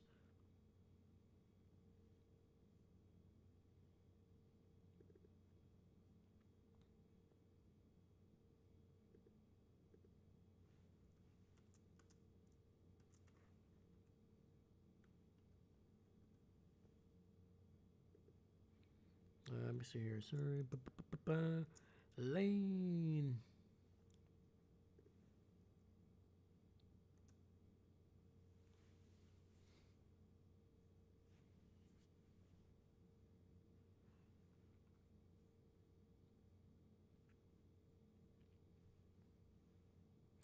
Roll Tide is Bama's slogan. Yes. Yep. Yeah, David does not like Georgia. He's an Alabama man. Oh, the Jags go D tackle Albert Riggs. Riggs. Riggs. Riggs. All right. So maybe the Packers were anticipating Jacksonville going D tackle there, so that's maybe why they jumped up, but I don't know.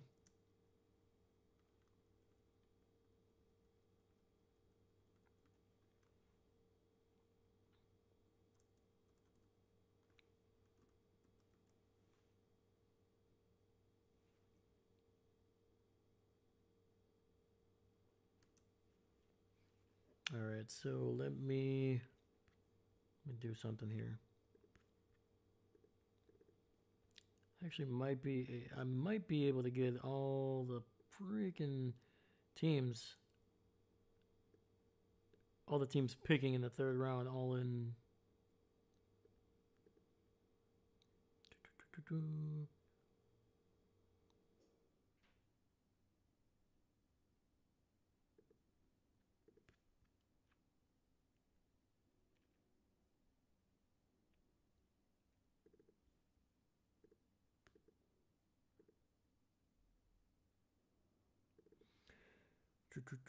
All right, Tampa Bay is now at the pick that the Packers had.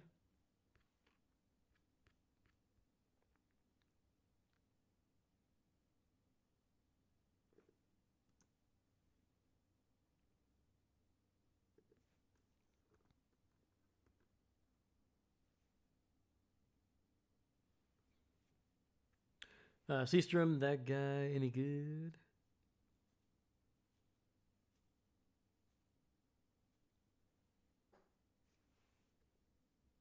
Oh, sorry, David. I missed one of your chats, man. Yeah, but LSU is the Vikings of the SEC.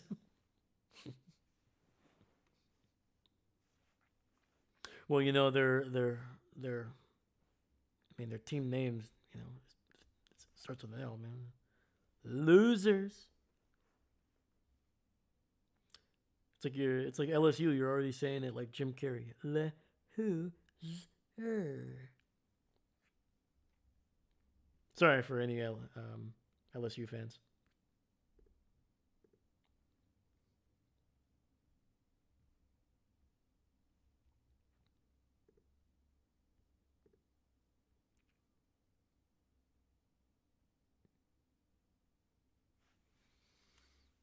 All right. Vikings on the board here.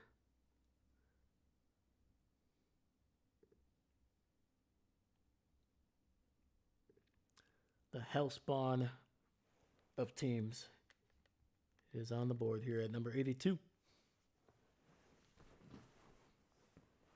Oh, man.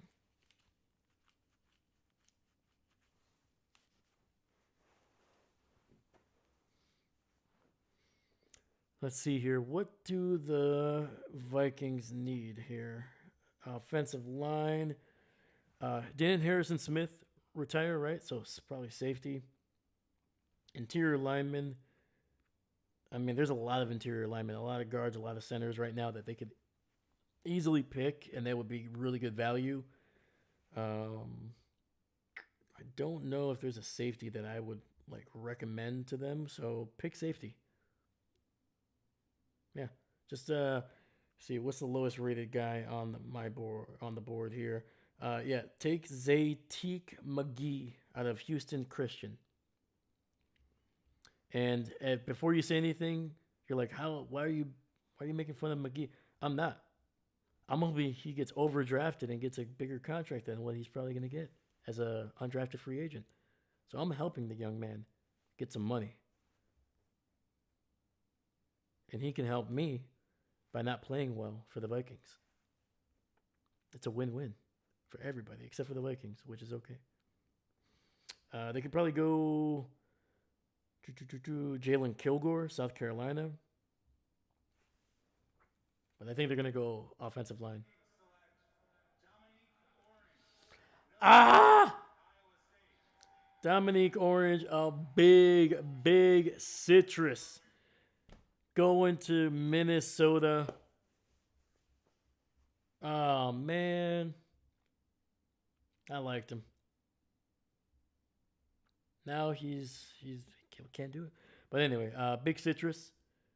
Probably one of the biggest human beings in this draft, and that's saying a lot because we got some big freaking human beings. This guy is over 325 pounds. They have him at 322. I'm sure he's bigger than that, way bigger than that. But yeah, man, this guy is a big run stuffer, man. There's not going to be many people, even in the NFL, that are going to be able to move this guy consistently. Like, this guy is big.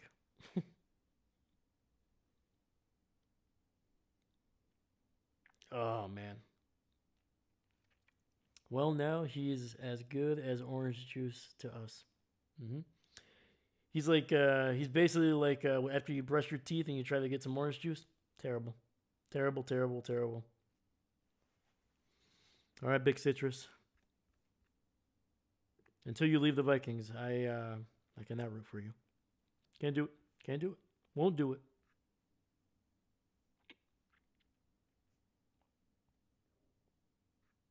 No.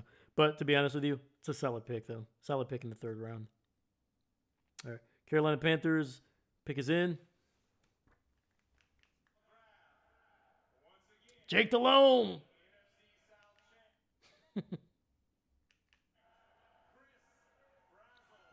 Chris Brazzell. It's a freaking great pick for Carolina, man. Giving Bryce Young a big-bodied receiver after already giving him one of the best receivers last year Rookie of the Year. Now they're going to pair him up with a big receiver there, man, out of Tennessee. It's a good one. To be honest with you, as much as I liked Brazel for Green Bay, part of me is kind of happy, and I said it before. I think I said it was it yesterday? I'm not a huge fan of Tennessee wide receivers. They have not transitioned to the NFL well. Anybody remember Jalen Hyatt? Granted, Brazel was a lot more dynamic and a little bit more productive than Hyatt was, but Hyatt was hyped up as like a potential second round pick. I think he got picked in the third round by the Giants. He hasn't really done anything, man. There hasn't been many Tennessee receivers that have like developed into like great players or great receivers, man. They're crazy athletic, and every once in a while they'll have a big catch, but it's not consistent. So I'm okay with it. He's a moldy orange.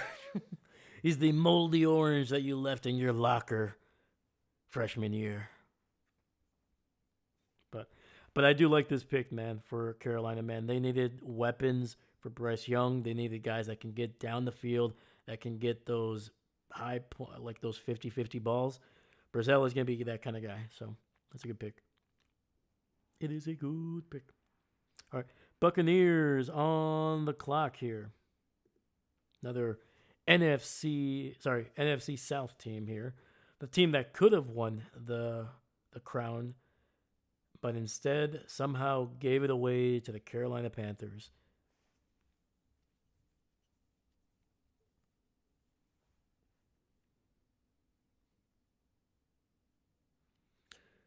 All right. Sorry. Tampa Bay, their biggest needs were edge, which they have already addressed. Corner is still there. There's plenty of corners, in my opinion. D tackles, they might want to take D tackle, as some of them are kind of going off the board here. And they can go tight end, but I think it's a little early for that. So let's look at corner and tackle, defensive tackle for them. Let's see who is still on the board. All right, so at D tackle, Big Citrus is gone. They could go Grayson Holt, but I think he's a little bit smaller than what you usually see with Tampa. He's 6'2", 293, so a little bit undersized. He's not over 300 pounds. Like if he was 303, 305, it'd be fine. But I mean that's a whole 10 pounds he's given up. But he's more of a he's good against the run, but he's definitely more of a guy that leans for closer to like a pass rusher, guy that gets into the backfield. He can still make plays, obviously doing that in the running game, but he's more of a penetrator than a guy that's going to be just a wall in the middle of the field. Drafting the edge rusher. They could go Darnell Jackson out of Florida State. 6'5", 315 pounds. That is a big freaking human being. That is a nose tackle right there. And he wouldn't have to leave the state. Big man wouldn't have to move far. But then corner, you could go Keontae Scott is still there. Keith Abney is still there. He's solid. Malik Muhammad was a guy that I was hoping the Packers would take in the third round, but obviously they went different route.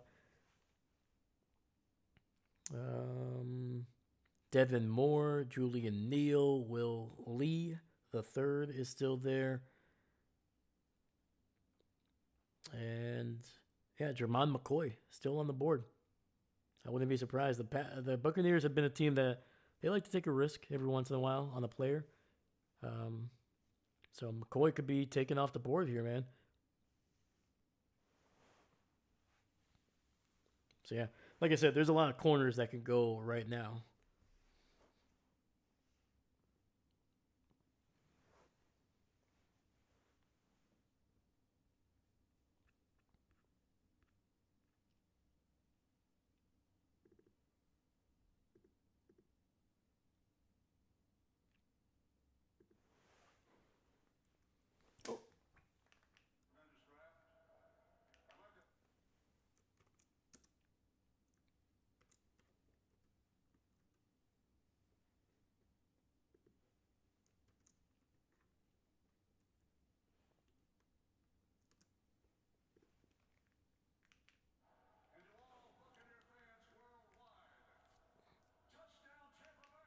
In the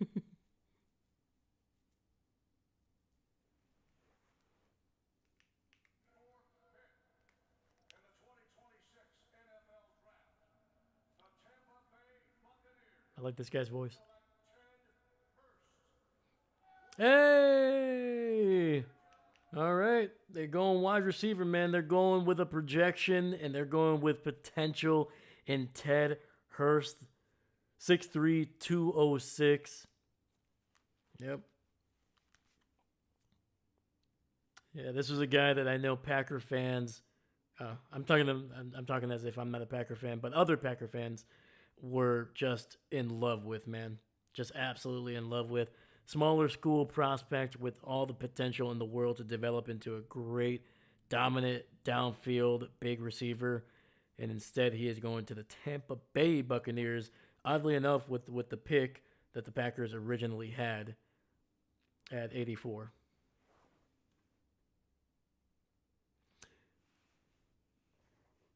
Gene, Derek Robert, Gene, better get off the stage. Just say the peck. I did like that guy's voice. That was awesome. All right, man. Ted Hurst.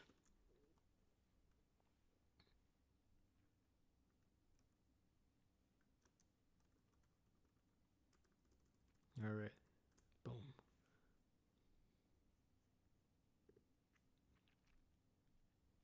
So let me. We're going to start doing the bottom tracker here. I can actually take away some picks here.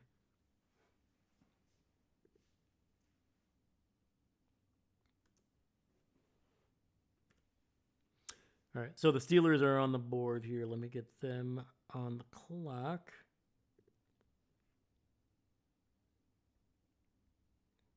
How you guys doing in the chat, man? Let me know, let me know.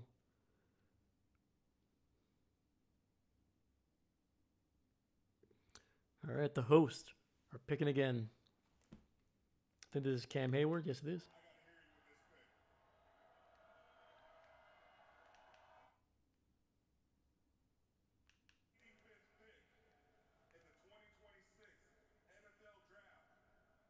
Offensive line, good tackle.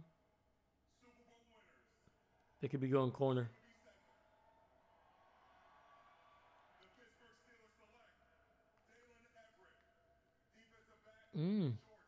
Okay. Now where I thought he was gonna go. Dalen Everett, the corner out of Georgia. Okay. Seastrom, doing good. Heck yeah, brother. All right, man. Dalen Everett. Dude, apparently some of these corners that I was picking in the second, third, fourth round, they're falling, man. And to be quite honest with you, I'm okay with it because the Packers they're gonna hopefully address corner more than the one time that they did today. Hopefully they're gonna do it a couple times tomorrow.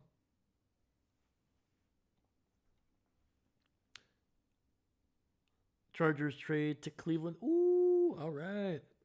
Oh boy. Oh boy.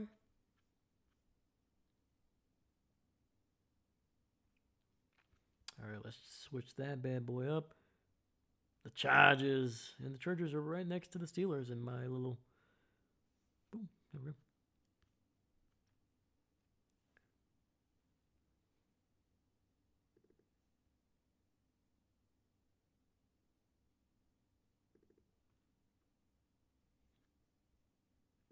Hold up. Where are you, Browns? There we go. Sorry.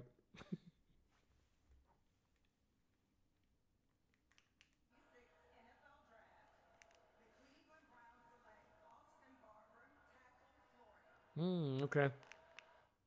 That's good. Austin Barber hitting the offensive line. Really good, really good, really good.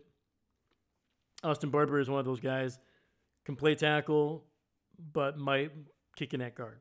So, versatile guy, which is what you want at this point in the draft for the most part. Like, if you're not going to get an elite, defender at corner or edge, or not going to be wanting to get like a receiver, offensive lineman, middle-ish of the draft. Get a guy that's versatile, guy that you can put outside, he can survive, he can potentially develop into a good one.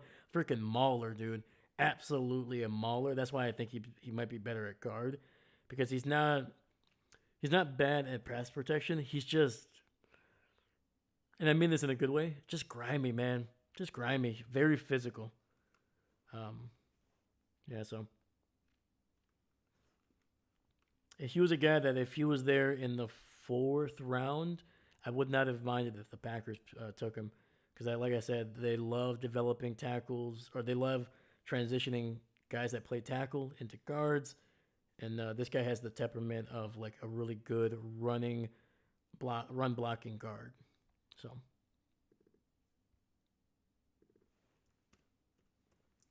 All right, man. I like what Cleveland's doing, man. To be quite honest with you, I like what they're doing,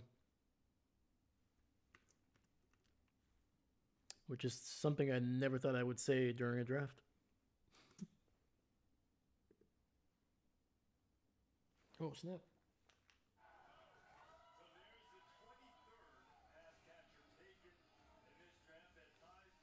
Oh, okay. They go Will Kamarick out of the University of Ohio Poop.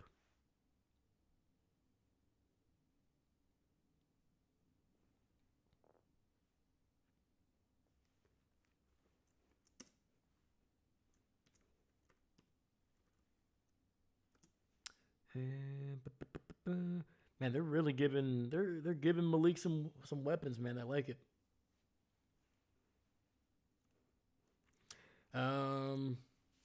I don't know a ton about this guy, so I'm not gonna pretend. I'm not gonna pretend to know much about him. I did not. He was not one of the tight ends that I had mocked either to the Packers or really got a chance to watch his tape. Not because he was an Ohio State product, just because I wasn't really interested in him for the Packers.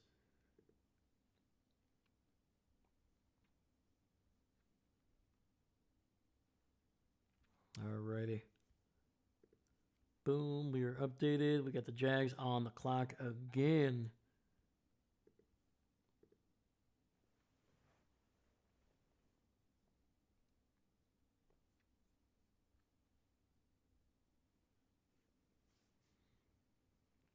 All right, man, we're getting close to the end here. So we are currently at the 24th pick in this round, the 88th overall, and we got another 12 picks to go. The Jags, who are currently on the clock, they're going to end this third round with the 100th pick in the draft.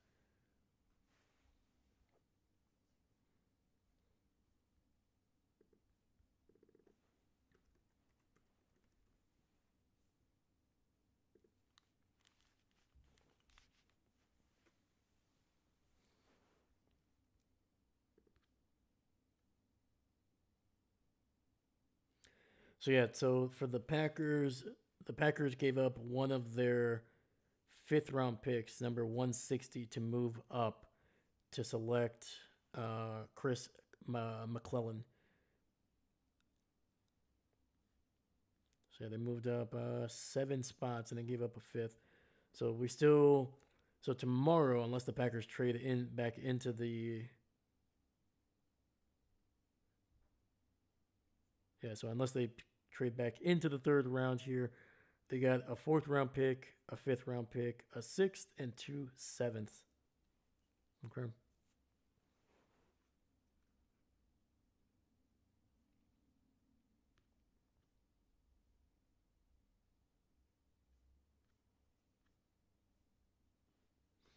David, next time there's a player you don't have much to say about, just be like, we're going to make up stats.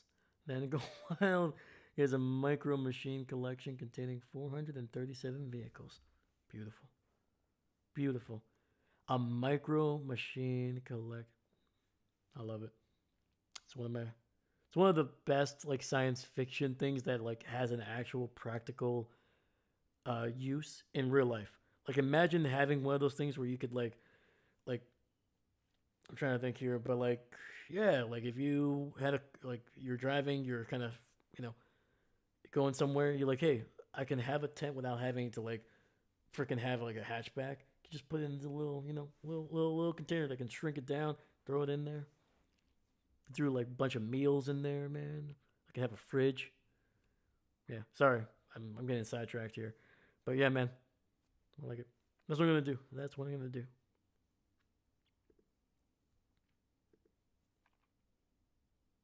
All right. So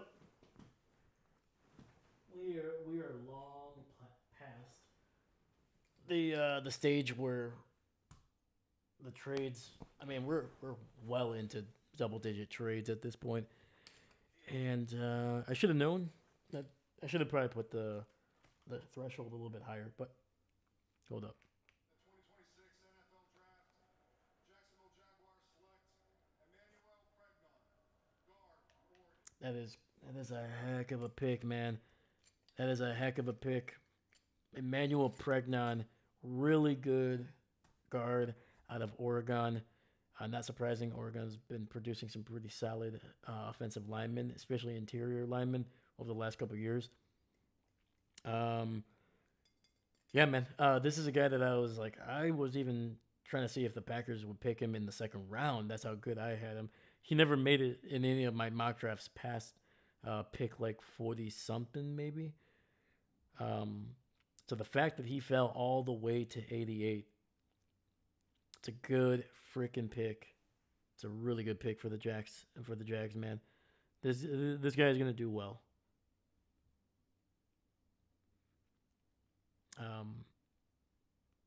Yeah, he's gonna be able to open up a lot of running lanes, but he's also a really solid pass blocker, man. He's gonna do some really good things for Lawrence. Like if I'm Trevor Lawrence, man, I feel significantly better having this guy, man. Because dude, as soon as you look at him, you're like, oh yeah, this guy is gonna be, yeah, I'm good. I'm good.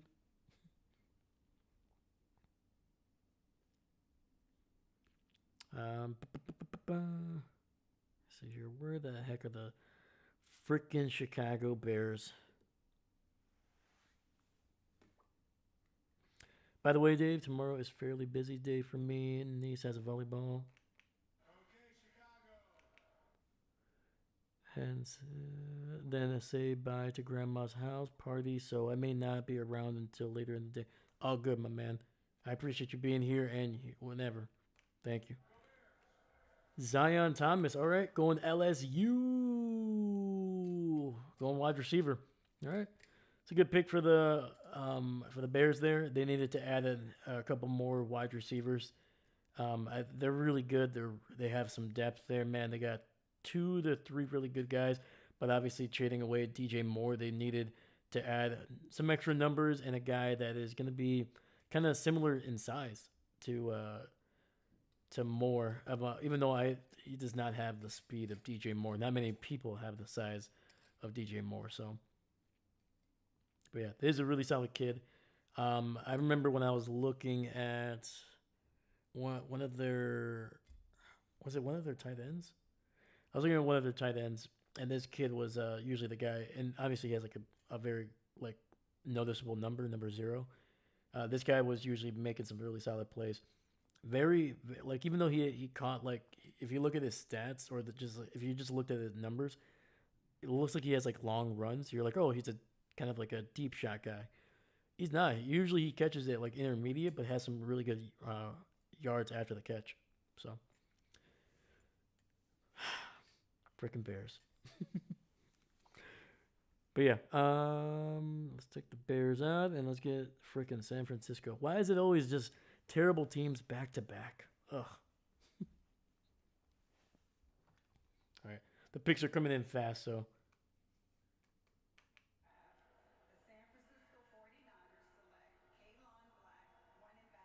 Oh, that was a pick. That was a running back the Packers were high on, man. Kalen Black. I mentioned it. Did I mention it last night? Kalen Black, man, a guy that can do literally everything you want in a modern running back. Can he run between the tackles? Yes. Can he bounce it to the outside and be effective there? Yep. Whether he's running north or south, he's going to get yardage. Can he stay in and block? Yep. Can he catch out of the backfield? Yes. Smooth, natural hands, finds great angles. Just a really smart player. He's only 5'10", which is not obviously a massive back, but it's not it's not a small guy either. Um, and of course, he's going to the San Francisco 49ers, man. That is a 49ers pick.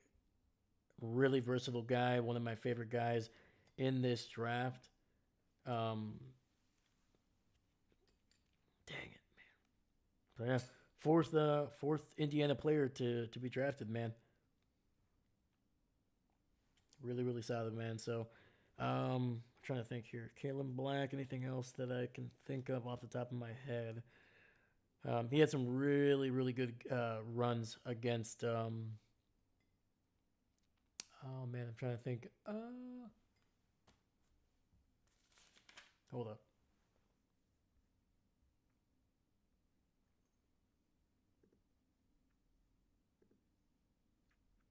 Who did he have a really good game against? Ohio State. There we go. He had a really good game against Ohio State. Broke off a nice big run, dude. Phenomenal. Phenomenal.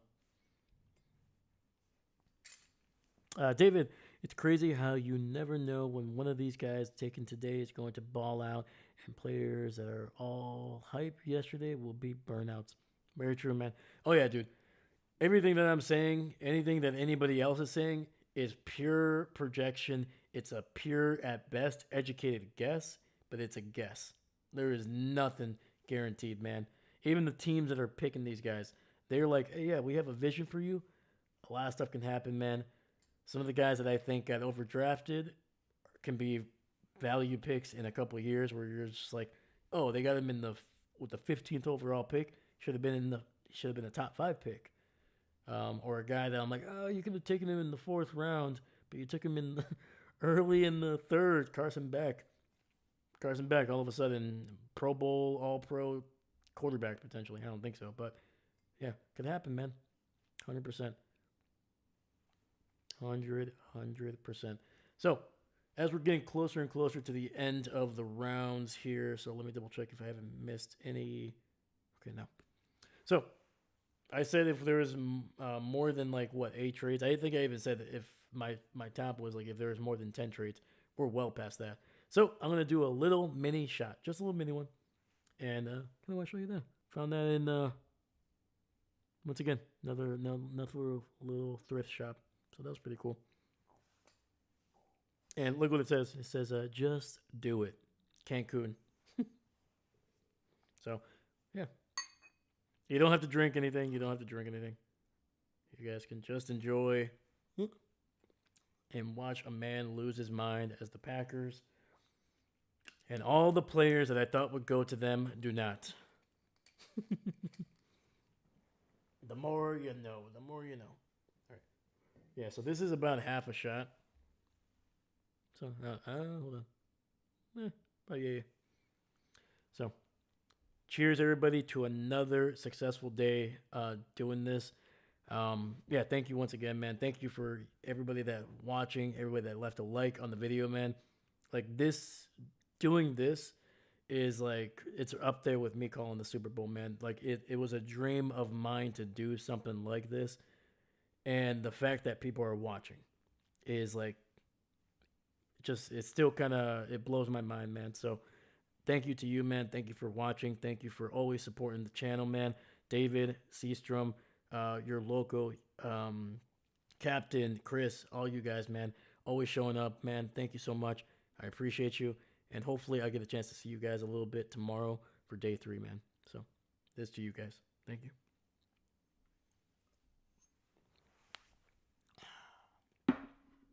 Plus, I wanted to use that final shot that I had. I only have 3 shot glasses, and I wanted to use that one, so just get out the way. Okay, we're still talking. All right, let me get the 49ers off the board here. They've picked a while ago, and let's get the Raiders on here.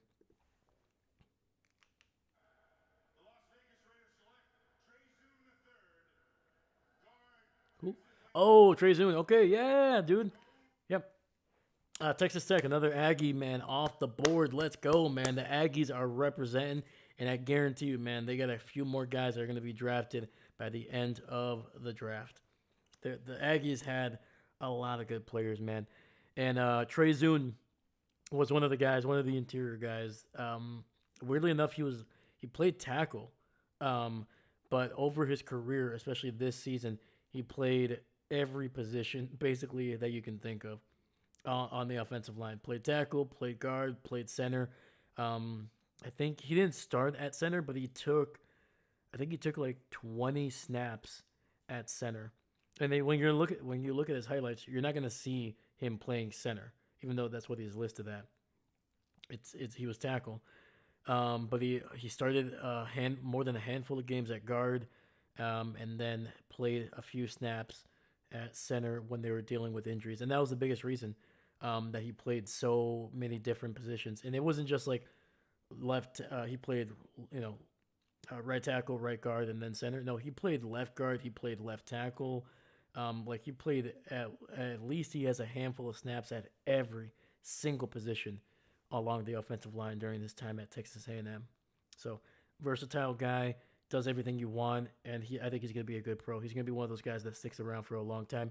Even if he's not a top end starter, he's going to be a guy that plays some good football throughout his career. So yeah, good value pick in the third round in my opinion.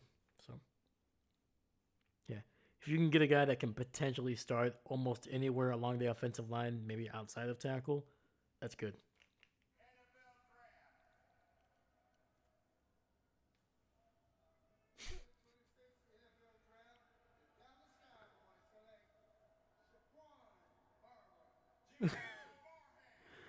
There we go, baby. Oh man, one of them was struggling to read. Man, you could tell he needed his glasses, but we got there. Jay Sean Barham, another edge rusher out of Michigan. Um, a guy that is a project for sure. Just like I think I said it before with who was the other edge rusher that was drafted out of Michigan.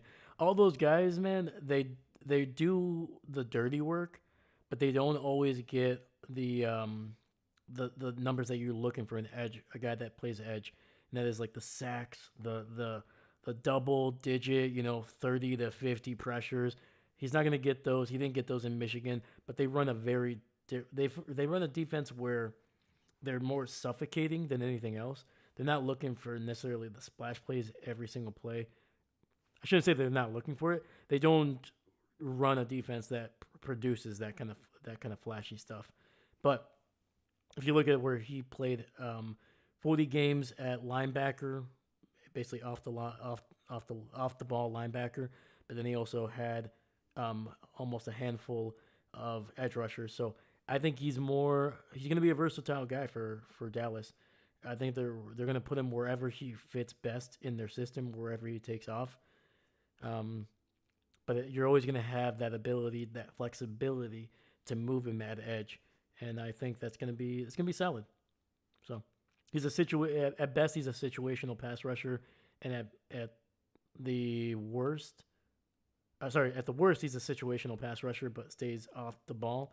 At best, you can move him anywhere. He's like a little chess piece. Okay, Keegan Trost, tackle out of Missouri. This guy I think he has a chance to play and stay at tackle because of his size. 6'4", 311. He's got some really solid arms, man. And you're going to be able to see him here. He's just going to be just moving people, man. Just look at him. Doesn't have like I said, he's got good arm length. He's not massive though, so that's why I'm like he could stay at tackle, but I think you could see. It wouldn't be surprising if he went to guard. And I said this before, like there's not going to be many tackles that are drafted from second round even into the fourth that are just going to be pure tackles. There are guys that are going to have to probably move to guard to be able to play and start in the NFL or at least right away. So Rams are up. Take another quarterback. Come on, do it. Just do it, man. Come on. There's some good quarterbacks still left. You can take Garrett Nussmeier out of LSU. Yeah, just take him. Just do it. Come on, man. You can go with Cade Klubnik out of Clemson, who, if he would have left last year, he probably would have been taken in the first top 50 picks. But he had such a freaking bad year, man. He is a guy that probably not going to go until the 4th or 5th round. It was that bad for Cade.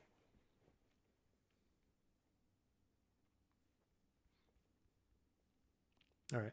So, sorry, I'm a little... As we get closer and closer, man. So, the Rams just picked, and now we have the Dolphins, man. We got Chris Lasso's team on the board. I don't know if Chris is probably still watching. It's been a while since I heard from Chris. But, where are the Dolphins? There you are. Boom. Boom, boom, boom, boom. Come on.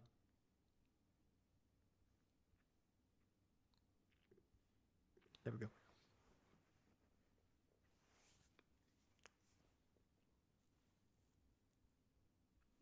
All right, let me get the bottom tracker updated here.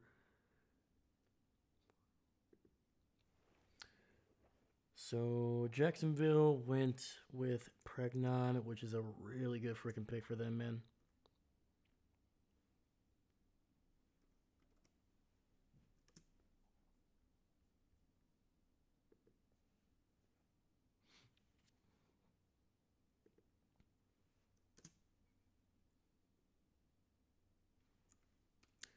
Chicago went with Zion Thomas.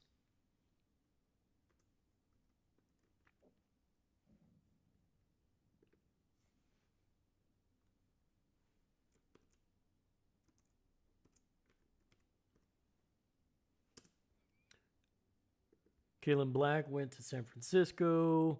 Las Vegas went with Zoom there.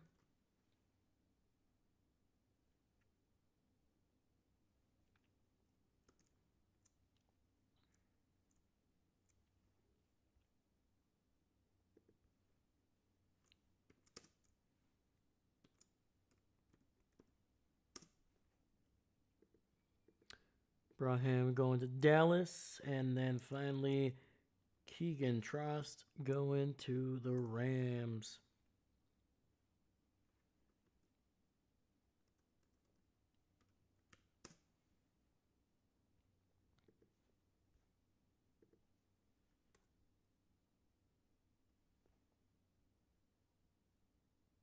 All right, there we go. All right, we are all up to date here, man.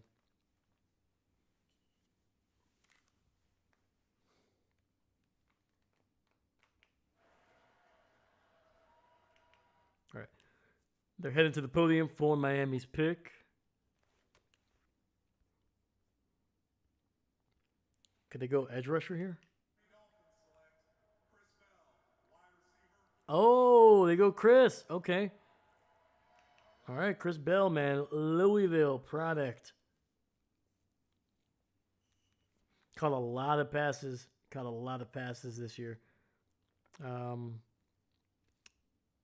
Let me see here. Where's Chris? So, yeah. Another big receiver, man. 6'4", 198. Didn't test for Ross. There wasn't enough on them. Wait.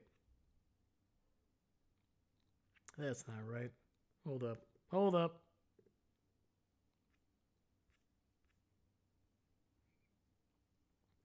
Okay, so yeah, that's what I thought.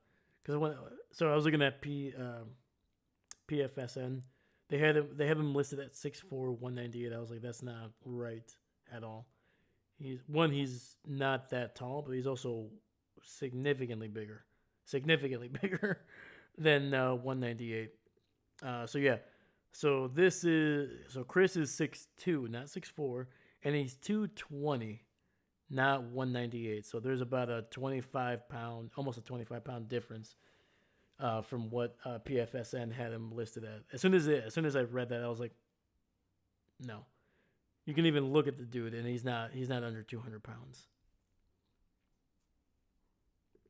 So yeah, let me see here. Let me look at his testing.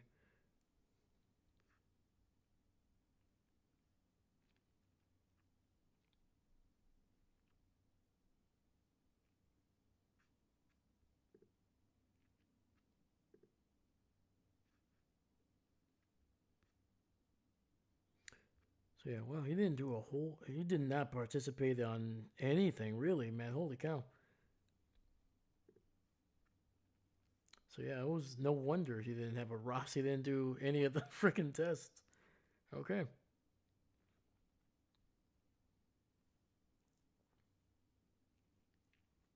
Yeah, his wingspan is nearly 6'5", man. That is a big dude. Big dude. Since 2004, he has 1,600 yards and 10 receiving touchdowns, man.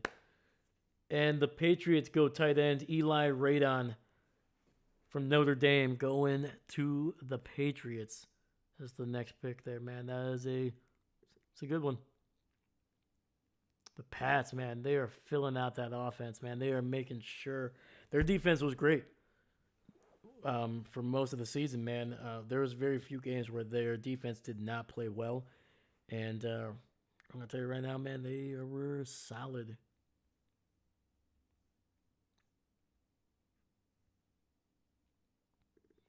So yeah, makes sense that they're trying to build that offense a little bit.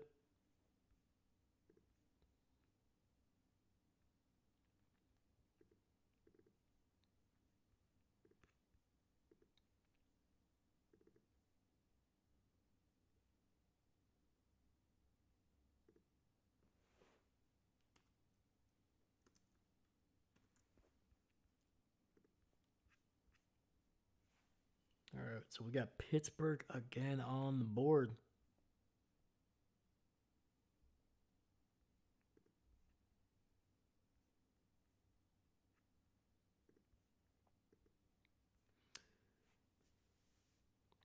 It's pronounced more like Louisville if you are from the town. Louisville. My bad. With the 96th pick in the 2026 NFL Draft, the six-time, soon-to-be seven-time Super Bowl champion. Yeah, you said that during Super Bowl 45. Didn't happen for you. Oh! Oh, man. Jennings Dunker. There it is, man. Some Packer fans were in love with Jennings Dunker, man. They were hoping that he would be picked in the second round, man. Yeah, Jennings Dunker, man. Played tackle at Iowa, but it's going to be a guard, 100%. 100% going to be a guard. Could you keep him at tackle? Sure, I guess maybe, but I don't think it would be. It's not going to be his best position. So he's a guard. That's a really good guard to get basically almost at the very end of the third round here. And guess what? Doesn't it really even have to change freaking jerseys, man? It's almost the exact same freaking costume. Why do I keep on saying costume? It's basically the same exact uniform. Black and yellow. Black and yellow, black and yellow. I only know because I went there for a wedding in 2019. Louisville. Dunker. Dunker. Basically. Dunker. Jennings. And you know what? He's one of the few names that you can flip and it works. Jennings Dunker. Dunker Jennings. Either one works as a first name almost, and either one works as a last name. So he's very versatile. I don't know, a costume. I don't know. The freaking the Kettle One is already affecting me apparently, but yeah. Dunker Jennings. Or Jennings Dunker, sorry. Jennings Dunker.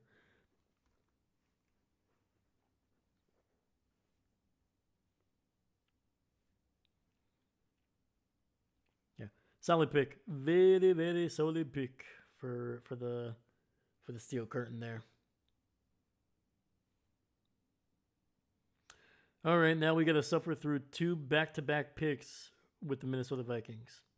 So, if you need to go pee or poop, now's a good time.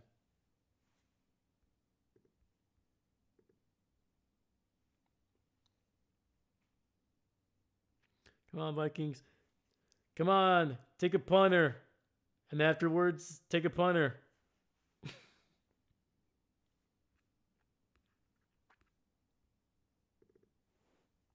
Come on, Vikings. I believe in you. I believe in you.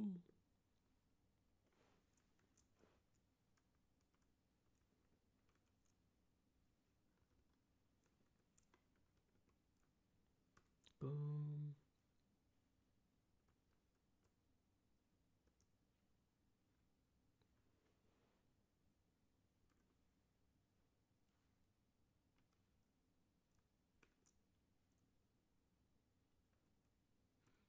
I'm hoping all these darn players fit. That's what I'm hoping for, man.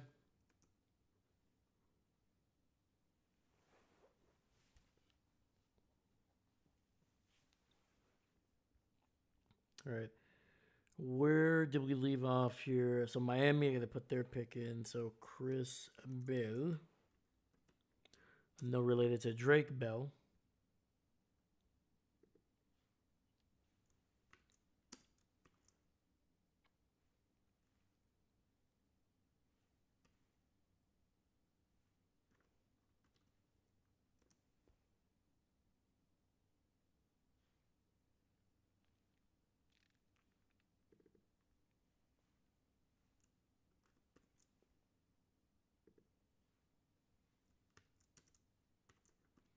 Dunker.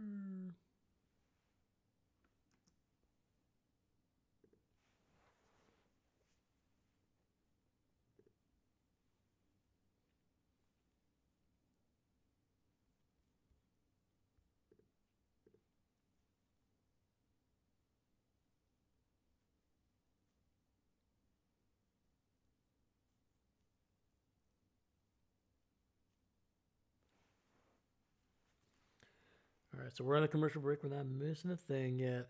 And even if we did, it's all right. It's the Vikings.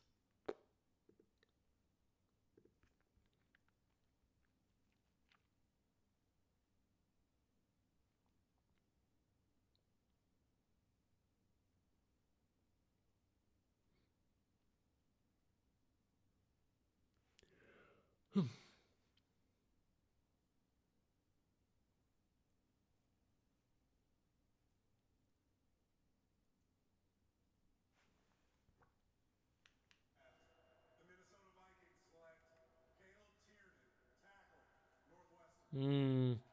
It's a good pick, man. Northwestern, Caleb Tiernan. It's a freaking good pick, man. The Vikings are building that offensive line up, man. They needed to because it was pretty bad. Pretty bad.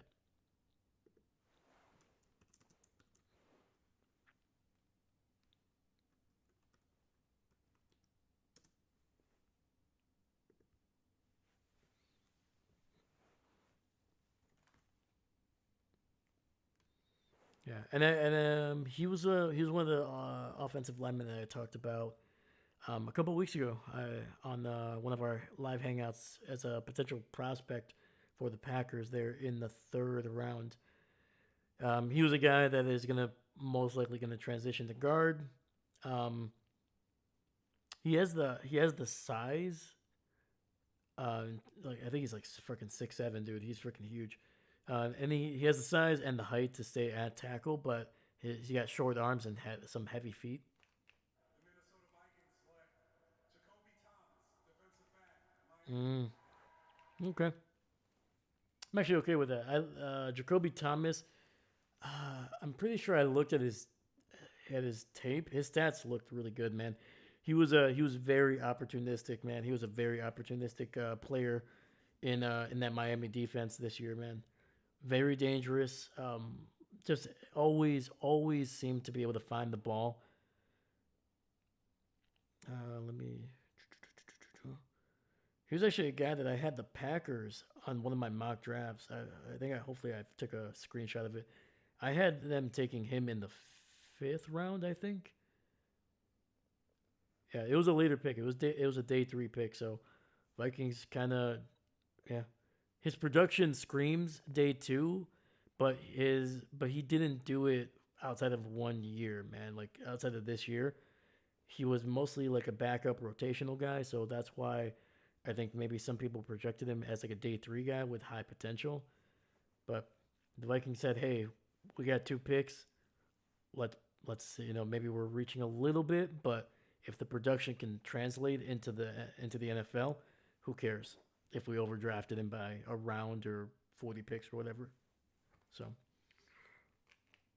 Seahawks. Seattle Seahawks select Julian Neal, DB, Arkansas. Let's go, 12. Okay. Let's go. Julian Neal was a player that a lot of people projected to go to the Packers in day 2 here. Instead, he goes to the Seahawks, which is very, very much a Seahawks thing to do, is to take a player that many people liked for the Packers. Instead, you take him for yourself. But yeah, Julian McNeil, Razorback, Arkansas, just a solid corner, man. Good size, has good speed, great in coverage, man. And also, as you're seeing right now, is able to find the ball in the air. It doesn't get nervous, doesn't start grabbing. He kind of reads the body language of the receiver, and as soon as he sees the receiver, kind of like, I don't know if it's the eyes or the demeanor of the receiver when the ball is in the air, that dude just knows that the ball is up there, and he kind of just times it almost like, it's so freaking weird. Like you can tell that as soon as he sees the receiver see it, he almost counts to like 1, 2, and then he just turns around. It happens every time. But anyway, final pick, Jacksonville, and they go Jalen Husky, a corner I do not know very well. He's out of Maryland, so I'm gonna make up some stats about him. He is super fast. I think he ran a 3.99 in the combine, which, yes, it is a NFL record. That is the fastest human being alive. But since he's from Maryland, he also loves crab cakes. And that actually has slowed him down quite a bit. So now he's running just around a regular like 4.4. So maybe since he's no longer going to be in Maryland, so he can't eat those Maryland crab cakes that he loves so much, he might get back to that top speed there. So yeah, I don't know. I would love it if somebody that was just like, it's the end of the draft here on day 2. I'm gonna go away from like Tom Grassi or like Bootleg or whatever it is. I'm gonna check out this smaller channel, and they click on just as I'm said what I just said. It would fill me with so much joy if that happened, because then you're like, what the hell is going on here? So anyway. All right, let me put up the final couple players here, man.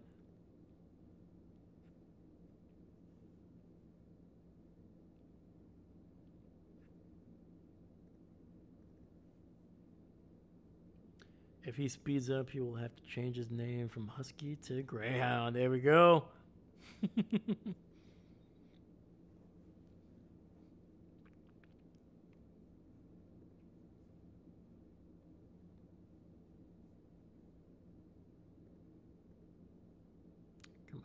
Boom, there we go.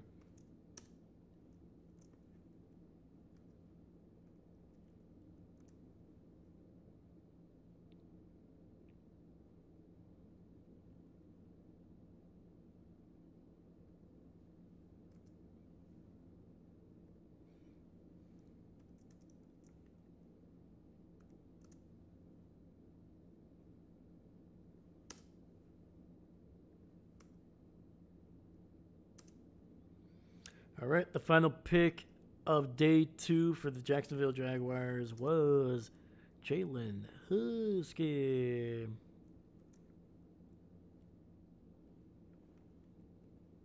Here we go, man. Holy cow, man. We made it through day 2. All right, man. Yeah, let me quickly break down what we saw. I'm not going to go through every single pick because there was a lot. There was, 68 players taken over the last 4 hours. So I'm just going to go through some of the bigger highlights, some of the guys that probably are going to get some of the more clicks. But yeah, Colton Hood, obviously one of the better corners that was still left on the board. Insane that he's lasted this long, but it's insane that his teammate, who is still available, man, and that is Jermon McCoy, still there, man. It's just that knee must be freaking shot. The fact that he has fallen this far, man. Denzel Boston, just a receiver with a lot of size, a lot of speed, a lot of potential, man. The Chiefs going with R. Mason Thomas, going to edge rusher, man. Really bolstering that defense that kind of left them wanting. The inability for them to get to the quarterback on a consistent basis really, really freaking really was a big part of why that defense struggled through most of the regular season. And unfortunately for the offense, they were not able to overcome that. So, yeah, Spags is going to get a lot of weapons tonight. Got a lot of weapons tonight. It's probably going to get a few more tomorrow. Cassius Howell. Sorry. Cassius Howell. Really good pick for the Bengals. Really liked it. Just a really good edge rusher. Might be a little bit small to be consistently in that front 7, but he's going to be pretty good. He'll be pretty good. Jacob Rodriguez, one of my favorite picks in round 2 for Miami.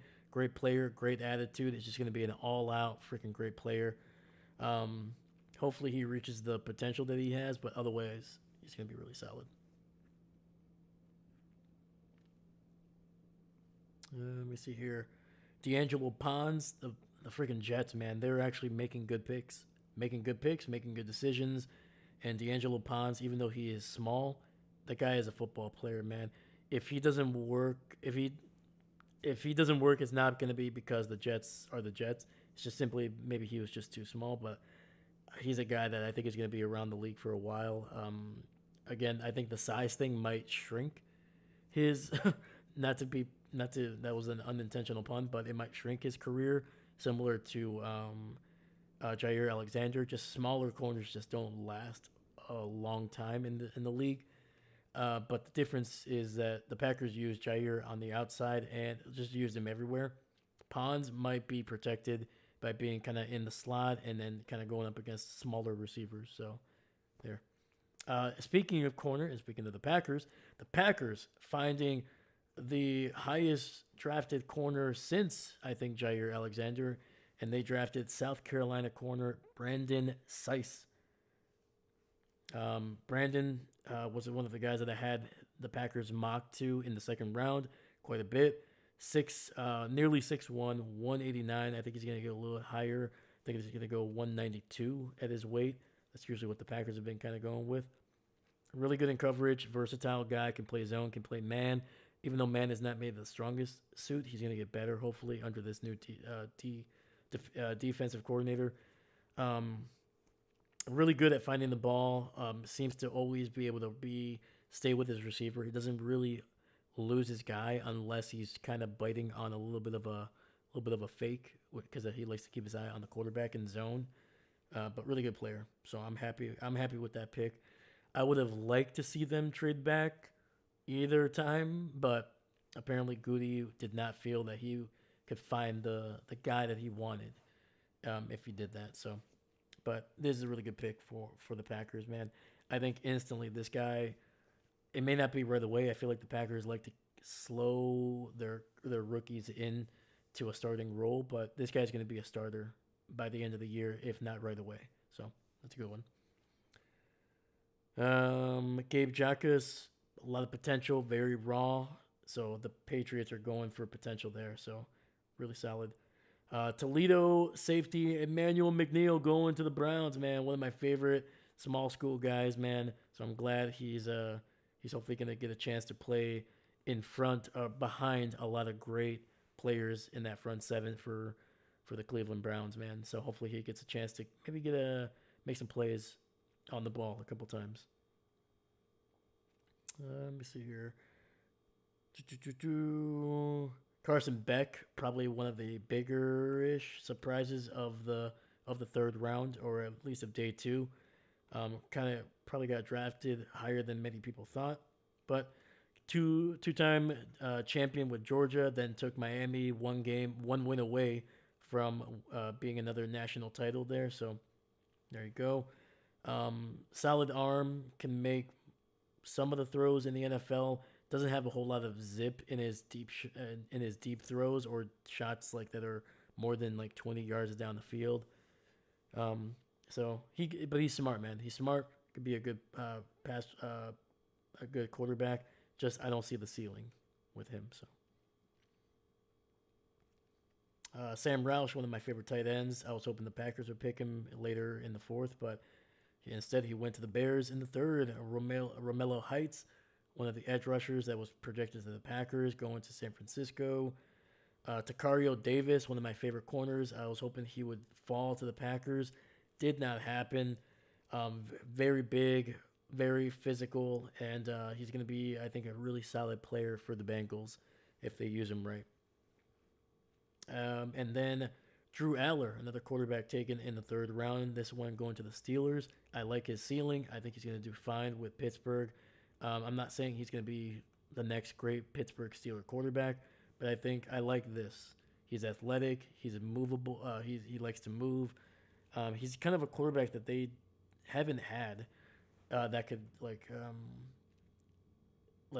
they've had guys that can be traditional quarterbacks, but maybe didn't have the speed to be a true threat, or they just had guys like Justin Fields that were mostly only a threat because of their legs, but not because of their ability to accurately throw the ball. This guy, I think, is a little bit of an in-between of everything. So, yeah. Chris McClellan going to the Packers, man. The Packers trading up with the Buccaneers, trading up 7 picks to make sure that they got the man out of Missouri that can clog up the middle. And I'm gonna have to look at some film. I did not get a chance to really see a whole lot of McClellan just because he wasn't really on my radar. So great. Hopefully he's a great pick. Hopefully he's able to be a rotational guy over there in the middle for this year, and hopefully he develops into the next big man for the Packers over the middle. Big Citrus going to Minnesota. Chris Brazzell, a big receiver, going to Carolina. So Bryce Young getting some help there. Another big receiver went right after him, Ted Hurst. Both of those guys were projected to the Packers. Instead, they're going to stay in the NFC South over there. Emmanuel Pregnon, one of my favorite guards. I thought he was going to go way sooner, well into the first part of the second round. Instead, the Jags get him at the 88th pick towards the end of the third round. Kaleon Black, one of the more versatile running backs still left on the board, going to San Francisco. And I think, Jennings Dunker, one of some people's favorite offensive linemen, just because of his mullet, his red hair, and the fact that he is very famous for throwing hay bales as a competition. So anytime you do that, you're going to be a big fan of a lot of people. And the Steelers, man, getting one of the darlings of the NFL draft there with the 96th pick in the third round. And then finally, Julian McNeil, another player that was projected to go to the Packers, instead goes to the Seahawks with at the number 99 pick.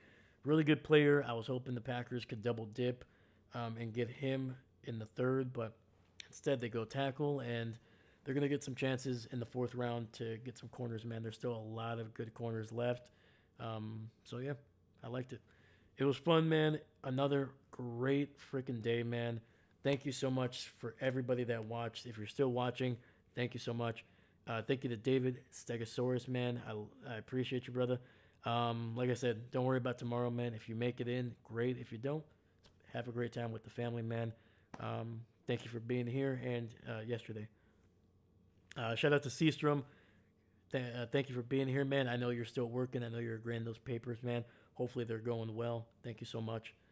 Shout out to your local for being here early, man. Hopefully your Bills did you proud. Same thing to Captain Mickey Mouse. Hopefully you're proud of your Bills, man. They're working. They're trying to build that team up, man.